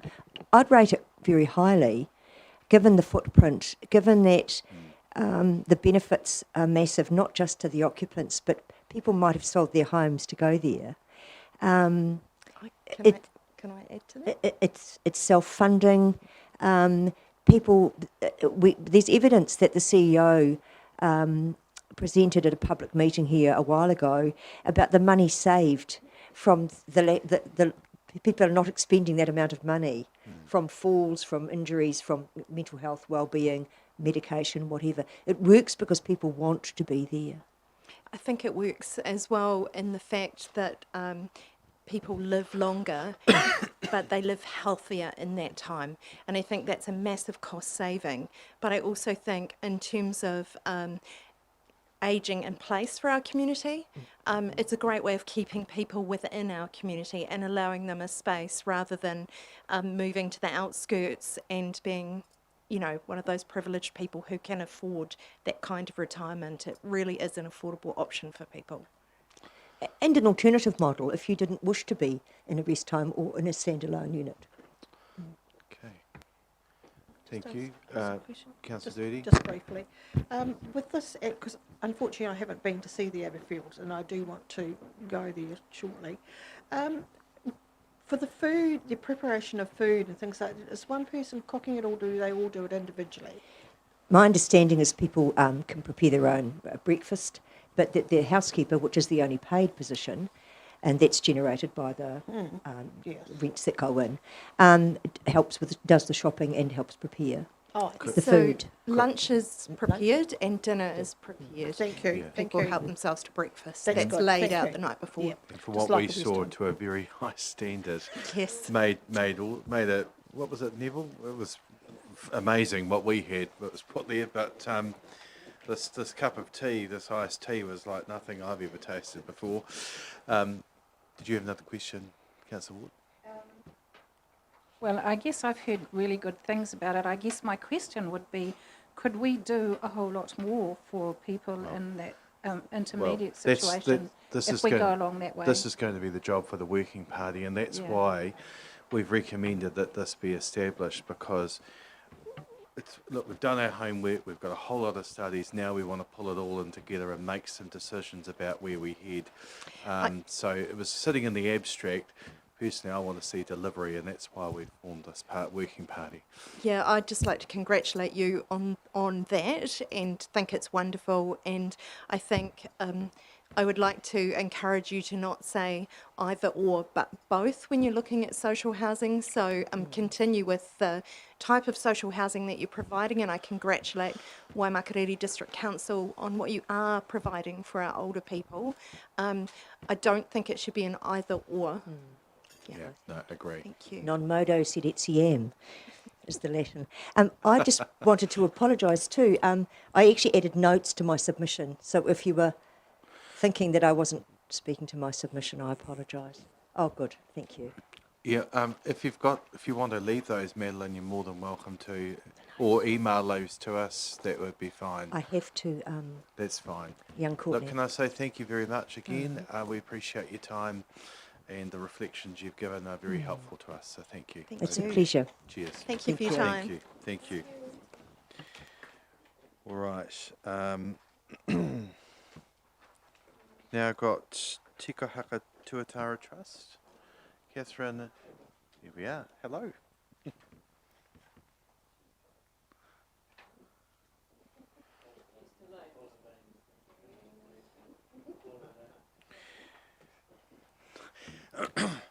Good afternoon, both. Catherine and Greg, I've got up to 10 minutes. We appreciate your time and making yourself available. If you could leave a little bit of time for questions as well, that would be helpful within that period. And just to remind you, we're on, in case you're unaware, we're on live stream, but only by audio. So that's just to enable, well, just not saying that at all, but just to remind you that it's a broader audience. Thank you. Good. Tēnā koutou. Ko Kura Tawhiti te Monga, ko waimakariri te awa, ko Rose of Sharon te Waka, no ko te ringa mātou, ko Catherine Macmillan tōku ingoa. My family came out from Scotland in 1857 on the Rose of Sharon and settled under the shadow of Kura Tawhiti, Castle Hill, by the mighty Waimakariri. And it wasn't long before we moved across the river to the north side. And we have, as a family, farmed, lived in, and loved this land for a long time. And many of my relatives have been involved actively in the study of and preservation of the lands in this area. And so just firstly, I'd like to say thank you very much to you as a council for appointing me as a trustee to Te Kohago Tuatara Trust, because for me it is a great privilege to continue the legacy that my family started a long time ago. We're very conscious as a trust of the support that you give us as a settler partner. We are, in this case, right now with the LTP around the financial support, and we really do appreciate that you have put us into your long-term plan again. But we also want to acknowledge all the other types of support that come to us. We're very conscious of our responsibility when we have that support. We are, to a large extent, the district's boundary to the sea with the advent of climate change and seawater inundation. And we are very conscious of those responsibilities that we carry to meet your outcomes and to provide what we can in that way. The wider outcomes, not just environmental, but also the well-being that we provide with recreation, education, and the cultural component. And I think one of the greatest pleasures that we have seen over the time of being on the Trust is the increased sense of mana that Ngā Tuheriri have felt as they have seen the development that has happened and the restoration that has happened to date around Tutaipatu Lagoon and within the park overall. So I'm going to hand over to Greg, but I just wanted you to know that from the point of view of the trustees, and I'm sure I speak, Elle sits here as one of our trustees as well, we are genuinely a co-partnership trust. We genuinely value both the contributions from the 3 trustees that you provide and the 3 trustees from Ngā Tuheriri, and am very pleased to be able to model that the treaty partners can actually work together to achieve really good outcomes. Thank you. Ko te mihi. I can't really add anything other than to say the support that we receive from Waimakariri District Council is the primary reason why we are in the position that we're in. I think I've mentioned earlier on this year when I spoke with one of your committees, we were published in the British Ecological Journal last year for the work that we're doing with the translocation of threatened species. We're working currently with the University of Canterbury to scope a secondary school science program which will involve most of the high schools within the greater Christchurch Canterbury region.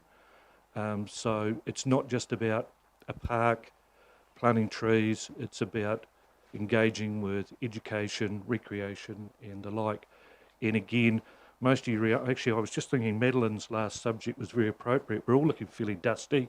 I was 35 when I started at Waimakariri District Council. I was a good looking boy too, but... How do I keep him under control? Quite modest too, yeah. Yeah.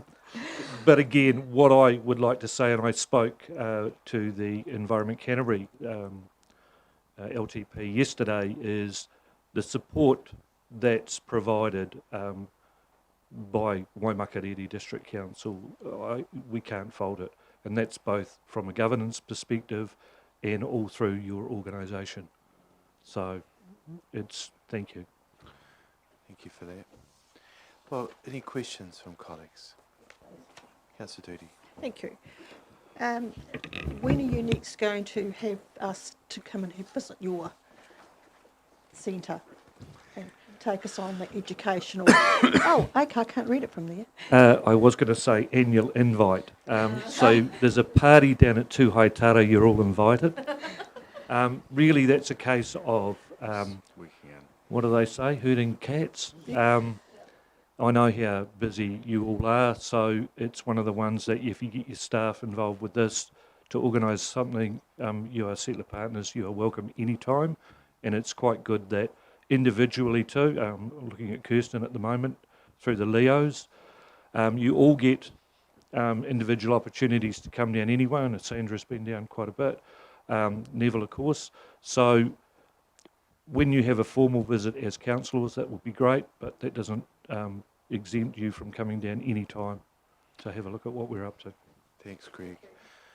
Any other questions? Courtney, could you note down to get Sarah to add it into our schedule for to pop down as a council, and we should include our board chairs or boards as well. If you can, how many can you cope with, Greg? How many politicians do you want? 100 hectares. No, that'll be great. Hey, look, your submissions. Yes, we could do that. And I just want to say to Deputy Mayor Atkinson, we might only be 11 kilometres at the moment. Right.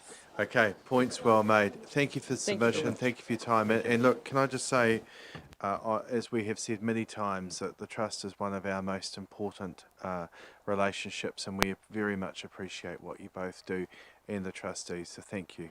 Cheers. Right. So we now run a Wildlife Trust. So please come forward, those who... You're going to join, Mike? You're going to join as well? You're welcome to.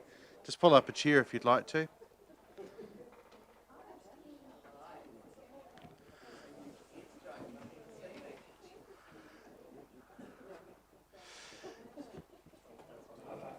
All right, so...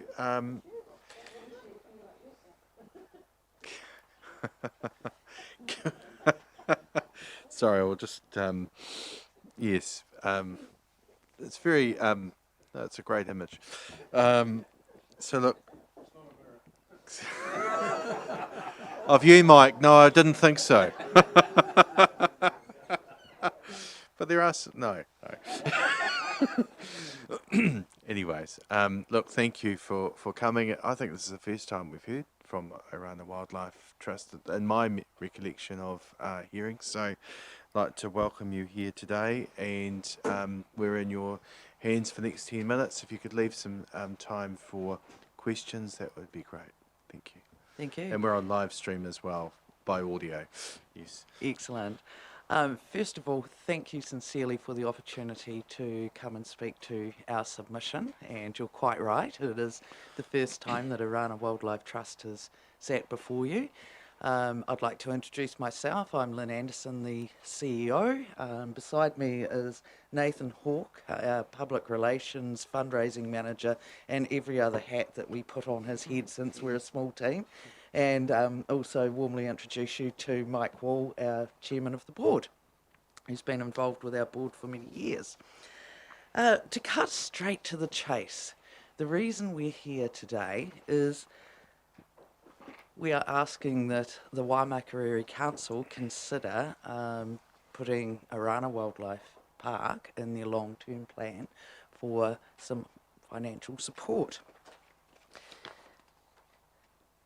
Arana is an amazing community asset, and we significantly contribute to economic development and recovery, driving visitation to Canterbury, including the Waimakariri region. It's also really important for the community of Waimakariri. We're just down the road, and it's an opportunity for families to get out for an excellent time in nature and connect with nature, which is really important for well-being of residents. Not so much known about it is the incredible amount of work we do in terms of supporting the Department of Conservation for key recovery programs for New Zealand native species, and we're very, very proud to be part of 6 core recovery programs for some of Aotearoa's most threatened species, one of those being the kakariki karaka, which is Canterbury's only parrot. There's only 300 left, and we are a key contributor to breeding kakariki karaka for release to the wild. We're also not just a captive facility. With our 180 hectares, well, it's very soon to become 180, up from 130, we have been progressively over the years developing it as a key habitat. And we're very proud that we have remnant populations of 2 critically endangered Canterbury species, pictured as the Canterbury spotted skink and also the Canterbury boulder copper butterfly, which many of you may not have heard of.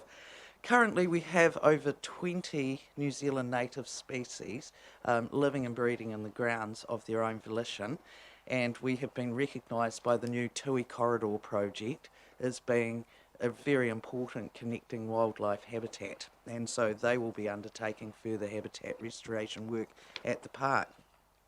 Just last week, and still here after a week, a royal spoonbill as a recent visitor to the park, so that's made us all very, very excited.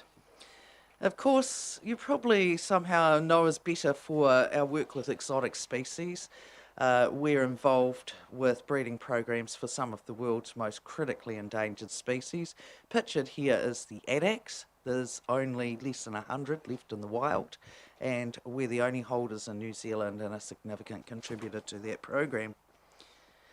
Education is a really core part of our mission, and take-home messages and actions to care for the environment are included in all public talks to visitors. We have a contract with the Ministry of Education, and we're committed to fostering the voices of our young citizens, many of whom who visit the park are from Waimakariri. The bottom line is, running a modern zoo is very expensive, and to ensure the ongoing viability of the park into the future, we need to secure more sustainable levels of ongoing operational funding, and we must retain our key people, because running a zoo is a professional business, with adopting paying the living wage as a minimum, which is not possible at this point in time. Despite COVID-19, significantly increased operating costs mean it's simply not possible to cover most of our operational funding costs from traditional means, which was through the gate. It is an entirely different situation for the other major zoos in New Zealand, and thus our reason that we're here today. Canterbury has one of the 4 major zoos in New Zealand at more or less minimal cost to the ratepayer. Shown on the slide there very clearly the operating budgets of Auckland Zoo, Wellington Zoo, Hamilton Zoo and Orana. We are the leanest and the meanest. We're the only open range, we're the largest zoo in New Zealand, and of course the 5.1 we show is our aspirational budget, which it would need to be if we were to adopt a living wage as the minimum paid. It's currently 4.8, which is only made possible at that high level due to short-term funding from the Department of Conservation through the Wildlife Institutions Relief Fund. Now I'd quickly like to touch on council operational funding support for the other major zoos. Nearly $8 million a year for Auckland Zoo, 5 for Wellington, 4.5 for Hamilton, and currently the Christchurch City Council increased us from 200 to 350,000 last year, And the bottom line is we're very grateful for it, but it's simply not enough if we're going to continue to be financially viable into the future and continue with all the great work we're doing. As well as the lack of operational funding, we raise 100% of the funds for every single thing that we build on site. We're home to New Zealand's only gorillas. That development cost $5.3 million. We raised every cent. This is just a comparison of the capital and maintenance funding for other major zoos in New Zealand. Arana Wildlife Park is currently zero, and we're still prepared to raise the funds, so we're not asking for that. So what do we seek? We're seeking a small $250,000 per annum being put into the long-term Waimakariri District Council plan. And we've been poring over your long-term plan, and we note that you propose additional funding for district development, community development in the first year of it, and so we're asking that a slice of that be directed to Arana Wildlife Park. Obviously, we are presenting to all 4 councils, and we presented to ECAN on Tuesday. We're proposing a partnership funding model. We're going to propose that the Christchurch City Council consider $750,000 per year in their long-term plan, $250,000 from Waimak and also from ECAN and Selwyn to make up $1.5 million worth of operational funding per year, which is very small compared to the other major zoos. We would still be funding over 70% of our operational costs through our income generating activities, and to compare that, likes of Wellington Zoo only generates around 50%. So we urge you to consider our proposal, and the children and families of Waimakariri, we know very well that they love our facility. In January we did a major visitor survey, and out of people from Christchurch and Canterbury, over 10% during that brief survey period were from Waimakariri's North Canterbury. So, thank you. The end. Excellent. Thank you. Yes. Lynn, thank you for your submission. We appreciate the points you've made. Is there any questions from colleagues? Councillor Redmond. Thank you, Lynn, for coming and presenting. If you go back one slide, you've got a pie chart. Yes. Oh, sorry. Yeah, that one. How did you work out the proportions amongst the councils? We needed to start somewhere, so it's a suggestion. If you'd like to give more, and we asked the Christchurch City Council for less, we are totally open to other formulas. Okay, thank you. Any further questions, Councillor Barnett? Just on that, just adding that up very quickly, that was 1.5 million, and if we're 10% of visitors, it's 150,000. Is probably where Councillor Redmond was heading. What education programs do you offer to our local schools and people out in Waimakariri? Right, well, we have a contract with the Ministry of Education as a learning experiences outside the classroom program. So it's part funded by the ministry. And basically, pretty much all of the schools in Canterbury come to us. And certainly we've very successfully captured high schools as well for, I still call it 7th form, but year 13 biology, where pretty much every high school in Canterbury, the biology students come to us for the human evolution strand. So I can definitely say that the park is an important learning centre for Waimakariri schools. Secondly, with the amount of environmental projects that you're doing and the amount of environmental funding that seems to be coming from Central, is there any way you can get more of a slice of that pie in terms of your conservation work? We are currently awaiting the outcome of a grant application to Jobs for Nature. And since we're about to take over another 55 hectares of land to future-proof the park, taking our land area to 180 hectares, our whole proposal is to get it fully planted out, because we've got wetland habitat, we've got some really important dry savanna habitats, which is important habitat for skinks and invertebrates in the Canterbury area. So yes, currently, expiring on 30th of June, we, as a one-off, have some quite significant operational funding from the Department of Conservation through the Wildlife Institutions Relief Fund, which came through COVID, because of course when COVID hit, the department suddenly thought, well, it's actually the zoos like Arana that have the technical expertise and are breeding all of these endangered species for release to the wild and habitat restoration. And goodness gracious, New Zealand's core conservation priorities for critically endangered New Zealand species would suffer if we were going to suffer financially due to COVID-19. So that's one off. Thank you. Councillor Ward. It's lovely to see you again, Lynn. My question, I guess, seeing as I have to ask a question, is how long have you been with Arana Park? It's a long time, isn't it? This year it will be 25 years. And for those that don't know, Joan and Continental, we had how many years with a relationship as our catering? It was a long time, wasn't it? So. Well, Lynn, Lynn, can I say thank you very much for to you and Arana, to Nathan and Mike for coming today and for your presentation. It's very clear what you're seeking. Thank you. We will consider that towards the end of this month, and we'll be in a position to advise our final decision in the month of July.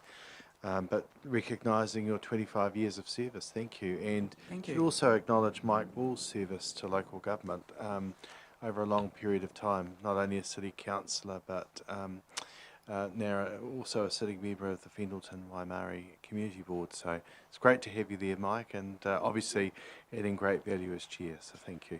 And I'd also like to acknowledge that both Mike and Nathan's been with us for 20 plus years, and Mike has been on our board for over 20 years as well. Big so service. He's made both these gentlemen sitting beside me have made significant contributions to Arana Wildlife Trust. Great. Thank you. Just one thing, Lynn was going to mention it, but you will be receive an invite to come to the park one Saturday or one maybe Friday afternoon, whatever suits you, so you can actually see, you know, without actually having to pay. We'll let you in this time. So. I think we'd be happy to pay.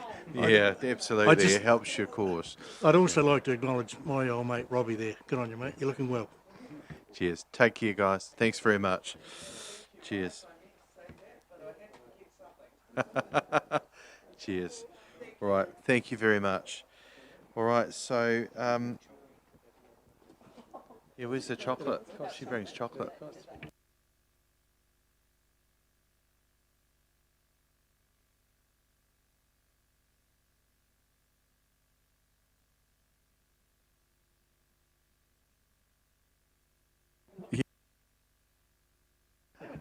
All right.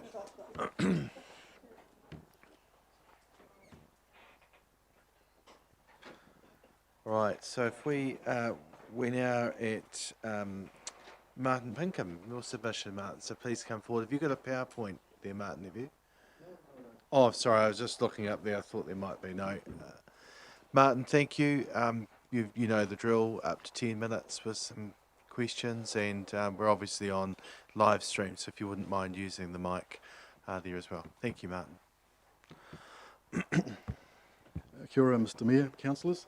Thanks for the opportunity to come along today to present my view of the Waimakariri District Council long-term plan. Unlike most of the other submitters, I'm not suggesting they should be spending any more money. My notes that I'll be talking to today are an adjunct to what I've already sent to you, and so I'll just speak to those.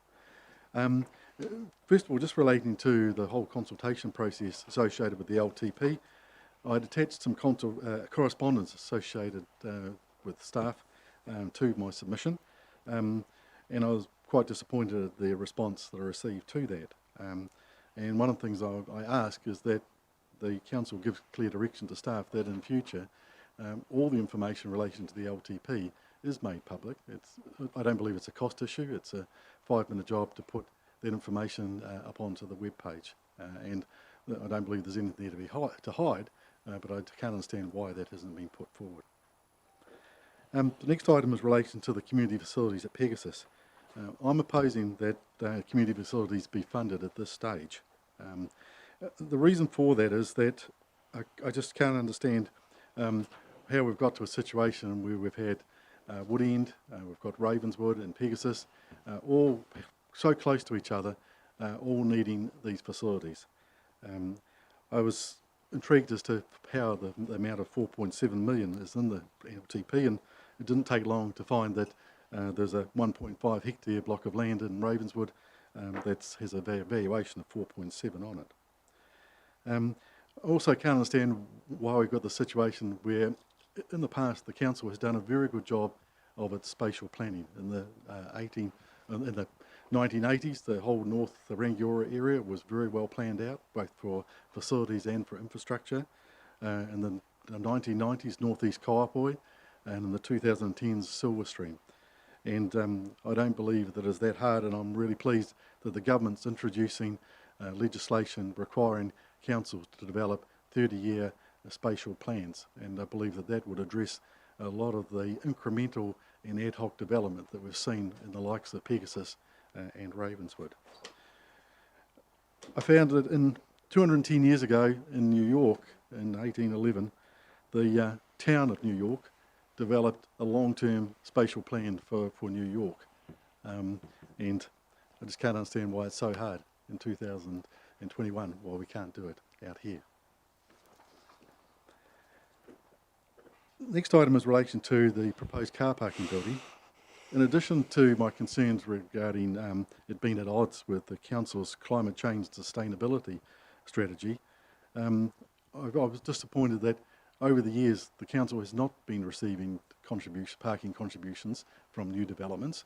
I know when I worked at the council here in the 1990s, development contributions were taken from commercial developments and were set aside for parking facilities. In relation to the proposed Kaiapoi hub, I'm opposing this for a number of reasons. First of all, the initial proposal for this took up only a very small part of the site, but it's morphed into taking over the whole 3-odd hectares with large amounts of space which are going to be underutilised. Jim, can you... Yeah, hold on. Won't be a minute. It's just a good moment to pause there, Martin. Thank you.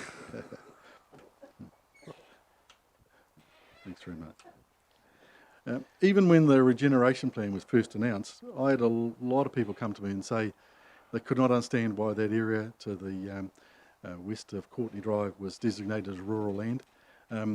So many people saw that as a perfect place for medium to high density residential development or even a retirement village.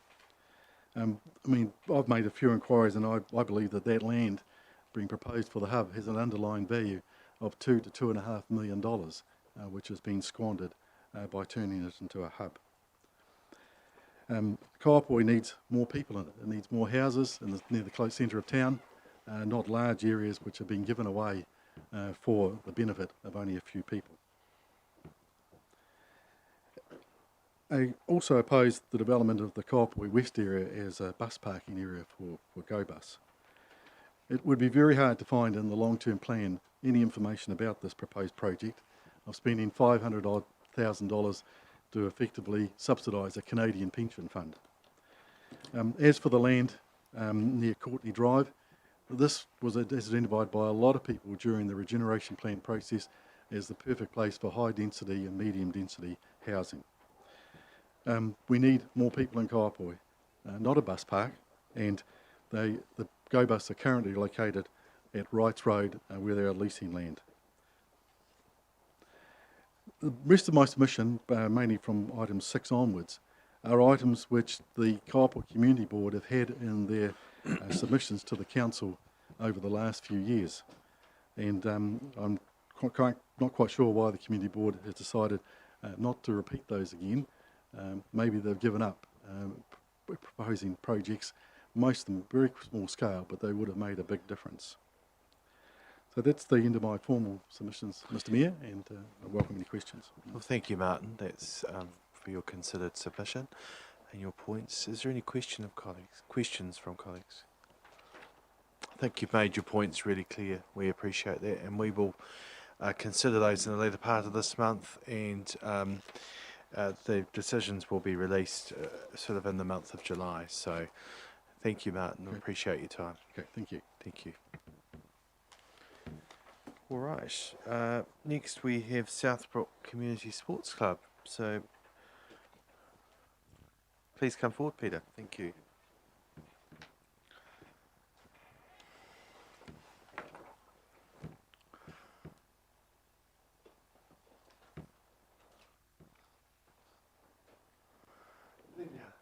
Good evening. So just firstly, could you, if that's all right, no, and we appreciate you coming. Up to 10 minutes, including questions, would be great. If you could use the microphone because we're on live stream, that would be appreciated. And just to let you know, we are on live audio stream. So thank you very much. Thank you. Right? Thank you very much. I need to. Thank you very much. So yes, and we intend to keep this hopefully short and sweet. So you've all had the submission, and I don't intend going over the points again in that. That would be just a waste of your time and my time. So we'll do the Southbrook Sports Club. Really, we host approximately 13,500 users per annum down at the sports club. That varies across all the different sports, but just to give you an idea, on the average Wednesday night during the touch season, we have more than 500 people using that facility, and the participants aging range from 5 up to 70. So it's a well-used community facility, and we thank you for that. I would like to also acknowledge and express our appreciation for the grant from last year. So I'm not trying to hide that. Yes, you gave us a grant last year. Thank you very much. And that 24,000 has been well spent, and we unfortunately we implemented everything that we promised to do. We have done more than that. We've now are totally 100% run by volunteers. There is no paid staff anymore. We've unfortunately had to let the paid staff go. We had a paid manager, but we are still in a hole, we'll put it that way. So we've actually promised last year, if you may remember, agreed to carry out a strategic review in conjunction with the council officers and council officials.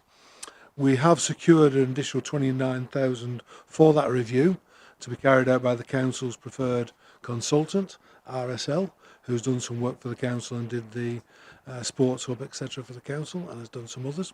So they are starting doing that, and we are working with the council officers to complete that feasibility study, but unfortunately this is not finished yet.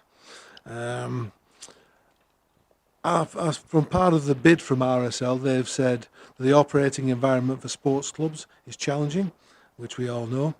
The added complications of owning and managing a facility can distract a club from the core purpose it was established under, which is provision of sporting activities.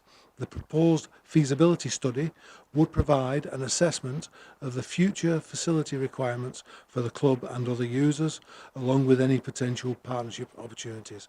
We continue to try and explore wherever possible partnership opportunities, and we are trying to attract whatever sports or whatever users we can down to the park, because we believe that the way to secure a future is to get as many users as possible and make the facilities used 12 months of the year.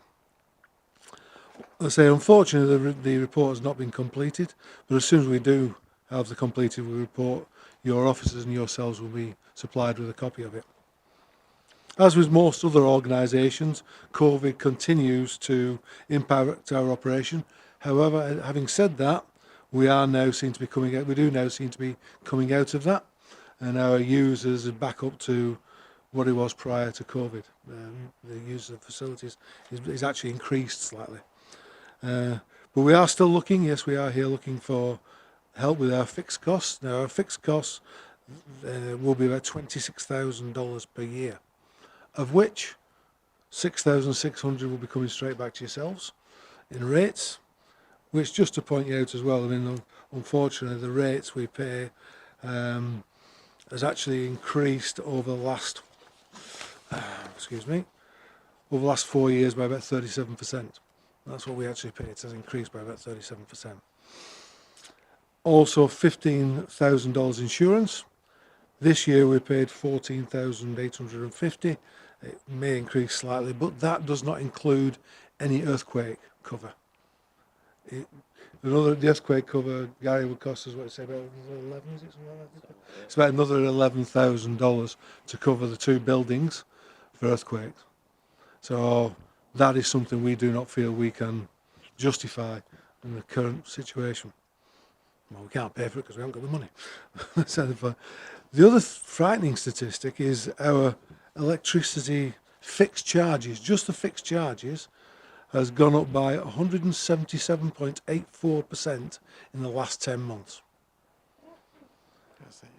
That is just what we're being charged. We've trying to negotiate to change it. It's gone up from $126 a month to $350 a month. Just, you know, that is ridiculous. But that's not the usage, that's just the fixed charges has gone up for that. And that's for the clubhouse, the pumps and the irrigation, etc.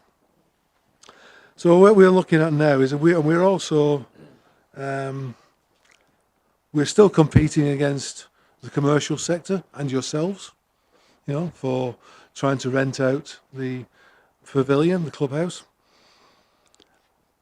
Currently, you rent out, for example, Oxford's is turnovers at $5. Sorry, Woodend's. Sorry, I'll get it right. Excuse me a second. Get the notes out instead of guessing at it. The Woodend Community Complex is $183 a day.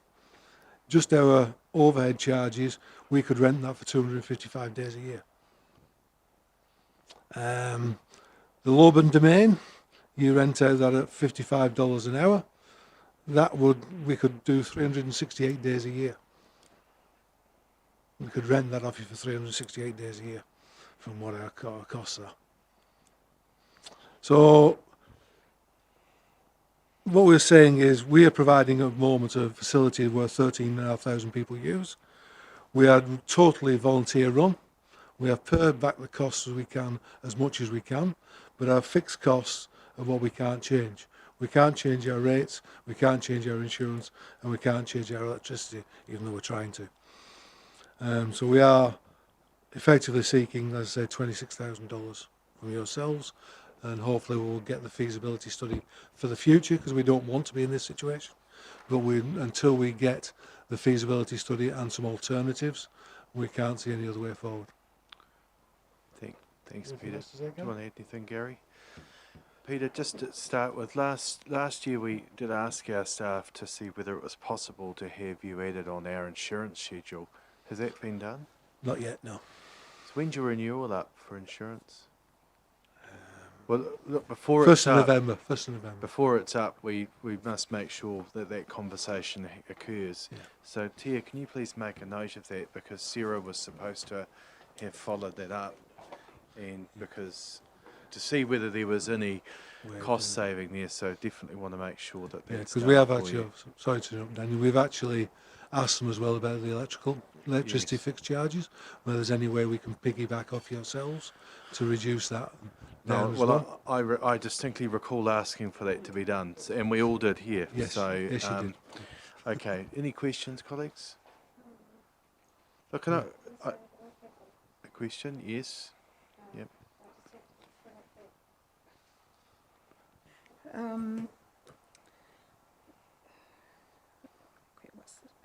Can I just think about it for a minute? Certainly. It's gone.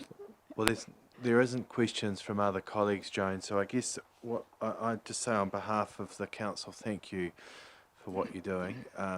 South, you guys do an amazing job down there. Yeah. Realising it's really challenging circumstances. So we will consider your submission in the later part of this month, with the view that we will be able to advise you around the the time of July, and I will definitely follow up around the insurance because that's a matter it's a large cost here. If we can find savings on our own schedule, then we definitely should be doing that. Thank you very Sorry, much. Joan, you've thought of your question? I remembered it. I suppose you have looked at see if you could get a major sponsor to sort of take that off you. You know, have you talked to Harcourts, for instance, the Harcourts Foundation? We have sought sponsorship, and various clubs within the Southbrook Sports Club have got sponsors, but no real major ones. It is getting very difficult, especially around COVID. It was very difficult to try and find any sponsorship. We actually had to pay some sponsorship back over COVID because we couldn't. What about the rugby, New Zealand Rugby, given out to rugby clubs? Have you claimed for that? We did claim for that, yes, and that was, I don't know, it was a couple of $1,000, was it? I think it was. Yeah, it wasn't very much at all. But we do seek wherever we can to get whatever money we can. You know, we because at the time of the COVID, we had staff, we had a manager, so we claimed the wage subsidy for that, etc. So we did do that. We do raise a lot of money from sponsorship, but a lot of that goes through.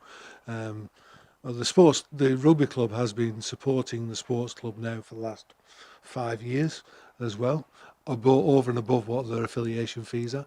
The year before last it was 10,000, was it? Yeah, and the year before that was about 11,000. The sports club paid over, the rugby club paid over and above the share, so they were in effect subsidising the cricket, the touch, the Special Olympics, and things like that. So they were in effect subsidising those.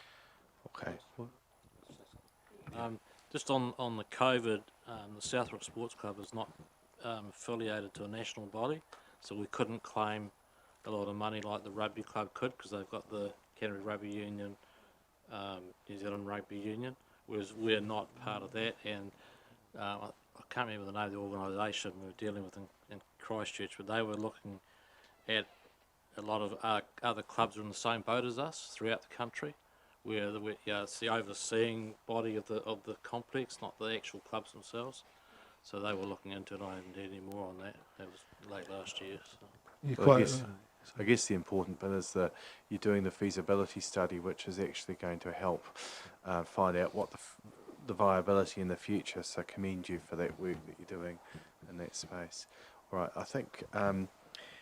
Look, thank you, Peter and Gary. We really appreciate your time. Thank you very much for your time. Cheers.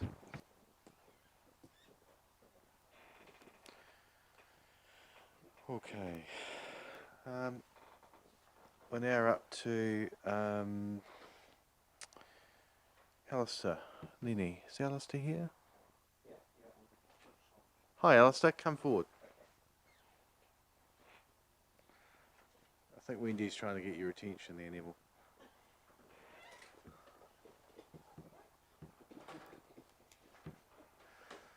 Okay, Alistair, thank you very much for making your time available and your submission. We look up to 10 minutes if you can include within that provision for some questions would be appreciated. Just to remind you, we are on audio live stream, so there is a broader audience than just here today. So please click your button so that that's great. Thank you. Okay. Thank you, Mayor and councillors, for the opportunity to speak. I grew up in Rangiora, but I've lived in the UK since the 1990s. I studied for a PhD in mineralogy at the Earth Sciences Department at the University of Manchester, and some of my research since then is focused on low-temperature carbonate minerals, which are directly connected to the Earth's carbon cycle. I returned to Rangiora last year to help my mother during the COVID lockdown.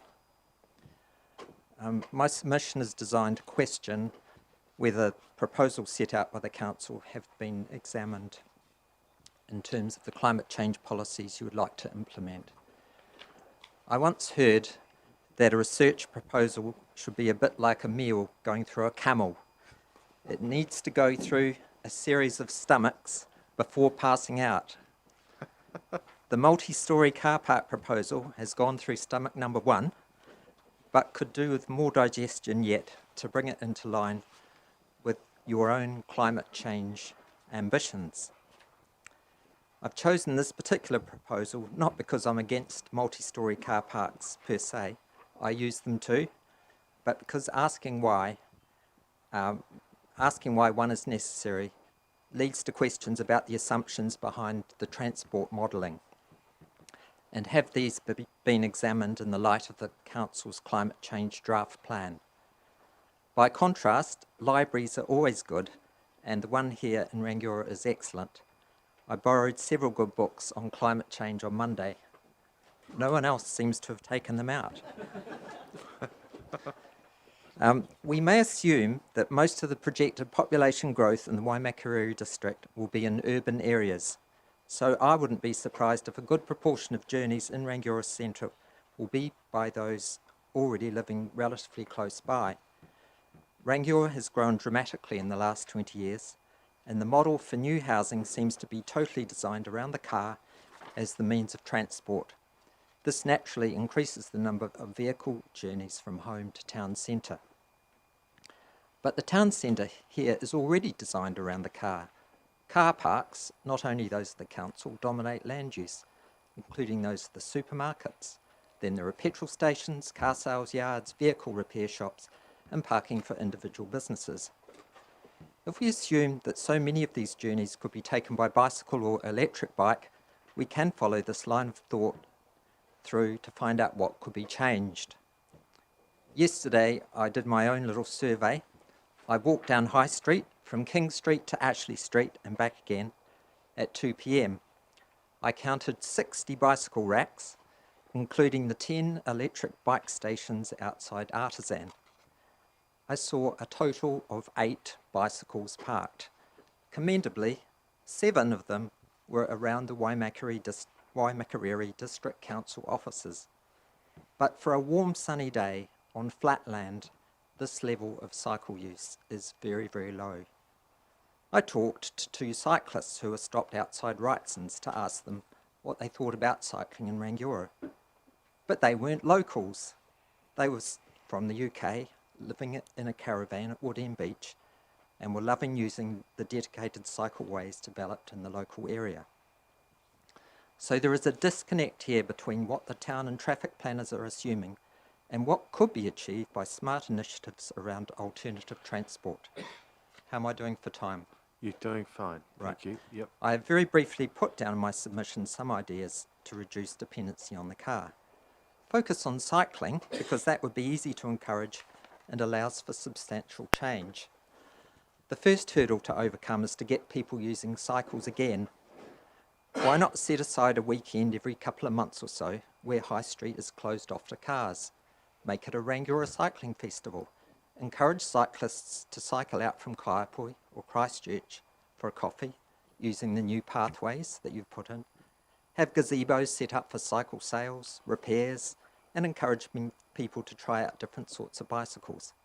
Find someone with an old penny farthing to ride along High Street for entertainment.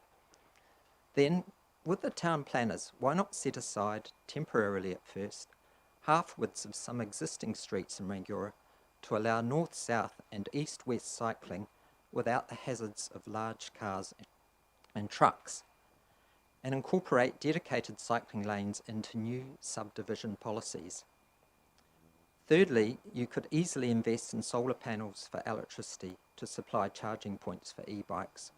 And more generally, with the recent improvements in return for solar cell investment, solar electricity provides a high-profile opportunity for this council to lead on climate change policy for the wider community. I'll conclude here, although there are lots more possibilities we could talk about. Thank you again for the opportunity to present the submission. Thank you, Alistair. That's really thought-provoking, so we appreciate your thoughts. Any questions from colleagues? Councillor Edmund. Tia, there seems to be a ringing noise in this room.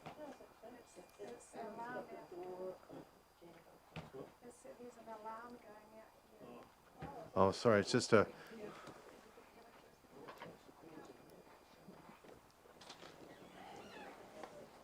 Right, Alistair, thanks Sorry. very much for coming along and giving us your presentation.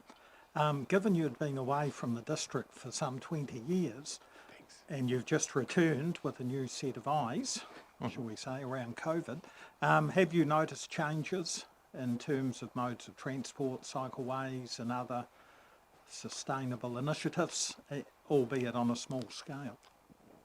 Well, I think what's obvious and is obvious to everyone is the phenomenal growth in the size of Rangiora, and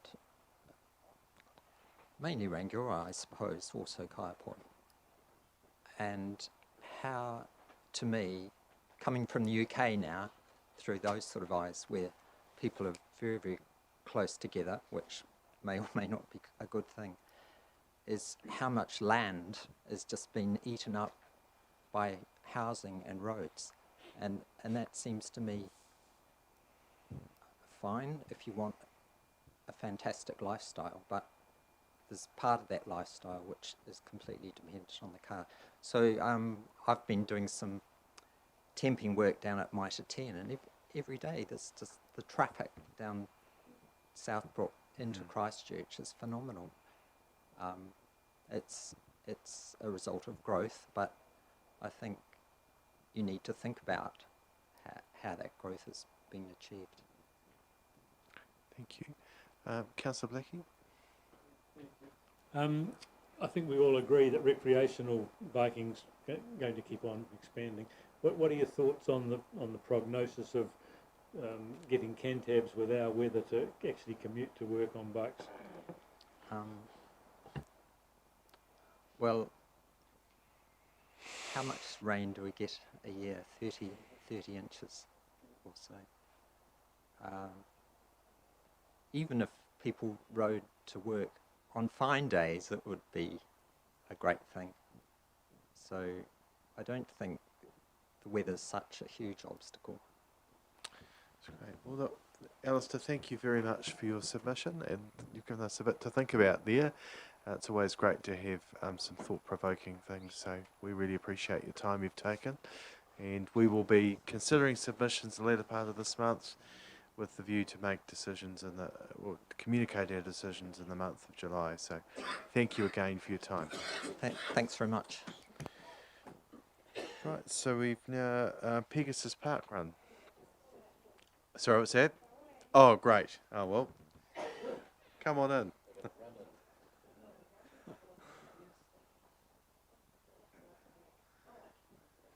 G'day. Hello, how are you? Oh, hello. Right, so great. You never left. That's right, we've got plenty of room behind. G'day. Oh, hello. Good, how are you? Hello. Excellent. Excellent.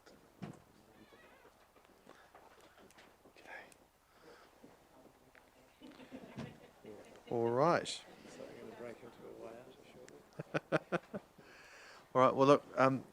Thank you both for coming along to make time available to us to make submission. Appreciate the written submission and the petition that's gone alongside that. So up to 10 minutes. And if you could enable some time for questions within that, would be appreciated. Also, if you could just use the microphones as well when you're speaking, because we are on audio live stream for people that aren't able to be here tonight that want to tune in. So thank you. Thank you. Could you just click your mic on? Oh, have you got a presentation, have you? I beg your pardon. Yes, hello everybody. Yeah, we do have a presentation, a PowerPoint presentation, which is made available. I'm not sure if you have. Okay, just give us 1 second. Have you sent it in already? I have another copy here. I did send it in yesterday, but there we are. Pegasus Park Run. Yeah, there we go. Perfect. So can't seem to get the temperature right today.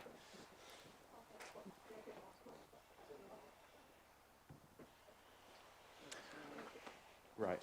All right, ladies and gentlemen, I might begin. Hello and thank you for having us here today. We know that you've probably had a very, very long day listening to various different submissions, so we appreciate the opportunity. And we'll try and keep it short and punchy for you as well. Okay. My name is Chris Vandelier. I'm the event director at Pegasus Parkrun. This is Jackie Hancock. Jackie Hancock is the ex-event director for Pegasus Parkrun, and she's the original person who came up with this concept. So just setting the scene a little bit for you. Pegasus Parkrun has occurred 242 times to date, every Saturday at 8 a.m. around the Lake Pegasus. We've had, as of last weekend, 16,443 people going around the lake. That's a total of 82,215 kilometers that have been run around Lake Pegasus. Okay, and of course that's been powered by 22 volunteers. So that kind of sets the scene a little bit for you. Oh, beg your pardon, 222. I missed a two. It's all those tutu runs. Who's that good-looking chap on the right?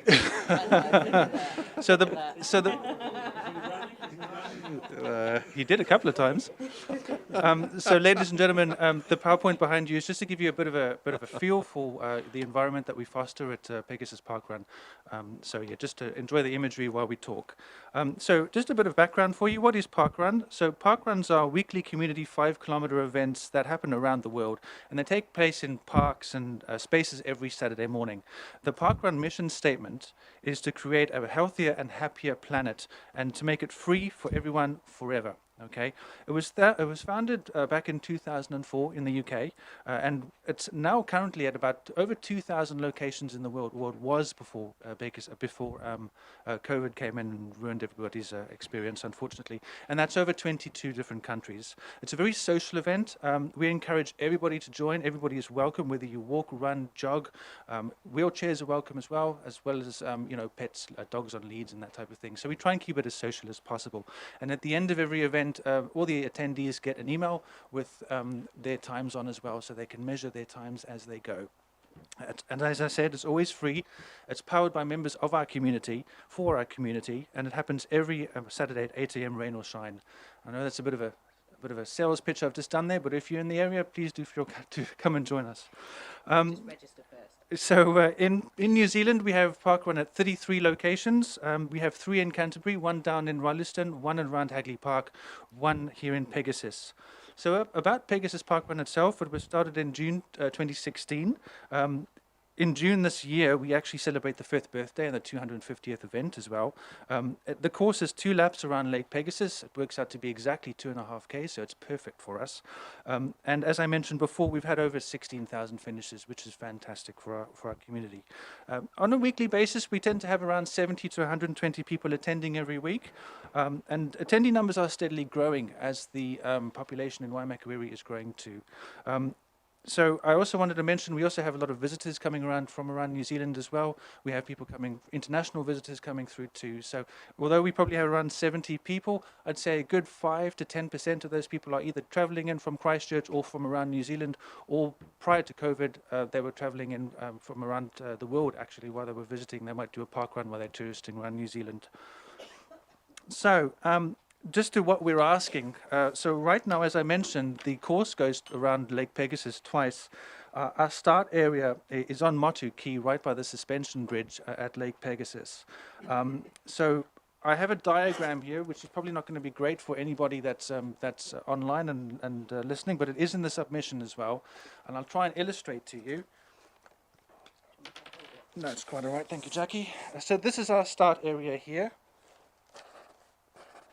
The run goes from here and follows the path around the lake for the first lap, comes back over the suspension bridge, goes around for the second, and then the run finally finishes here. So this is our start area effectively. And what we're asking is we'd like to formally recommend, or suggest rather, that the council purchase this little strip of land here. It's approximately 1.2 kilometers, 1,200 meters, as shown on the map, for use by the public as a green space area. And that will not only allow unlimited access to the lake, but it will also allow us to continue doing our park run. It ensures our longevity of our park run as well. Okay, so effectively, that's what we're doing. That's what we are requesting. Now, we have looked at, worst case scenario, if somebody does purchase that land, or if the land is developed, what we could potentially do to continue holding our event. bearing in mind that there are many benefits for the community. But there's a number of things that we need to look at from our perspective in terms of parking, toilets, health and safety, proximity to roads, driveways, and all that type of thing as well. And unfortunately, if that land was to develop, we would have to seriously look at, look at the feasibility of continuing doing our event there every Saturday. So, with that being said, that's just a basic explanation of who we are and what we would like the submission to achieve for us. I'd like to hand over now to Jackie, who's going to talk through some of the benefits of Parkrun. Thank you. Hi. So there's multiple benefits to doing Parkrun. Social interaction and connections is a big part of what you can do, as you can see by the number of people who have turned out to support us today. We have fancy dress events and we have a lot of fun. We've started a social running group on a Tuesday evening and do the course backwards. Not running backwards, we do the course. You sometimes we do go have backwards. had somebody run the whole course backwards for a backwards park run, which was just a little bit crazy. So 6:30 every Tuesday night if you'd like to join us. It provides opportunities for people to volunteer. There's lots of jobs out front, so there's scanning, timekeeping, marshalling, photographer, lots of behind the scenes roles such as results processing, volunteer coordinator. All our volunteers have fun. It's a really supportive group and benefits everybody's well-being and gives a good feeling of helping out locally. I've personally volunteered at Pegasus Parkrun 264 times, and so I know exactly what it feels like to help out and give back to the community that I personally live in. Lots of health benefits, obviously. We've got walkers, joggers and runners of all abilities, all ages, all demographics. For example, one lady came to us to begin with. She would start before we officially started and do one lap of the course and then disappear. We eventually persuaded her to start with us and she would still walk one lap. They're just off for a run, sorry. And by the time she'd done that, we were able to encourage her to do 2 laps. Her first time she did 2 laps, she took well over an hour and a quarter to walk it. She's now doing it in under 50 minutes. So the health benefits to that lady alone are huge. We've had a lady recently feature in the Parkrun newsletter who has diabetes and has discovered Parkrun to help manage her diabetes. We have a local gym come as part of an 8-week programme. We have a dog walking group, dog training group who come and use our course as part of their training for training dogs to cope with loud crowds and noises and things. Every park runner has their own story about why they love Parkrun and what it means to them, and I think you can see that in the supporting documents with everybody's comments about why Parkrun is important to them. Overall average time of Parkrun globally is increasing, which we're very happy about, because it means there's more people coming who are walking and jogging, and so it's slower, so it's taking longer, which is great, because that's the whole point of Parkrun, is to create a healthier, happier planet. Absolutely. And the last thing is the contribution the weekly events make to the local economy. Oh, that's good timing. So Good Home, the Good Drop, Warehouse Stationery and the Flat White are all regular supporters of us.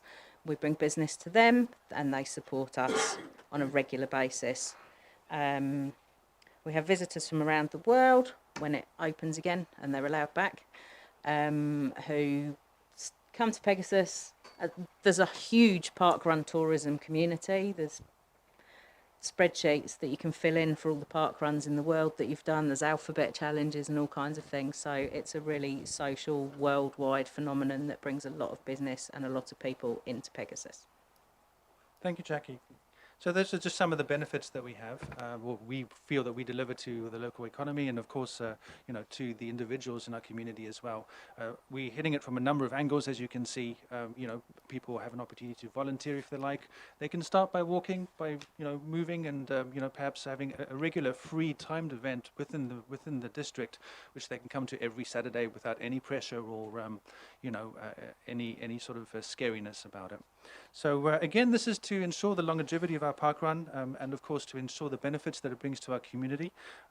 Thank you for having us here this evening. We appreciate that you did, and we sincerely hope that you look favourably upon our submission. Thank you. Well, thank you, Chris and Jackie. That was really clear. It's really clear what you're looking for, and it's also good to hear of the benefits. And as colleagues have seen firsthand, I've taken part in it on a number of occasions. Not recently, I might add, but I personally think it's a fantastic concept. And I think the one thing I've really enjoyed about it is the fact that you're just so supportive, and there's no judgment made, and it's just a really great environment. So thank you for the work you do. Questions? Councillor Redmond, followed by Councillor Blackie. Thank you. I've learnt something this evening. I never knew that Park Run existed. Oh, well, there you go. And I won't ask you to confirm the Mayor's regular attendance, but what would happen, you're starting and finishing on privately owned land. If this land was not available, is your route able to be altered to accommodate the run? A good question. I did touch on this during my presentation. There's a number of things that we need to look at to make sure that the event stays safe for our attendees and that we can maintain that distance as well. It's very convenient that the loop around Pegasus Lake is exactly 2.5 kilometers. But again, there's a number of things that we would need to look at in terms of parking, toilets, access to toilets, health and safety, things like driveways and so on. We would need to have a potential new course reviewed by our headquarters in the UK, and you know, the course would have to be approved before we can go ahead. Now, we've gone through that exercise informally, and there does not appear to be a reasonable substitute if that land is actually lost and we lose access to that space. What would potentially happen is our runners would have to run on the pavement, which is too close to the road. I mean, you have a scenario where kids could potentially run into the road and so on. And again, we doubt very much that would be approved by head office. As an example, in a recent park run request here in Christchurch in Canterbury, somebody made a request for a park run to go through. It was almost approved, but unfortunately the proximity to the road actually cancelled the entire idea. They had permission from the local district council to go ahead and do it, and the private landowners which had crossed, but it wasn't permitted to go ahead. So in summary, we've looked at it. We cannot find a viable alternative if this land is used. Okay, thank you. Councillor Blackie. Is there any indication that the landowner is interested in selling a strip of, as you've indicated, which of course cuts the land off from the lake? We haven't approached the landowner with that question at this time. As far as we know, there's no intention to use that space at this moment in time. However, it could happen in the future. But again, we have not contacted Todd to obtain that information. Templeton, I beg your pardon. Old news. Right. It's always changing. Hey, look, thank you for again. Thank you for your presentation. It's clear what your points are about, and we appreciate the time and those of others who've made it along to support the initiative that you've taken out there. So go well with the rest of the evening, and go well Park Run. Thank you Cheers. kindly, Dan. Thank you. Yep. And if any of you would like to find out more about Park Run, just have a look at that submission document. Well, Our website is I'm on there going too. to bring Councillor Redmond with me next time I Perfect. go. Perfect. It's 8 o'clock in the morning. We'll see you on Saturday for our Star Wars dress-up themed run. Thank you all. Have a I'll nice show them evening. what it's all about. Yeah. All right. Thank you very much. Okay. Nikki's. Oh, I've run out. No, you're right. Thank you.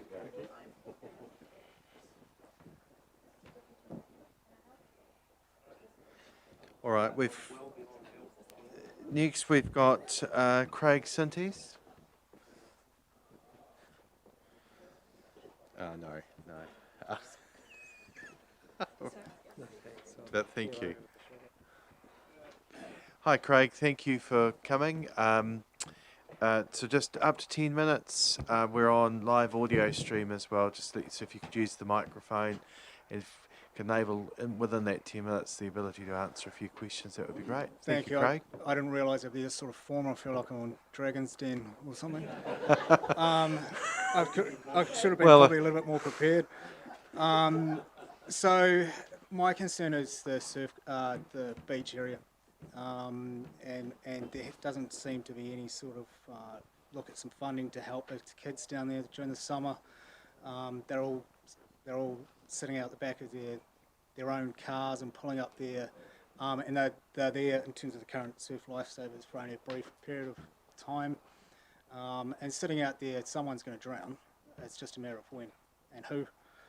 I've sat out there for long periods of times watching in fear when there's been huge rips because there's been no one there. And not through any fault of the kids who are doing the surf lifesaving, they're fantastic. But I'm just thinking maybe some form of platform as basic as that. Even down at Wood End Beach, I think there's even a small platform, right, just to help them, even on the rainy days and so forth, just help those kids out.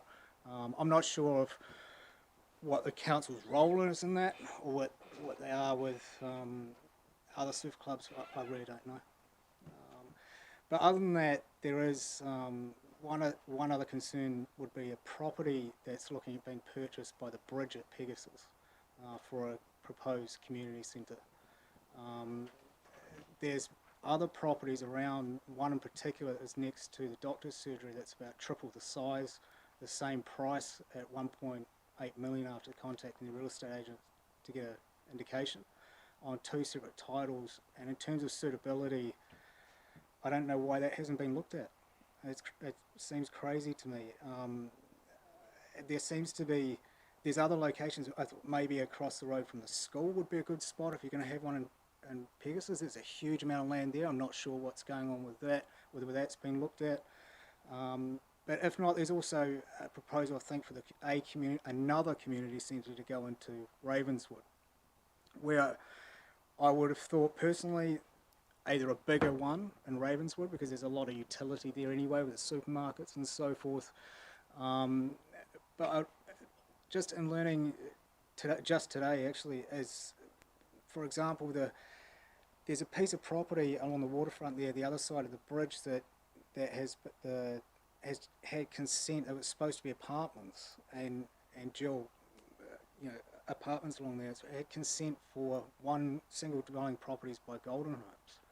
And so I rang Golden Homes to find out what they're going to put there, and he said entry level properties for first home buyers and so forth, and that's right on the waterfront. And in terms of what's going on with some of these consents and properties around, some of them, it just seems strange. Why they're getting chopped up, and in terms of for the community, small houses like that are bringing more rentals and so forth, and to go out and change it for a developer like that just seems weird to me. And there's a loyalty towards this property by the bridge for the community centre that I can't understand, where there's in terms of investment or land banking or whatever you want to put it, the one by the surgery in terms of property investment has got to outweigh this one tenfold. So why? I guess I have more questions than answers for you. It's not the place obviously to ask a million questions, but what is the tie to this particular section for a community centre right on the waterfront property next to a bar? I just don't understand it. It's not that everybody wouldn't be thankful for a community centre. It would be fantastic, and great for the community. But if there's going to be one in Ravenswood, surely it's a bigger one there, and it's only 3 minutes drive down the road. That's crazy, and that's going to serve a much better position for the whole of Wood End, and maybe more resources into that one. That's basically what I've got to say. It's disappointing to me with the developer. There's the same old developers, the same old sort of people building tiny homes in Pegasus, which it's a shame to see the landscape change like that, especially when it would have been nice to have the double stories continue along, or nice properties along the waterfront there next to that bridge. It's disappointing to me that the council gave consent to that. It seems like some of these consents don't really have a lot of consideration for the community or property value. There's two trains of thought with that one. But some of the developers there have kind of abused that a lot. So that's disappointing to see what's going in there.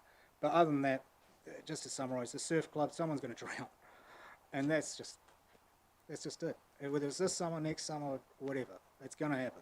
The amount of people who are living out here now just seems to be doubling every year. It's crazy, and the amount of use that beach has had, even since I've been out in 6 years, tenfold the amount of people down there, and the length of time, the length of period that they're down there in terms of seasonal. That and it's dumbfounding, this piece of property. I just don't understand what the ties with Templeton Group in that. I don't get it. I don't particularly trust Templeton Group. There's been I don't know. I just think that in terms of suitability, there's better properties than that. There really is. And it's $1.8 million. The other one, for example, is on 2 titles. It's the same price. You could have the ability to sell the other one of the titles off. It's triple the size. That wasn't even looked at. I called up the council and said, "Have you looked at this?" And called up the real estate agent. No one even inquired of it. It's staring everybody right in the face, or across the road from the school. But that's it. That's it. Well, thank you, Craig, Not for sure yours. if I have any investors.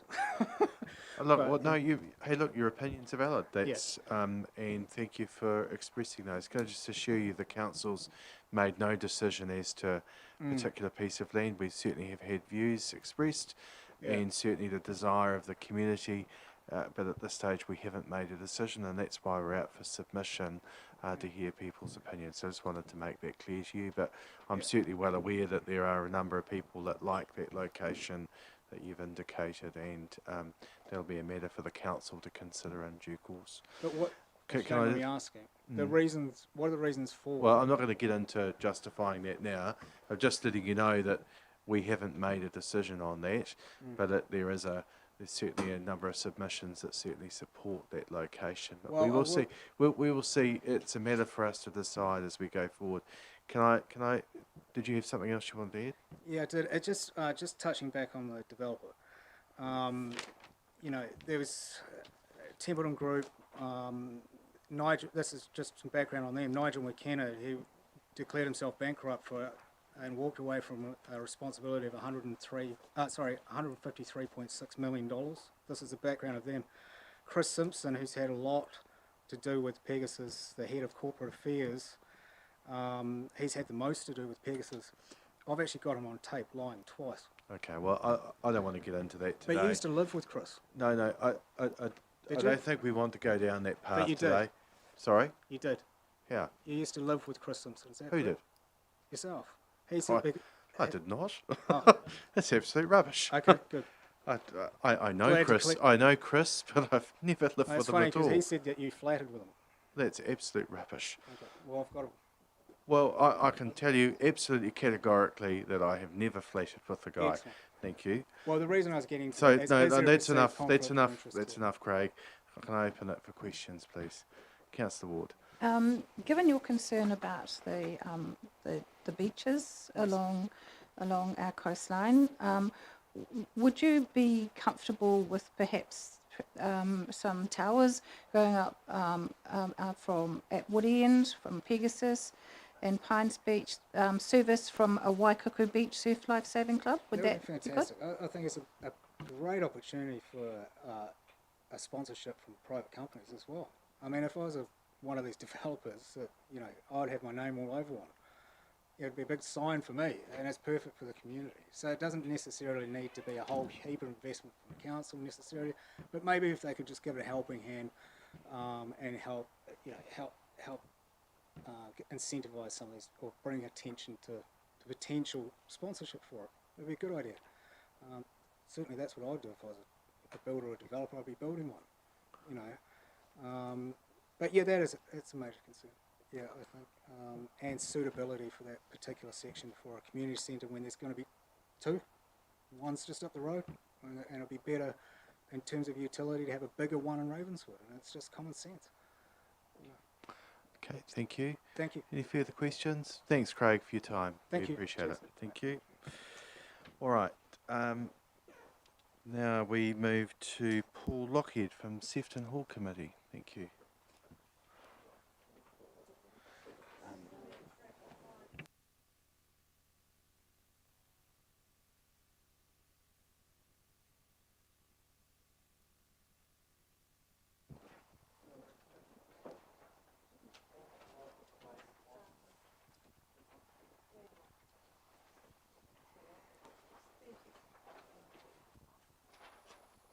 All right. Okay. So,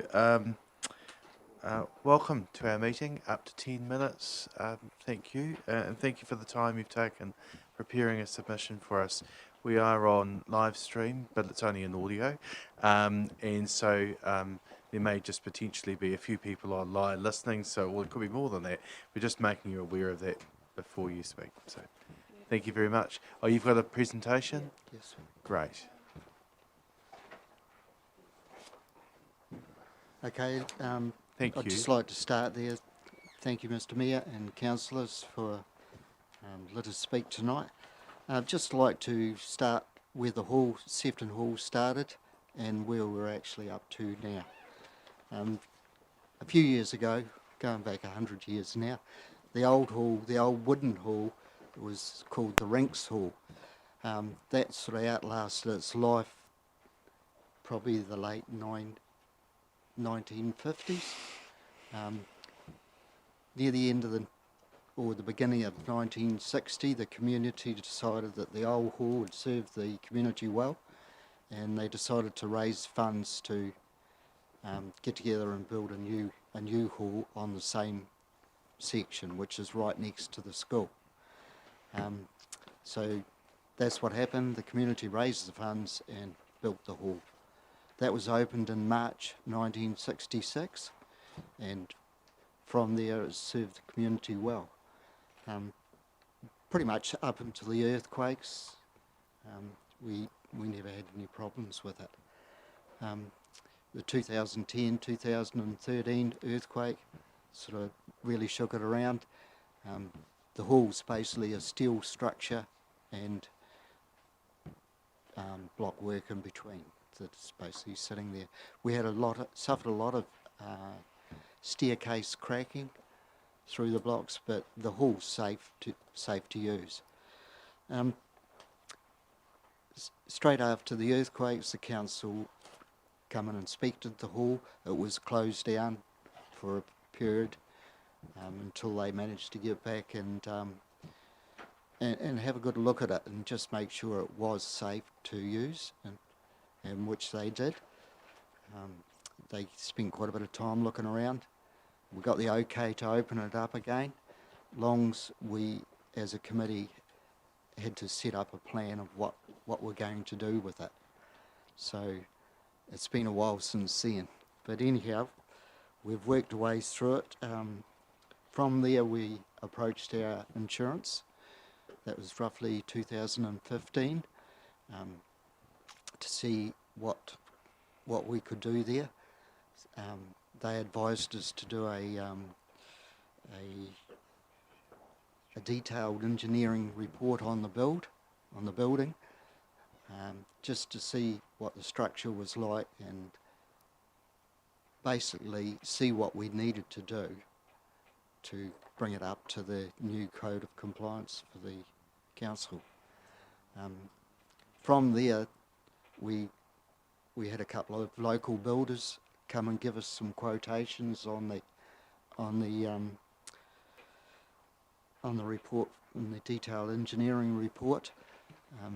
Both builders come in with prices around the 600,000 K to repair it. Both builders said there was a lot of unknowns once they started opening the building up, floors, roofs and that sort of thing. There could be possibly another 100,000 on top.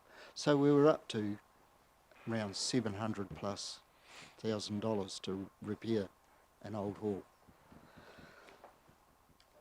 So we decided, what are we going to do now? So we, as the committee, we decided, well, let's get the community together. We'll call a meeting and see what they want to do, whether they want to repair the old hall or rebuild the new hall, so, or just forget about it altogether. At the end of the night, we come up with this thing that we needed to do a feasibility study, which we did, and that was completed by RSL, Recreational Sport and Leisure. They presented that back to us early last year, and we looked through it and then we thought, oh, right, we've got to go back to the community now and see where we stand. Then COVID put us back a few months, so eventually we did get the community meeting together, and RSL come in and presented their study to the community. At the end of the evening, it all sort of weighed up that the best thing to do was to actually build a new hall. Whether we built it on the section that's there now, which would mean losing a hall for 12 months while that went on, or we build it up in the domain or somewhere else. So at this stage we are looking at building up in the domain, and we're just waiting for the council's okay on that. So there was one other thing that did happen after we presented the study to the community. The government put that providential growth funding into place. We applied for that and we failed there, so it was back to the new build. So the hall at this stage is well patronised, and we'll just wait to hear from the council and to see if we can actually do something up in the domain. So in the meantime, the committee sort of got together and we thought, well, if we're going to build a hall, we need to get on with sort of a concept plan. So this is what we've come up with at this stage. The hall area, this total area here to here is the same size as the old hall. So basically gives us the same room. A decent entry, kitchen, a meeting room, and then toilets with everything in it. The only addition is the changing rooms at the end. If we build up in the domain and do away with the old pavilion, we'd need to have changing rooms for sporting teams and that. So the size of it has actually grown a bit, and with that the price, roughly the price. We haven't gone any further with the plans as far as pricing until we know exactly what we can do, where we can go. There's some other There's another slide there views too, apparently. 3D Sorry. views there. That's right. That's very appealing. Quite, very quite smart. so basically it's We've got these in our slide pack, so we have seen the images. You have seen it? Yep. That's fine. Yep. So basically just doing away with the old building a new hall and go from there. So thanks very much for allowing us to speak on it. Cheers. Our pleasure. Thank you for your time and for all the work that you've done to getting to this point. Questions from colleagues? Councillor Redmond, followed by Councillor Doody. Thanks for coming along, Paul, and the supporters. Are you able to tell us how your funding sits at the moment, what the cost of this project is?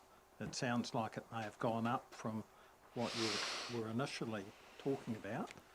So how are you proposing to fund this, assuming it all goes ahead? Yes, at this stage we've got our insurance payout, which is $300,000.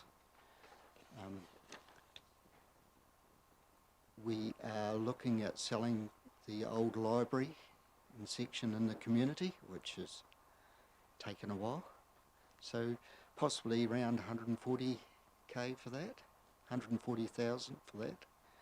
And if we do move up into the domain, we could possibly sell the old hall and the sections there. We're sort of looking around maybe 350,000 there. So we're up around the up around the 800,000 that we'd have. Then we would tap into like Lotto's, Rada Group, and whatever else we can do. this build at this stage is probably somewhere around 570 square metres. So if we're looking at maybe 3,000 square metre at this stage, maybe building, it might be in the higher side of it. It's probably looking around 1.5 million plus. We realise that we're probably not going to get that sort of funds, so we're going to have to reduce things and beg and borrow whatever we can from the community. So we're hoping the council will back us right through until we've got this multifunctional building up and running. Thank you. Councillor Doody?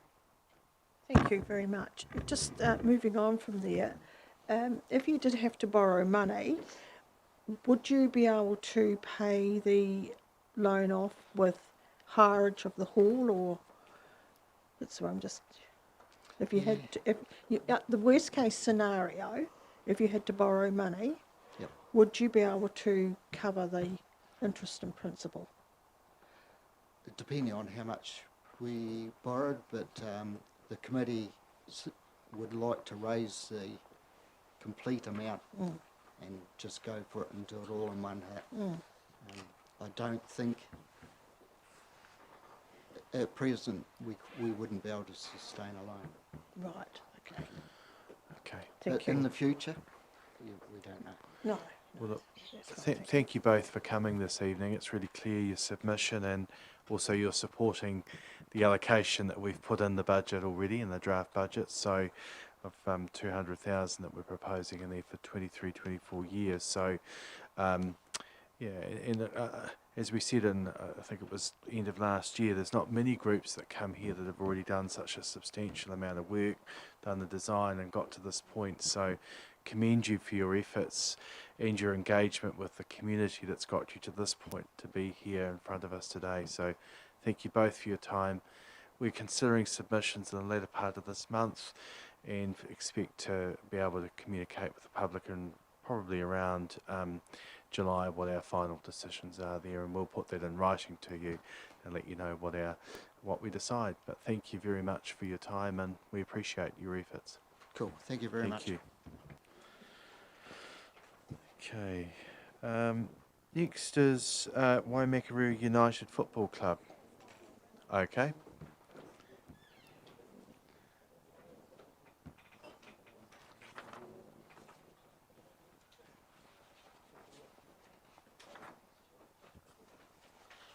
They got a presentation. Yeah. Good evening. How are you? Hi. Hello. So you're both leading the presentation? So, yeah. Have a seat. Have you got a? We're just checking. We haven't got a. You're not presenting anything on PowerPoint or anything? No, that's good. Thank you. Okay, so are you ready to start? So, well, welcome, and to your supporters as well that have come along. So Sabrina, sorry, I'm not sure of what your name is. Adam, great to see you both. So up to 10 minutes. If we could allow some time for questions on that as well, that would be great. If you could use the microphones as you speak, because we're on, it's good for our audibility, but also we're on live audio stream for others that will be tuning in to listen to this tonight. So thank you. So I'll leave it up to you to take us through your points. Awesome. Thank you for the invitation. So my name's Adam Kaiser. I'm the Football Development Officer at Waimak United. I joined the club in 2019. The main reason why I joined the club was really to do with the huge potential that I saw in the football club here, both in terms of the catchment area in the region, as well as the facilities that we've got here. Just to give you a bit of information, when I joined the club, one of the first things that we introduced was our club values, which is sort of the cornerstone for all our football, right from the youngest age through to our seniors. So the club values at Waimak is we want all our players to be confident, respectful, adaptable, hard-working and humble. And we feel those values not just represent the football club, but also Waimak as a district. So they're really important to us, as well as obviously all the football development and skills and everything else that comes with team sport. One of the other things I introduced at the club was we scrapped all A and B teams for juniors, so we don't look to specialise too early with kids. We don't look to make assumptions on children who, as they're growing at different rates and developing. So from a young age here at Waimak United, it's all about kids having fun, playing with their friends, enjoying playing team sports and getting all those values that we talked about as well. From there, within the youth space, however, we have managed to grow our player development programme significantly. So we're now a club that has a youth development programme in all youth age groups from 13 to 17. And what that means is within them age groups we have players who get provided with an advanced football development programme. So it means any aspiring footballers from Waimak don't have to go into town to get pathways to a higher level. So players within that programme, they get trainings 3 times a week on the turf at Kendall Park. They get development in regards to leadership, mentoring, things like hydration, nutrition, strength and conditioning. So it's a really, really good programme that we've managed to put in place. Within that programme, we've now seen players from our club being selected for things like the new Tottenham Hotspur Academy in the North Island. The first player in the South Island to be selected has come from this club. We've got a number of players who are now being selected for the New Zealand national talent camps. So in terms of player development, we're on a really good track. But more importantly, I think our club is growing massively in terms of numbers, and we see a continued growth trend for the next 5 to 10 years. Just to give you an example, in 2019, when I joined the club, we had 650 members after quite a difficult period the club had been through previously. Currently, we're looking at we're currently on around 800 members for this season. That's taken into account, obviously, the year we've had with COVID, but we've seen a 23% growth, and I estimate in the next 2 to 3 years we'll see the club grow to over 1,000 members. The football club is the second biggest club in the Canterbury region for female participation, and we have the potential to become the biggest, in my opinion. And not just in terms of participation, one of the things we should be proud of as a region is the fact that more female football internationals have come from this club than any other club in the South Island. And when I say female internationals, I mean female futsal players, youth internationals, full internationals. And, you know, we're trying to continue that trend with the current generation of girls we've got coming through. Also at the club, we're now at the stage where we've really extended our community programme. So rather than just being a football club that provides your team environments, this year we provided our our Waimak Excel programme. The Waimak Excel programme was a free football programme for all children aged 4 to 17 for 20 weeks. I don't know any other club that's doing this. So football's getting a bit of a bad rap, in my opinion, in this country because it can be quite expensive. Everything's sort of, there's a fee on everything. It's just the reality. There's not much funding from the top, so everything comes from the bottom. What we did is we opened up free football. It's not coached. The Excel programme's all about kids just having fun, playing small-sided games, being creative, playing with different people, and playing in a non-pressurised environment. And we saw over 300 children sign up for that programme. So it's a huge uptake, which has also had a big increase on our membership.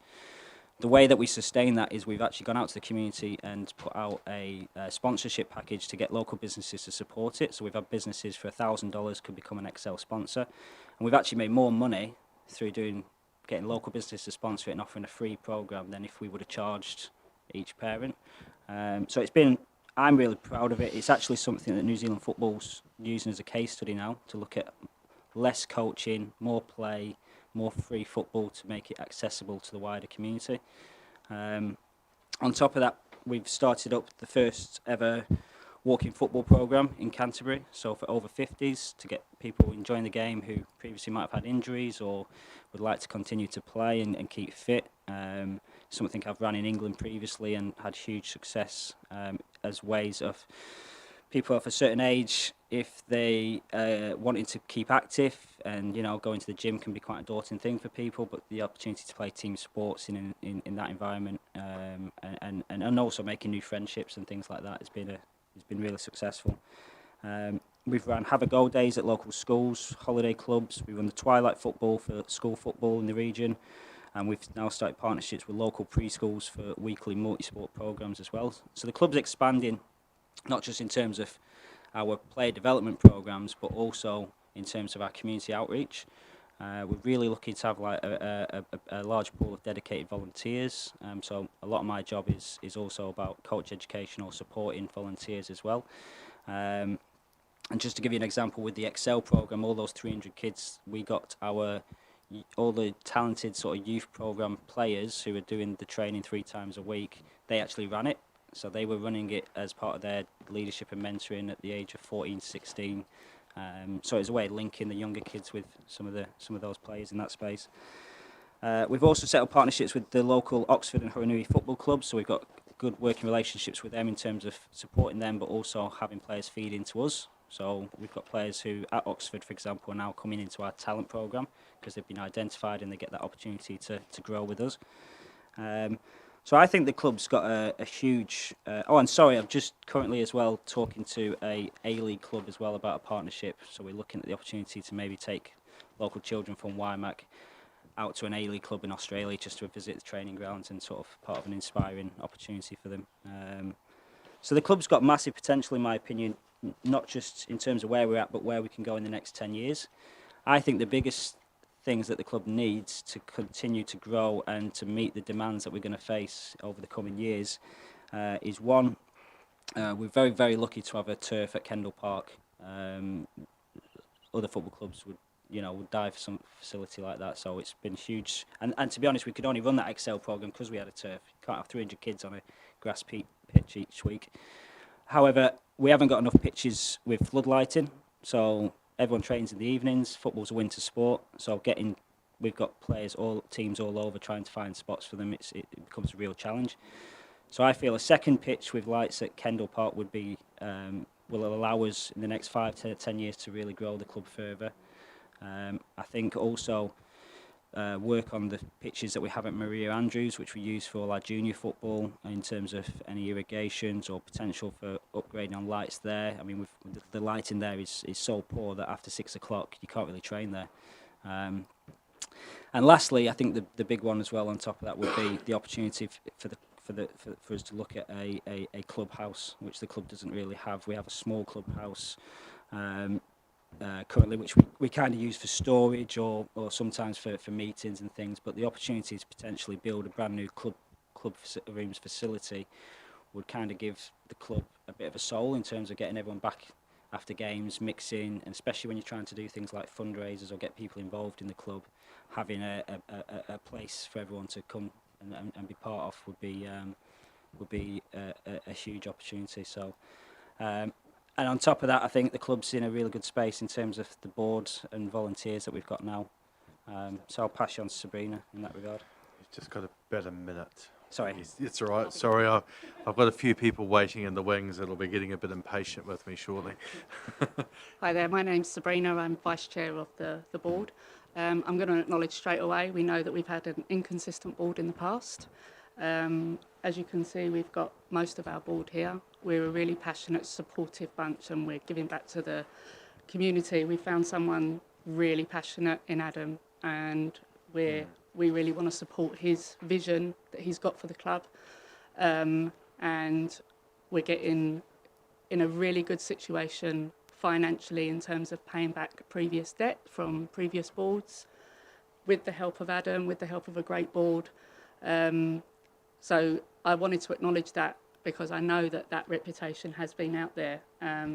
But I want you to know that we're a fresh new board and we are committed to making this work for the community, because we're a non-profit organisation. Everything that we make goes back to the kids, back to the seniors, back to everything we put into football.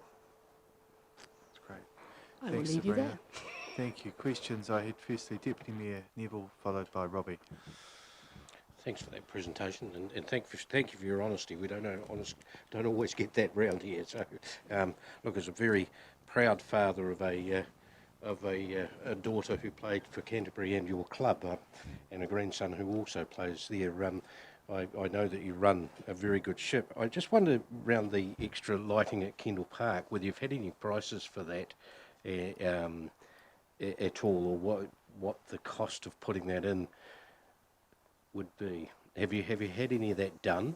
We've previously had quotations because we're constantly applying for grants. Unfortunately, it is in excess of 20,000 in order to get full lighting done for a second pitch, and the grants, unfortunately, are getting harder and harder to come by.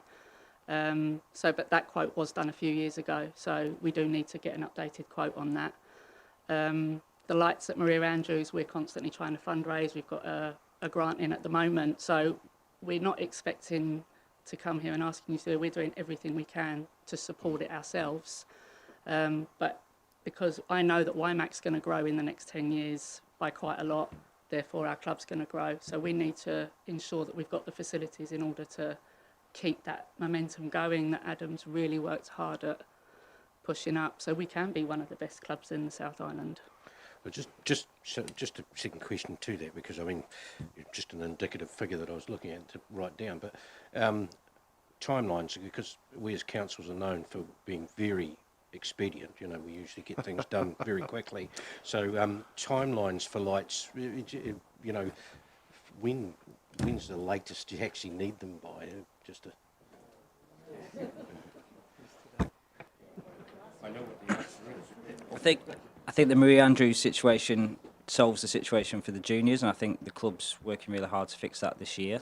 And I think if we were in a situation where next year we had lighting at Kendall Park for a second pitch, I think that would be the ideal scenario, because not only are we seeing growth in our juniors, but we're seeing it in our social teams as well, seniors, and having 11-side pitches, especially, and opportunities to train there. I think if we continue the rate we are and we don't get second lights at Kendall. Speaking of lights, there you go. Tell you what, we could give you these ones. Yeah. It's good to see we're so well aligned at the moment. Yeah. All right. That'd be the idea. Councillor Bryan? So just with regard to the turf that's there, it's got a life of 10 to 15. When we negotiated let soccer have it, the agreement was you were going to pay the depreciation so we could replace it. So our staff can recommence that conversation. AMP grounds, they're lit. Have you looked at the AMP grounds? And I used to train there rugby. They're all right in winter. Yeah, I think the AMP lights. I think we've also got. I think it's a local school that's been using them as well. And I'm aware, for example, with Dudley Park, you've obviously the council are making that accessible for sports clubs to use. So again, I think the key thing for us is the ability to provide for our numbers in the junior spaces and in Rangiora. I think we're on track. I think the thing with the Kendall Park situation is more about having more 11-a-sides trainings where you've got the goals and you've got the pitch and you can actually train, because especially when we're trying to do some of the development stuff we're doing, basically for all our youth teams to play in the what's classed as the Premier Division, we get audited. They must have half a training pitch each 3 times a week. We've got 4 teams there, plus we're trying to do the same thing in the girls' space, and then you've got your senior team. So it's that extra 11-a-sides floodlit pitch would allow us to be able to continue to grow in that area. But I think Dudley and Marie Andrews, which I know the board are working really hard at to get solved in the immediate future this year, solves the issue in terms of the junior space and the community space. It's more on that youth and senior level that we're struggling on.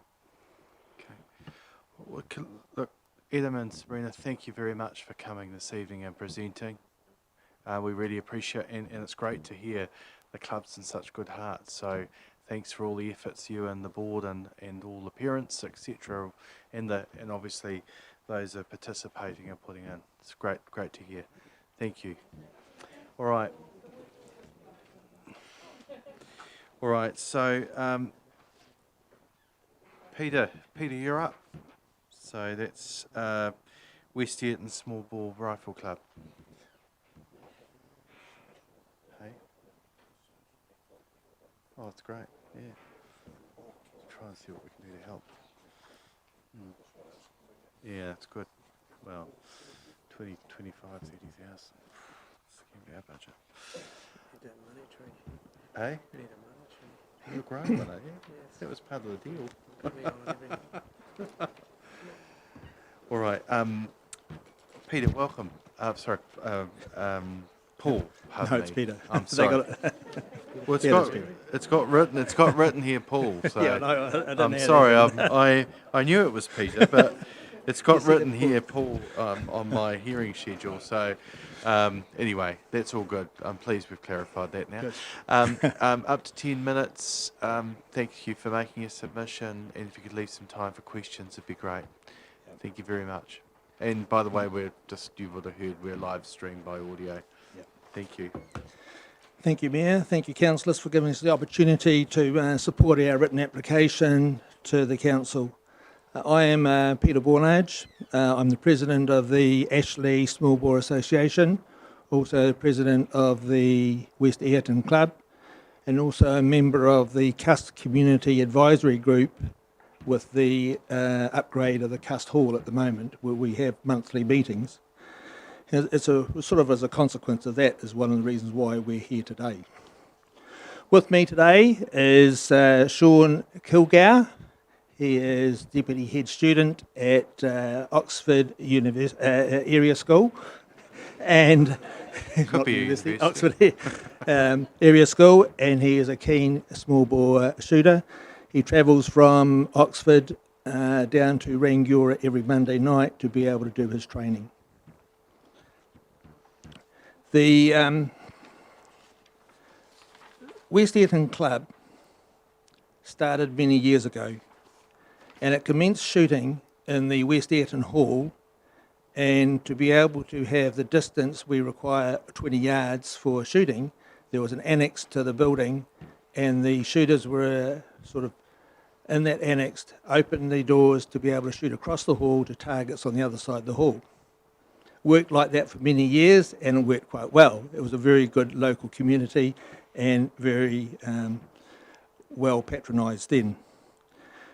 Around 1988, the council approached the club and suggested that they would like to build in Cust a community hall, and approached our club, the West Ayrton Rifle Club, to see if we would be moving from the West Ayrton to Cust to become one of the users of Cust.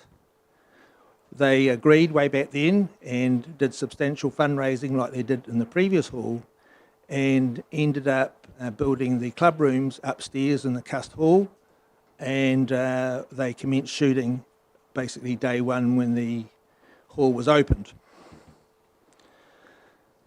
There was substantial fundraising done at the time for the club facilities, and that involved the club rooms, the traps at the far end, and storage. And the club has shot at that Cust Community Centre ever since. The club is actually has a reasonable number of members, but it is actually well known through the New Zealand shooting fraternity. We have shooters in the national teams, we have shooters in the South Island teams, veterans teams, and we have juniors that have gone to Oceania in Sydney a couple of years ago, one of our juniors from our club. The coaching, and we have two national recognised coaches in our club. They've gone through the program, and it's through the coaching that some of this achievements have been achieved. And Sean would be one of those people with our club if he'd been able to shoot at our club or at Oxford. Shooting is a sport that can be done by anybody. It's a very level sport. Men can versus women. There is no differences in abilities. Their scores are the same. So we've got some very successful shooters, women shooters as well. Each year we have a number of people coming to the club, and the fire brigade, they have a national competition each year, and for 2 or 3 weeks they come along with their fire brigade people, and we they shoot a card and we coach them through that card. Prior to COVID, we had Oxford come down to Cust, and we also had Cust shoot there as well for their national competition. Shooting, it's a very disciplined sport, as like the previous soccer people talked about. It does require a lot of concentration, and there's an adherence to processes and principles that you need to follow if you're going to be a good shooter. You just don't get down the mound and just fire a bullet. You've got to actually follow a process, and it is very, very disciplined. Our proposal to the council, as being a part of the West Ayrton Hall, the Cust Community Advisory Board, would be to move the West Ayrton Club from Cust to Oxford. There are a couple of main reasons for that. First of all, the West Ayrton Club, as it is shooting at Cust, to be able to maintain the standards that we now require for national, which is the lead contamination issues we have and air purification issues, requires substantial upgrading and further to what is already happening to the hall to make it compliant. We're looking at tens of thousands of dollars. The air purification process itself, which requires, like a room like this, we would be 6 or 7 times air extraction. We need a negative flow of air over the shooters, especially for young junior shooters. That was going to cost, just that alone was $15,000. Rather than spend the money at Cust, we do see that the writing is on the wall for shooting in New Zealand at community-based facilities due to lead contamination and other issues.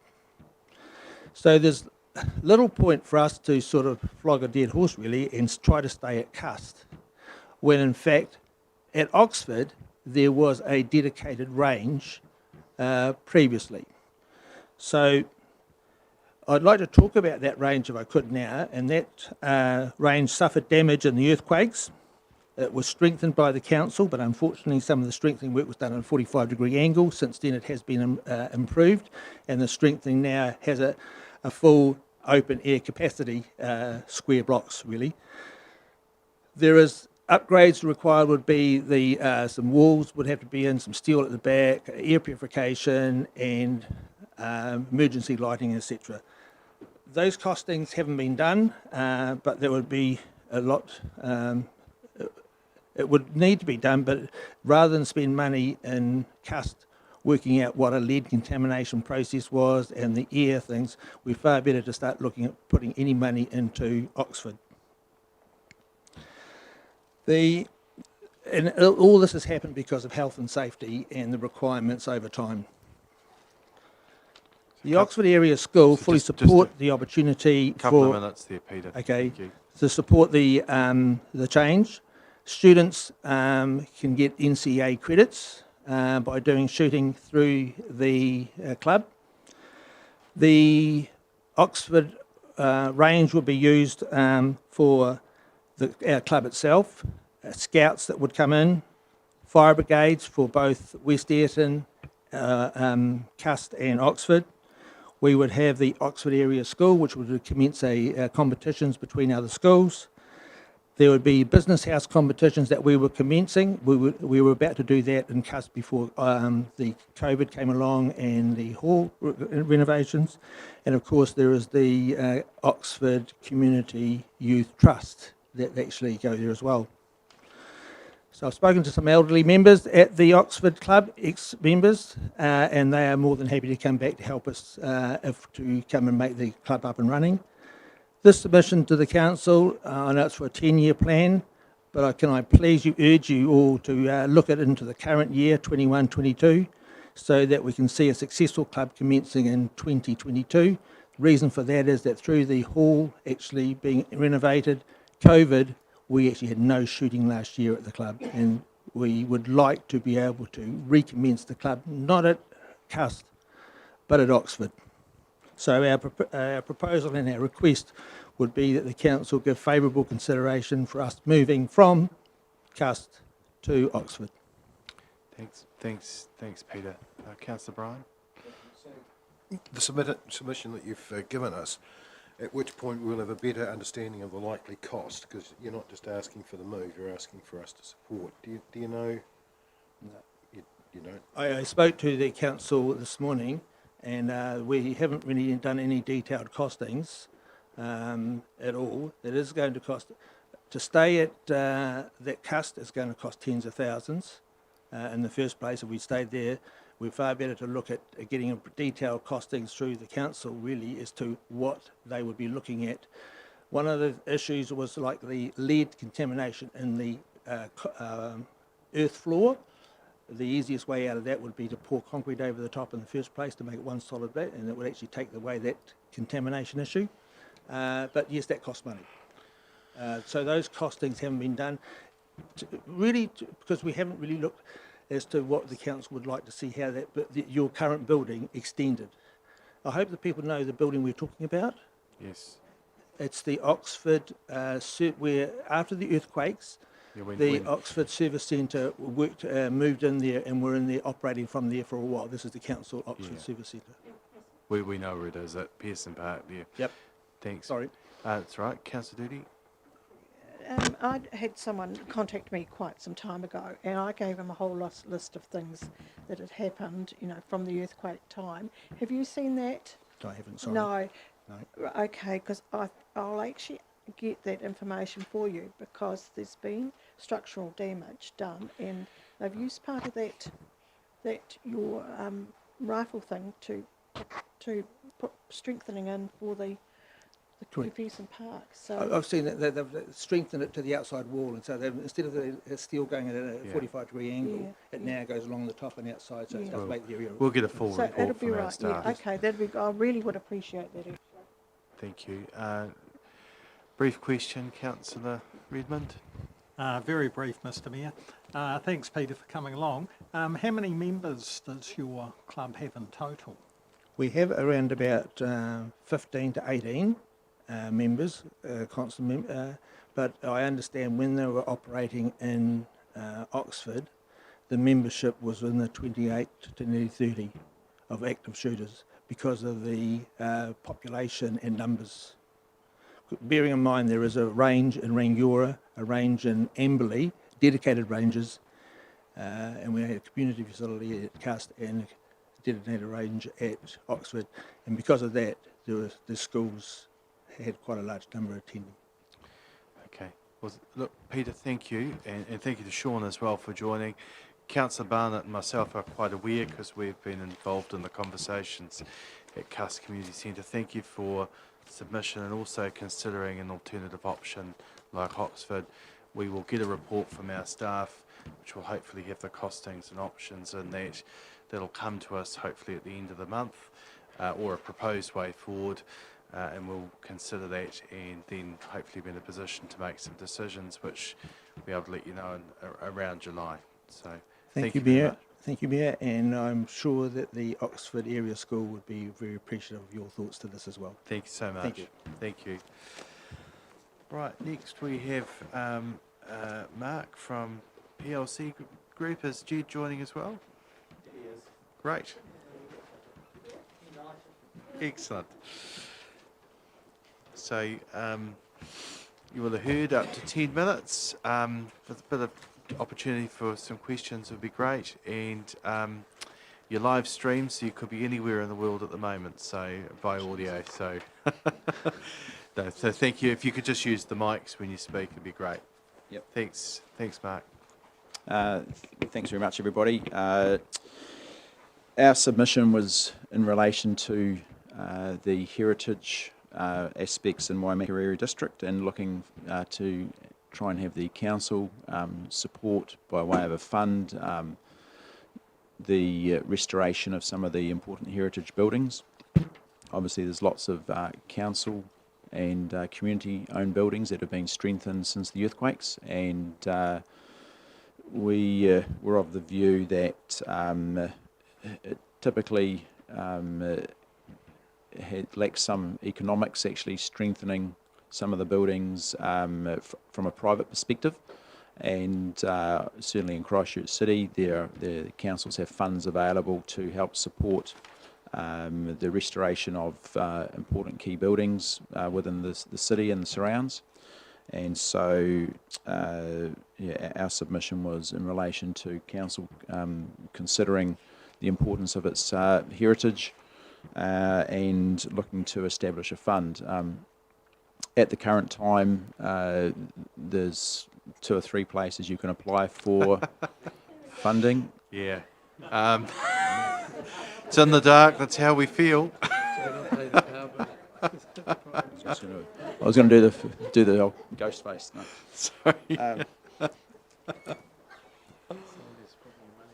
Sorry. So there's typically funding available for strengthening through the Equip Fund. There's funding available through the Historic Places Trust for particular features of buildings to try and retain those. And I guess there's a process you've got to go through for that, but there isn't necessarily a lot available at a... Good gracious. I don't know what's going on there. There you go. Actually, that Is that good. better? Yeah. Spotlight. Spot the submitter. Yeah. Sorry, guys. Do you want to just if you want to restart, that's fine, because No, if you've it's lost your flow, you're okay. We might just get to you to stay by the lights just in case. I think it's on some sort of sensor, and I'm not sure what's going on. It happened out there before as well. Yep. Yeah. So try and save ratepayers' money, I think. Yeah. Yeah. You'll be pleased to hear that. Yeah. So we'd like to see council support appropriate projects in the private sector where there's important historical and heritage significance to them. The reason for that, obviously, is as generations pass, it's important that the younger people of today understand maybe how things happened many years ago. And so I think it's important for our culture and our heritage that that's considered, and I think council has a part to assist in that preservation as well. Jed, do you want to add to that? Just push this away. Yeah, here we go. I think Mark covered it pretty well. We spent a lot of time with Historic Places Trust trying to get some funds out of them, but with no avail. It was a bit disappointing. Spent a lot of money doing it and get a no. So it's hard to make the numbers work on those sorts of buildings. So I think Mark covered it pretty much. We've started on the building. As you probably realise, we've had it all tented, which has been quite an interesting project in itself. And we were thinking at some stage, if any of you are interested, you could be welcome, if you get a time, and you could come and have a bit of a look, and you can climb to the top of the scaffolding, get a bit of a view of the Southern Alps and Banks Peninsula, and you can see what we're up against. And it's just quite interesting to have a look, even for myself, being involved in the building game, all the different things happening, and quite often you never get a chance to have a look. Yeah, so thanks for your time, and we always appreciate coming to visit you, and we seem to be here quite often. Always happy to see you both. Yeah, and, that's great. We appreciate what you do in our towns and our district. No. Can I just ask you what sort of you made a submission around it? So you're looking for a contribution towards the costs. Is that correct? Yeah, that's correct. Yes. Have you got an idea of what Well, you'd like to request? Originally, when we did the budget, we were hoping to get $100,000 off the Historic Places Trust, but we didn't get that. So that's sort of, ballpark figure. I mean, might be a bit of pie in the sky, I don't know, but we're just, anything would be of a help, We've put in application for a PIM, and there's some quite high development DCs involved to pay as well. And we have asked, I think, to see whether there's some help there, but I don't know legally whether you can actually do that. It always used to be residential upstairs, and we're gonna keep that residential component upstairs. Or reinstate it. Yeah. Okay. All right. Questions from colleagues? I think it's clear what you're looking for, and look, it's great that you've stepped in to save a really iconic building in our district, particularly in Kaiapoi. So we're thrilled to see that, and we'll let you know our thinking. Well, we'll be deciding it towards the end of this month with the view that we'll communicate that about July. So we'll be in touch. Yeah, Thank you both. I suppose if you want any numbers or anything, I mean, Mark's a chartered accountant, and we've got all the plenty of numbers and spreadsheets and bits and pieces. If you want to sort of have a look at anything to justify anything or see what we're up against, if that's of any help. Have you? We actually have a heritage fund. Have you sort of applying to that at all? Well, we did. Yeah, we did talk to council about that. We talked to the two Simons about it. Yes. Yeah. We might get a look. It's part of our consideration. That might be part of it, but we do have some funding set aside there that might be able to support it in some way. Hey, look, I don't want to prejudge what we decide, but that's one aspect. And it's a bit hard to know what to ask for. Like we want to be unreasonable. We don't want to be unreasonable. Just it depends what value you put on it. I don't think you're being unreasonable at all. If you don't ask, you don't get. No, that's right. So we might as well go for the 100. Just sign her off on that. That'd be good. All right. Well, very quickly, Councillor Redmond. Sorry, I didn't see you. Just a quick question, Mark and Jed. I think in your email you're referring. You'd like to see the council support private development of heritage buildings, which is not just your building, it's other buildings too. And am I correct in thinking you'd like the council to put more money into this heritage fund we have, which of course you'd be able to apply for?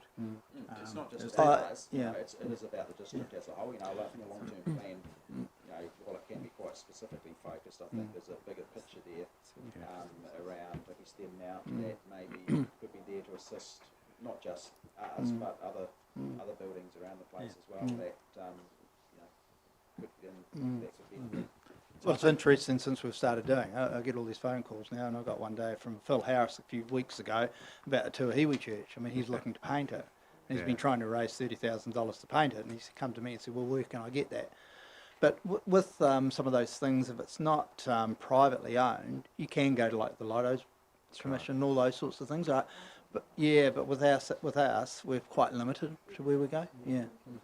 No, thanks very much. Okay, no. Thank you both. Thanks for your time. Appreciate your time. The seats are certainly warm when you first sit down. They've been well well used used excellent. today. Well, we've given you sort of the experience with the lights off and on, so as well, you've got the full works tonight, guys. Guys, hey team, we've been going for about 3 hours. Would you like 5 minutes for a toilet break?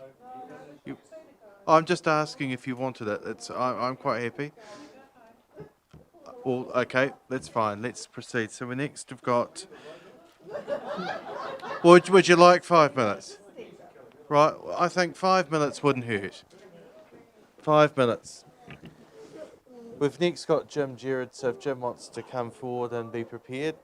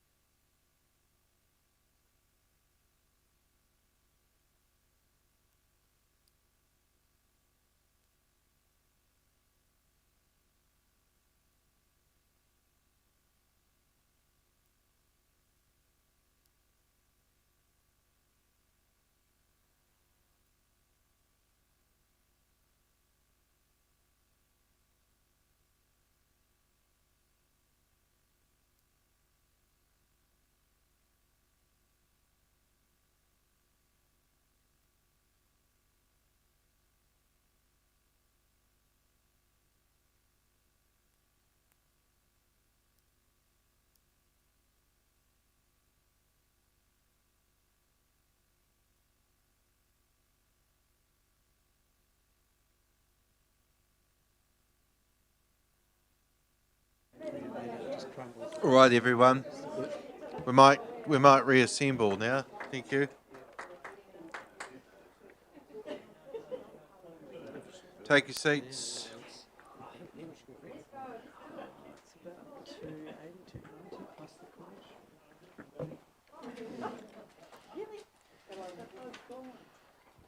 Well,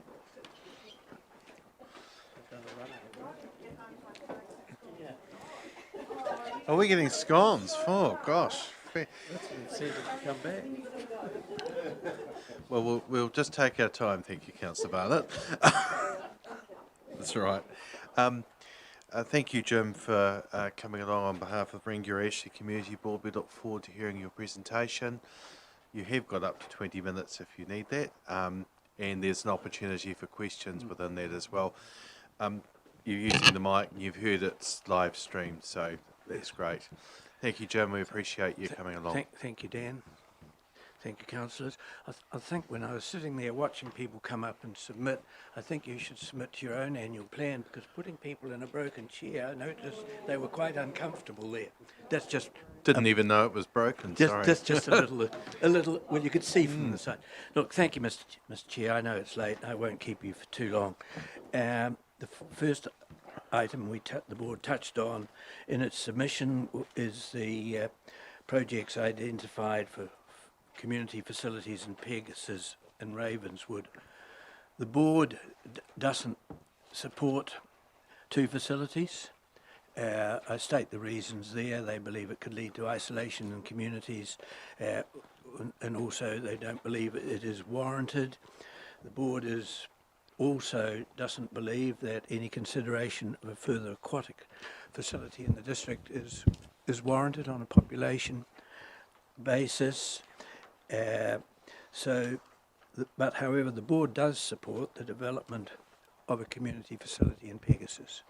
It believes that you've got Pegasus there, the Wood End, Ravenswood, you've got Gladstone Park facility further down, you've got a good community centre in Wood End, and that should be quite sufficient for that area in the meantime. So the board disagrees with that. Regarding the upgrade of your Rangiora civic buildings and Trevor Inch Memorial, the board agrees with the council's position at this stage, and it's also in support of a museum complex into the library when indeed that goes ahead. We think the Kaiapoi example is fantastic for the community. A lot of people talk about that, so we don't support the expansion of the civic building at this time. I think we also need to consider, and this is a moving feast and you're more aware of it than I am, especially here, I think it would also be premature because we're not quite sure on where local government's going, to be quite honest. And then you also look, if your staff difficulties, and we come back to that a wee bit later, in the three waters, if that changes, you could also have some vacancy. So the board, that's the board's position there. The car park building, the board is happy with the position you're taking at this stage, with one caveat that we make there. If the Durham Street land disappeared, which you've got now for parking, should it disappear, then Rangiora would have a quite urgent difficulty, I think, for parking. So that's the board's position on that. If you can't, happy with the deferment while you've got some guarantee with the Durham Street car park. So you're aware of those issues on that. The board actually, I probably should have started there, the board wants to acknowledge the excellent work that the council has done during the COVID period, not just the financial management, but the council itself, the board believes, operated particularly well. So we're very pleased with that and just wanted you to know. We also agreed with the level you had the rates at. We thought that was appropriate. There was some discussion, which is not in here, that one at the same time has to be very careful you don't keep the lid on for too long in a growing in a growing community. So just leave that there for your consideration. Yes, the board noted the difference that the Northern Motorway has made for commuters in this district. It is absolutely marked. It's half the time into the northern end of Christchurch, around Papanui and those areas. It's quite brilliant, and the board also supports the park and ride initiatives that the council has undertaken. I commented about the water infrastructure and the difficulties if that changes, but the board wanted me to express to the council that they believe that your water management has been outstanding in the last 2 years in this district. Your rural schemes, the management, the way you've refunded that and everything has been, it's excellent. And this council, I would think, is in one of the best positions for three water infrastructure of any council in New Zealand, to be quite honest. It worries me that the changes there will mean that councils like ours that have spent a small fortune getting ready with ocean outfalls, upgrading and everything, will be asked to subsidise, and I hope I'm wrong, the Aucklands, Wellingtons and Taurongas that are an absolute shambles. The board supports the retention of the housing portfolio and thinks that you could consider if private partnerships appear to look at furthering of that. The one negative the board has, I think, is in transport, and that's regarding Southbrook. The board believes that the congestion in Southbrook is the number one issue for the community board here, and probably the district. Now, since the board submitted this, there have been some changes, and I will welcome those to the working party and things like that. But the board also had a long discussion, and I was quite surprised, actually. It hadn't really totally occurred to me. The board does not support at this stage an eastern bypass. Sorry, Joan, you haven't convinced them yet. The board believes that if you're looking at it objectively, if you can, depending on how the western one goes and with its difficulties and how Southbrook proceeds, if you could take the northern traffic coming across the bridge out onto State Highway 1 down Coldstream Road, if you could take the Kippenberger traffic out that way, and that could occur quite easily if we could persuade the powers to be to put a roundabout on the main North Road where the Rangiora Road comes out. That, if it could be achieved, would be a much better solution short term for here. So the board feel quite strongly about that. The board supports the Kaiapoi hub. We've had an ongoing issue, Mr. Mayor, with the Kaiapoi Art Expo. Our board totally supports it. It believes it's an iconic event in the district. But we're getting a bit sick of having every year coming to the board to ask for funding, and sooner or later the board will get sick of that and say no, and other boards may or may not. We would like to see the council seriously consider taking the Kaiapoi Expo as an iconic event out of all the board's money and funding it directly. Now, our board is quite prepared to forego $500 in our annual grant for these things if it went straight there, for example. We think it's a much better way. It is an iconic event, and that seems to be the aquatic facilities. We comment there that that Dudley is reaching towards capacity at times. It's going very, very well there. But the board believes the time has come to look at considering expanding the basic pools to include children's play areas, slides and water features that could go out from there, and that would commercially probably pay its own way in time. So the board just wanted me to leave that thought with you. Otherwise, as I said, well done. I won't hold you up any longer. You can finish it. Oh, thank you. Yeah. Thank you, Board Chair. So thank you. And I just close personally.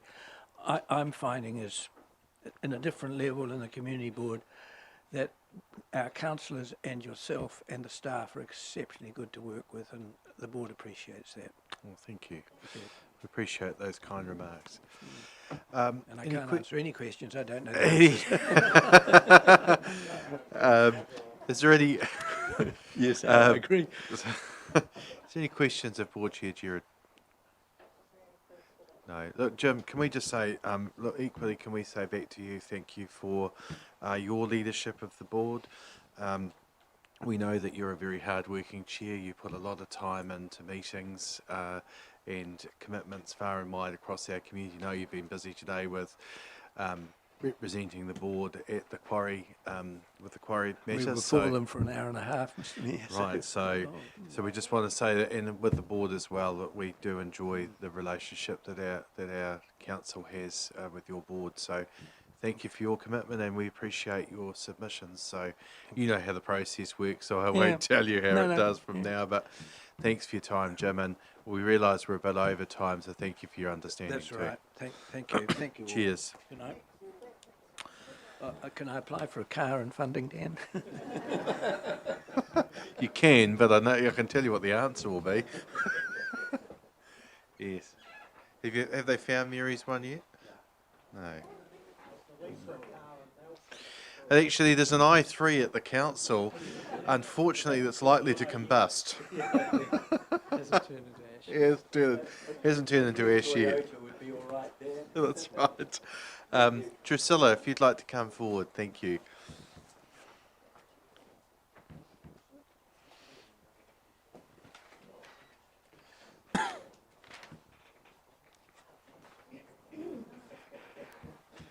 No.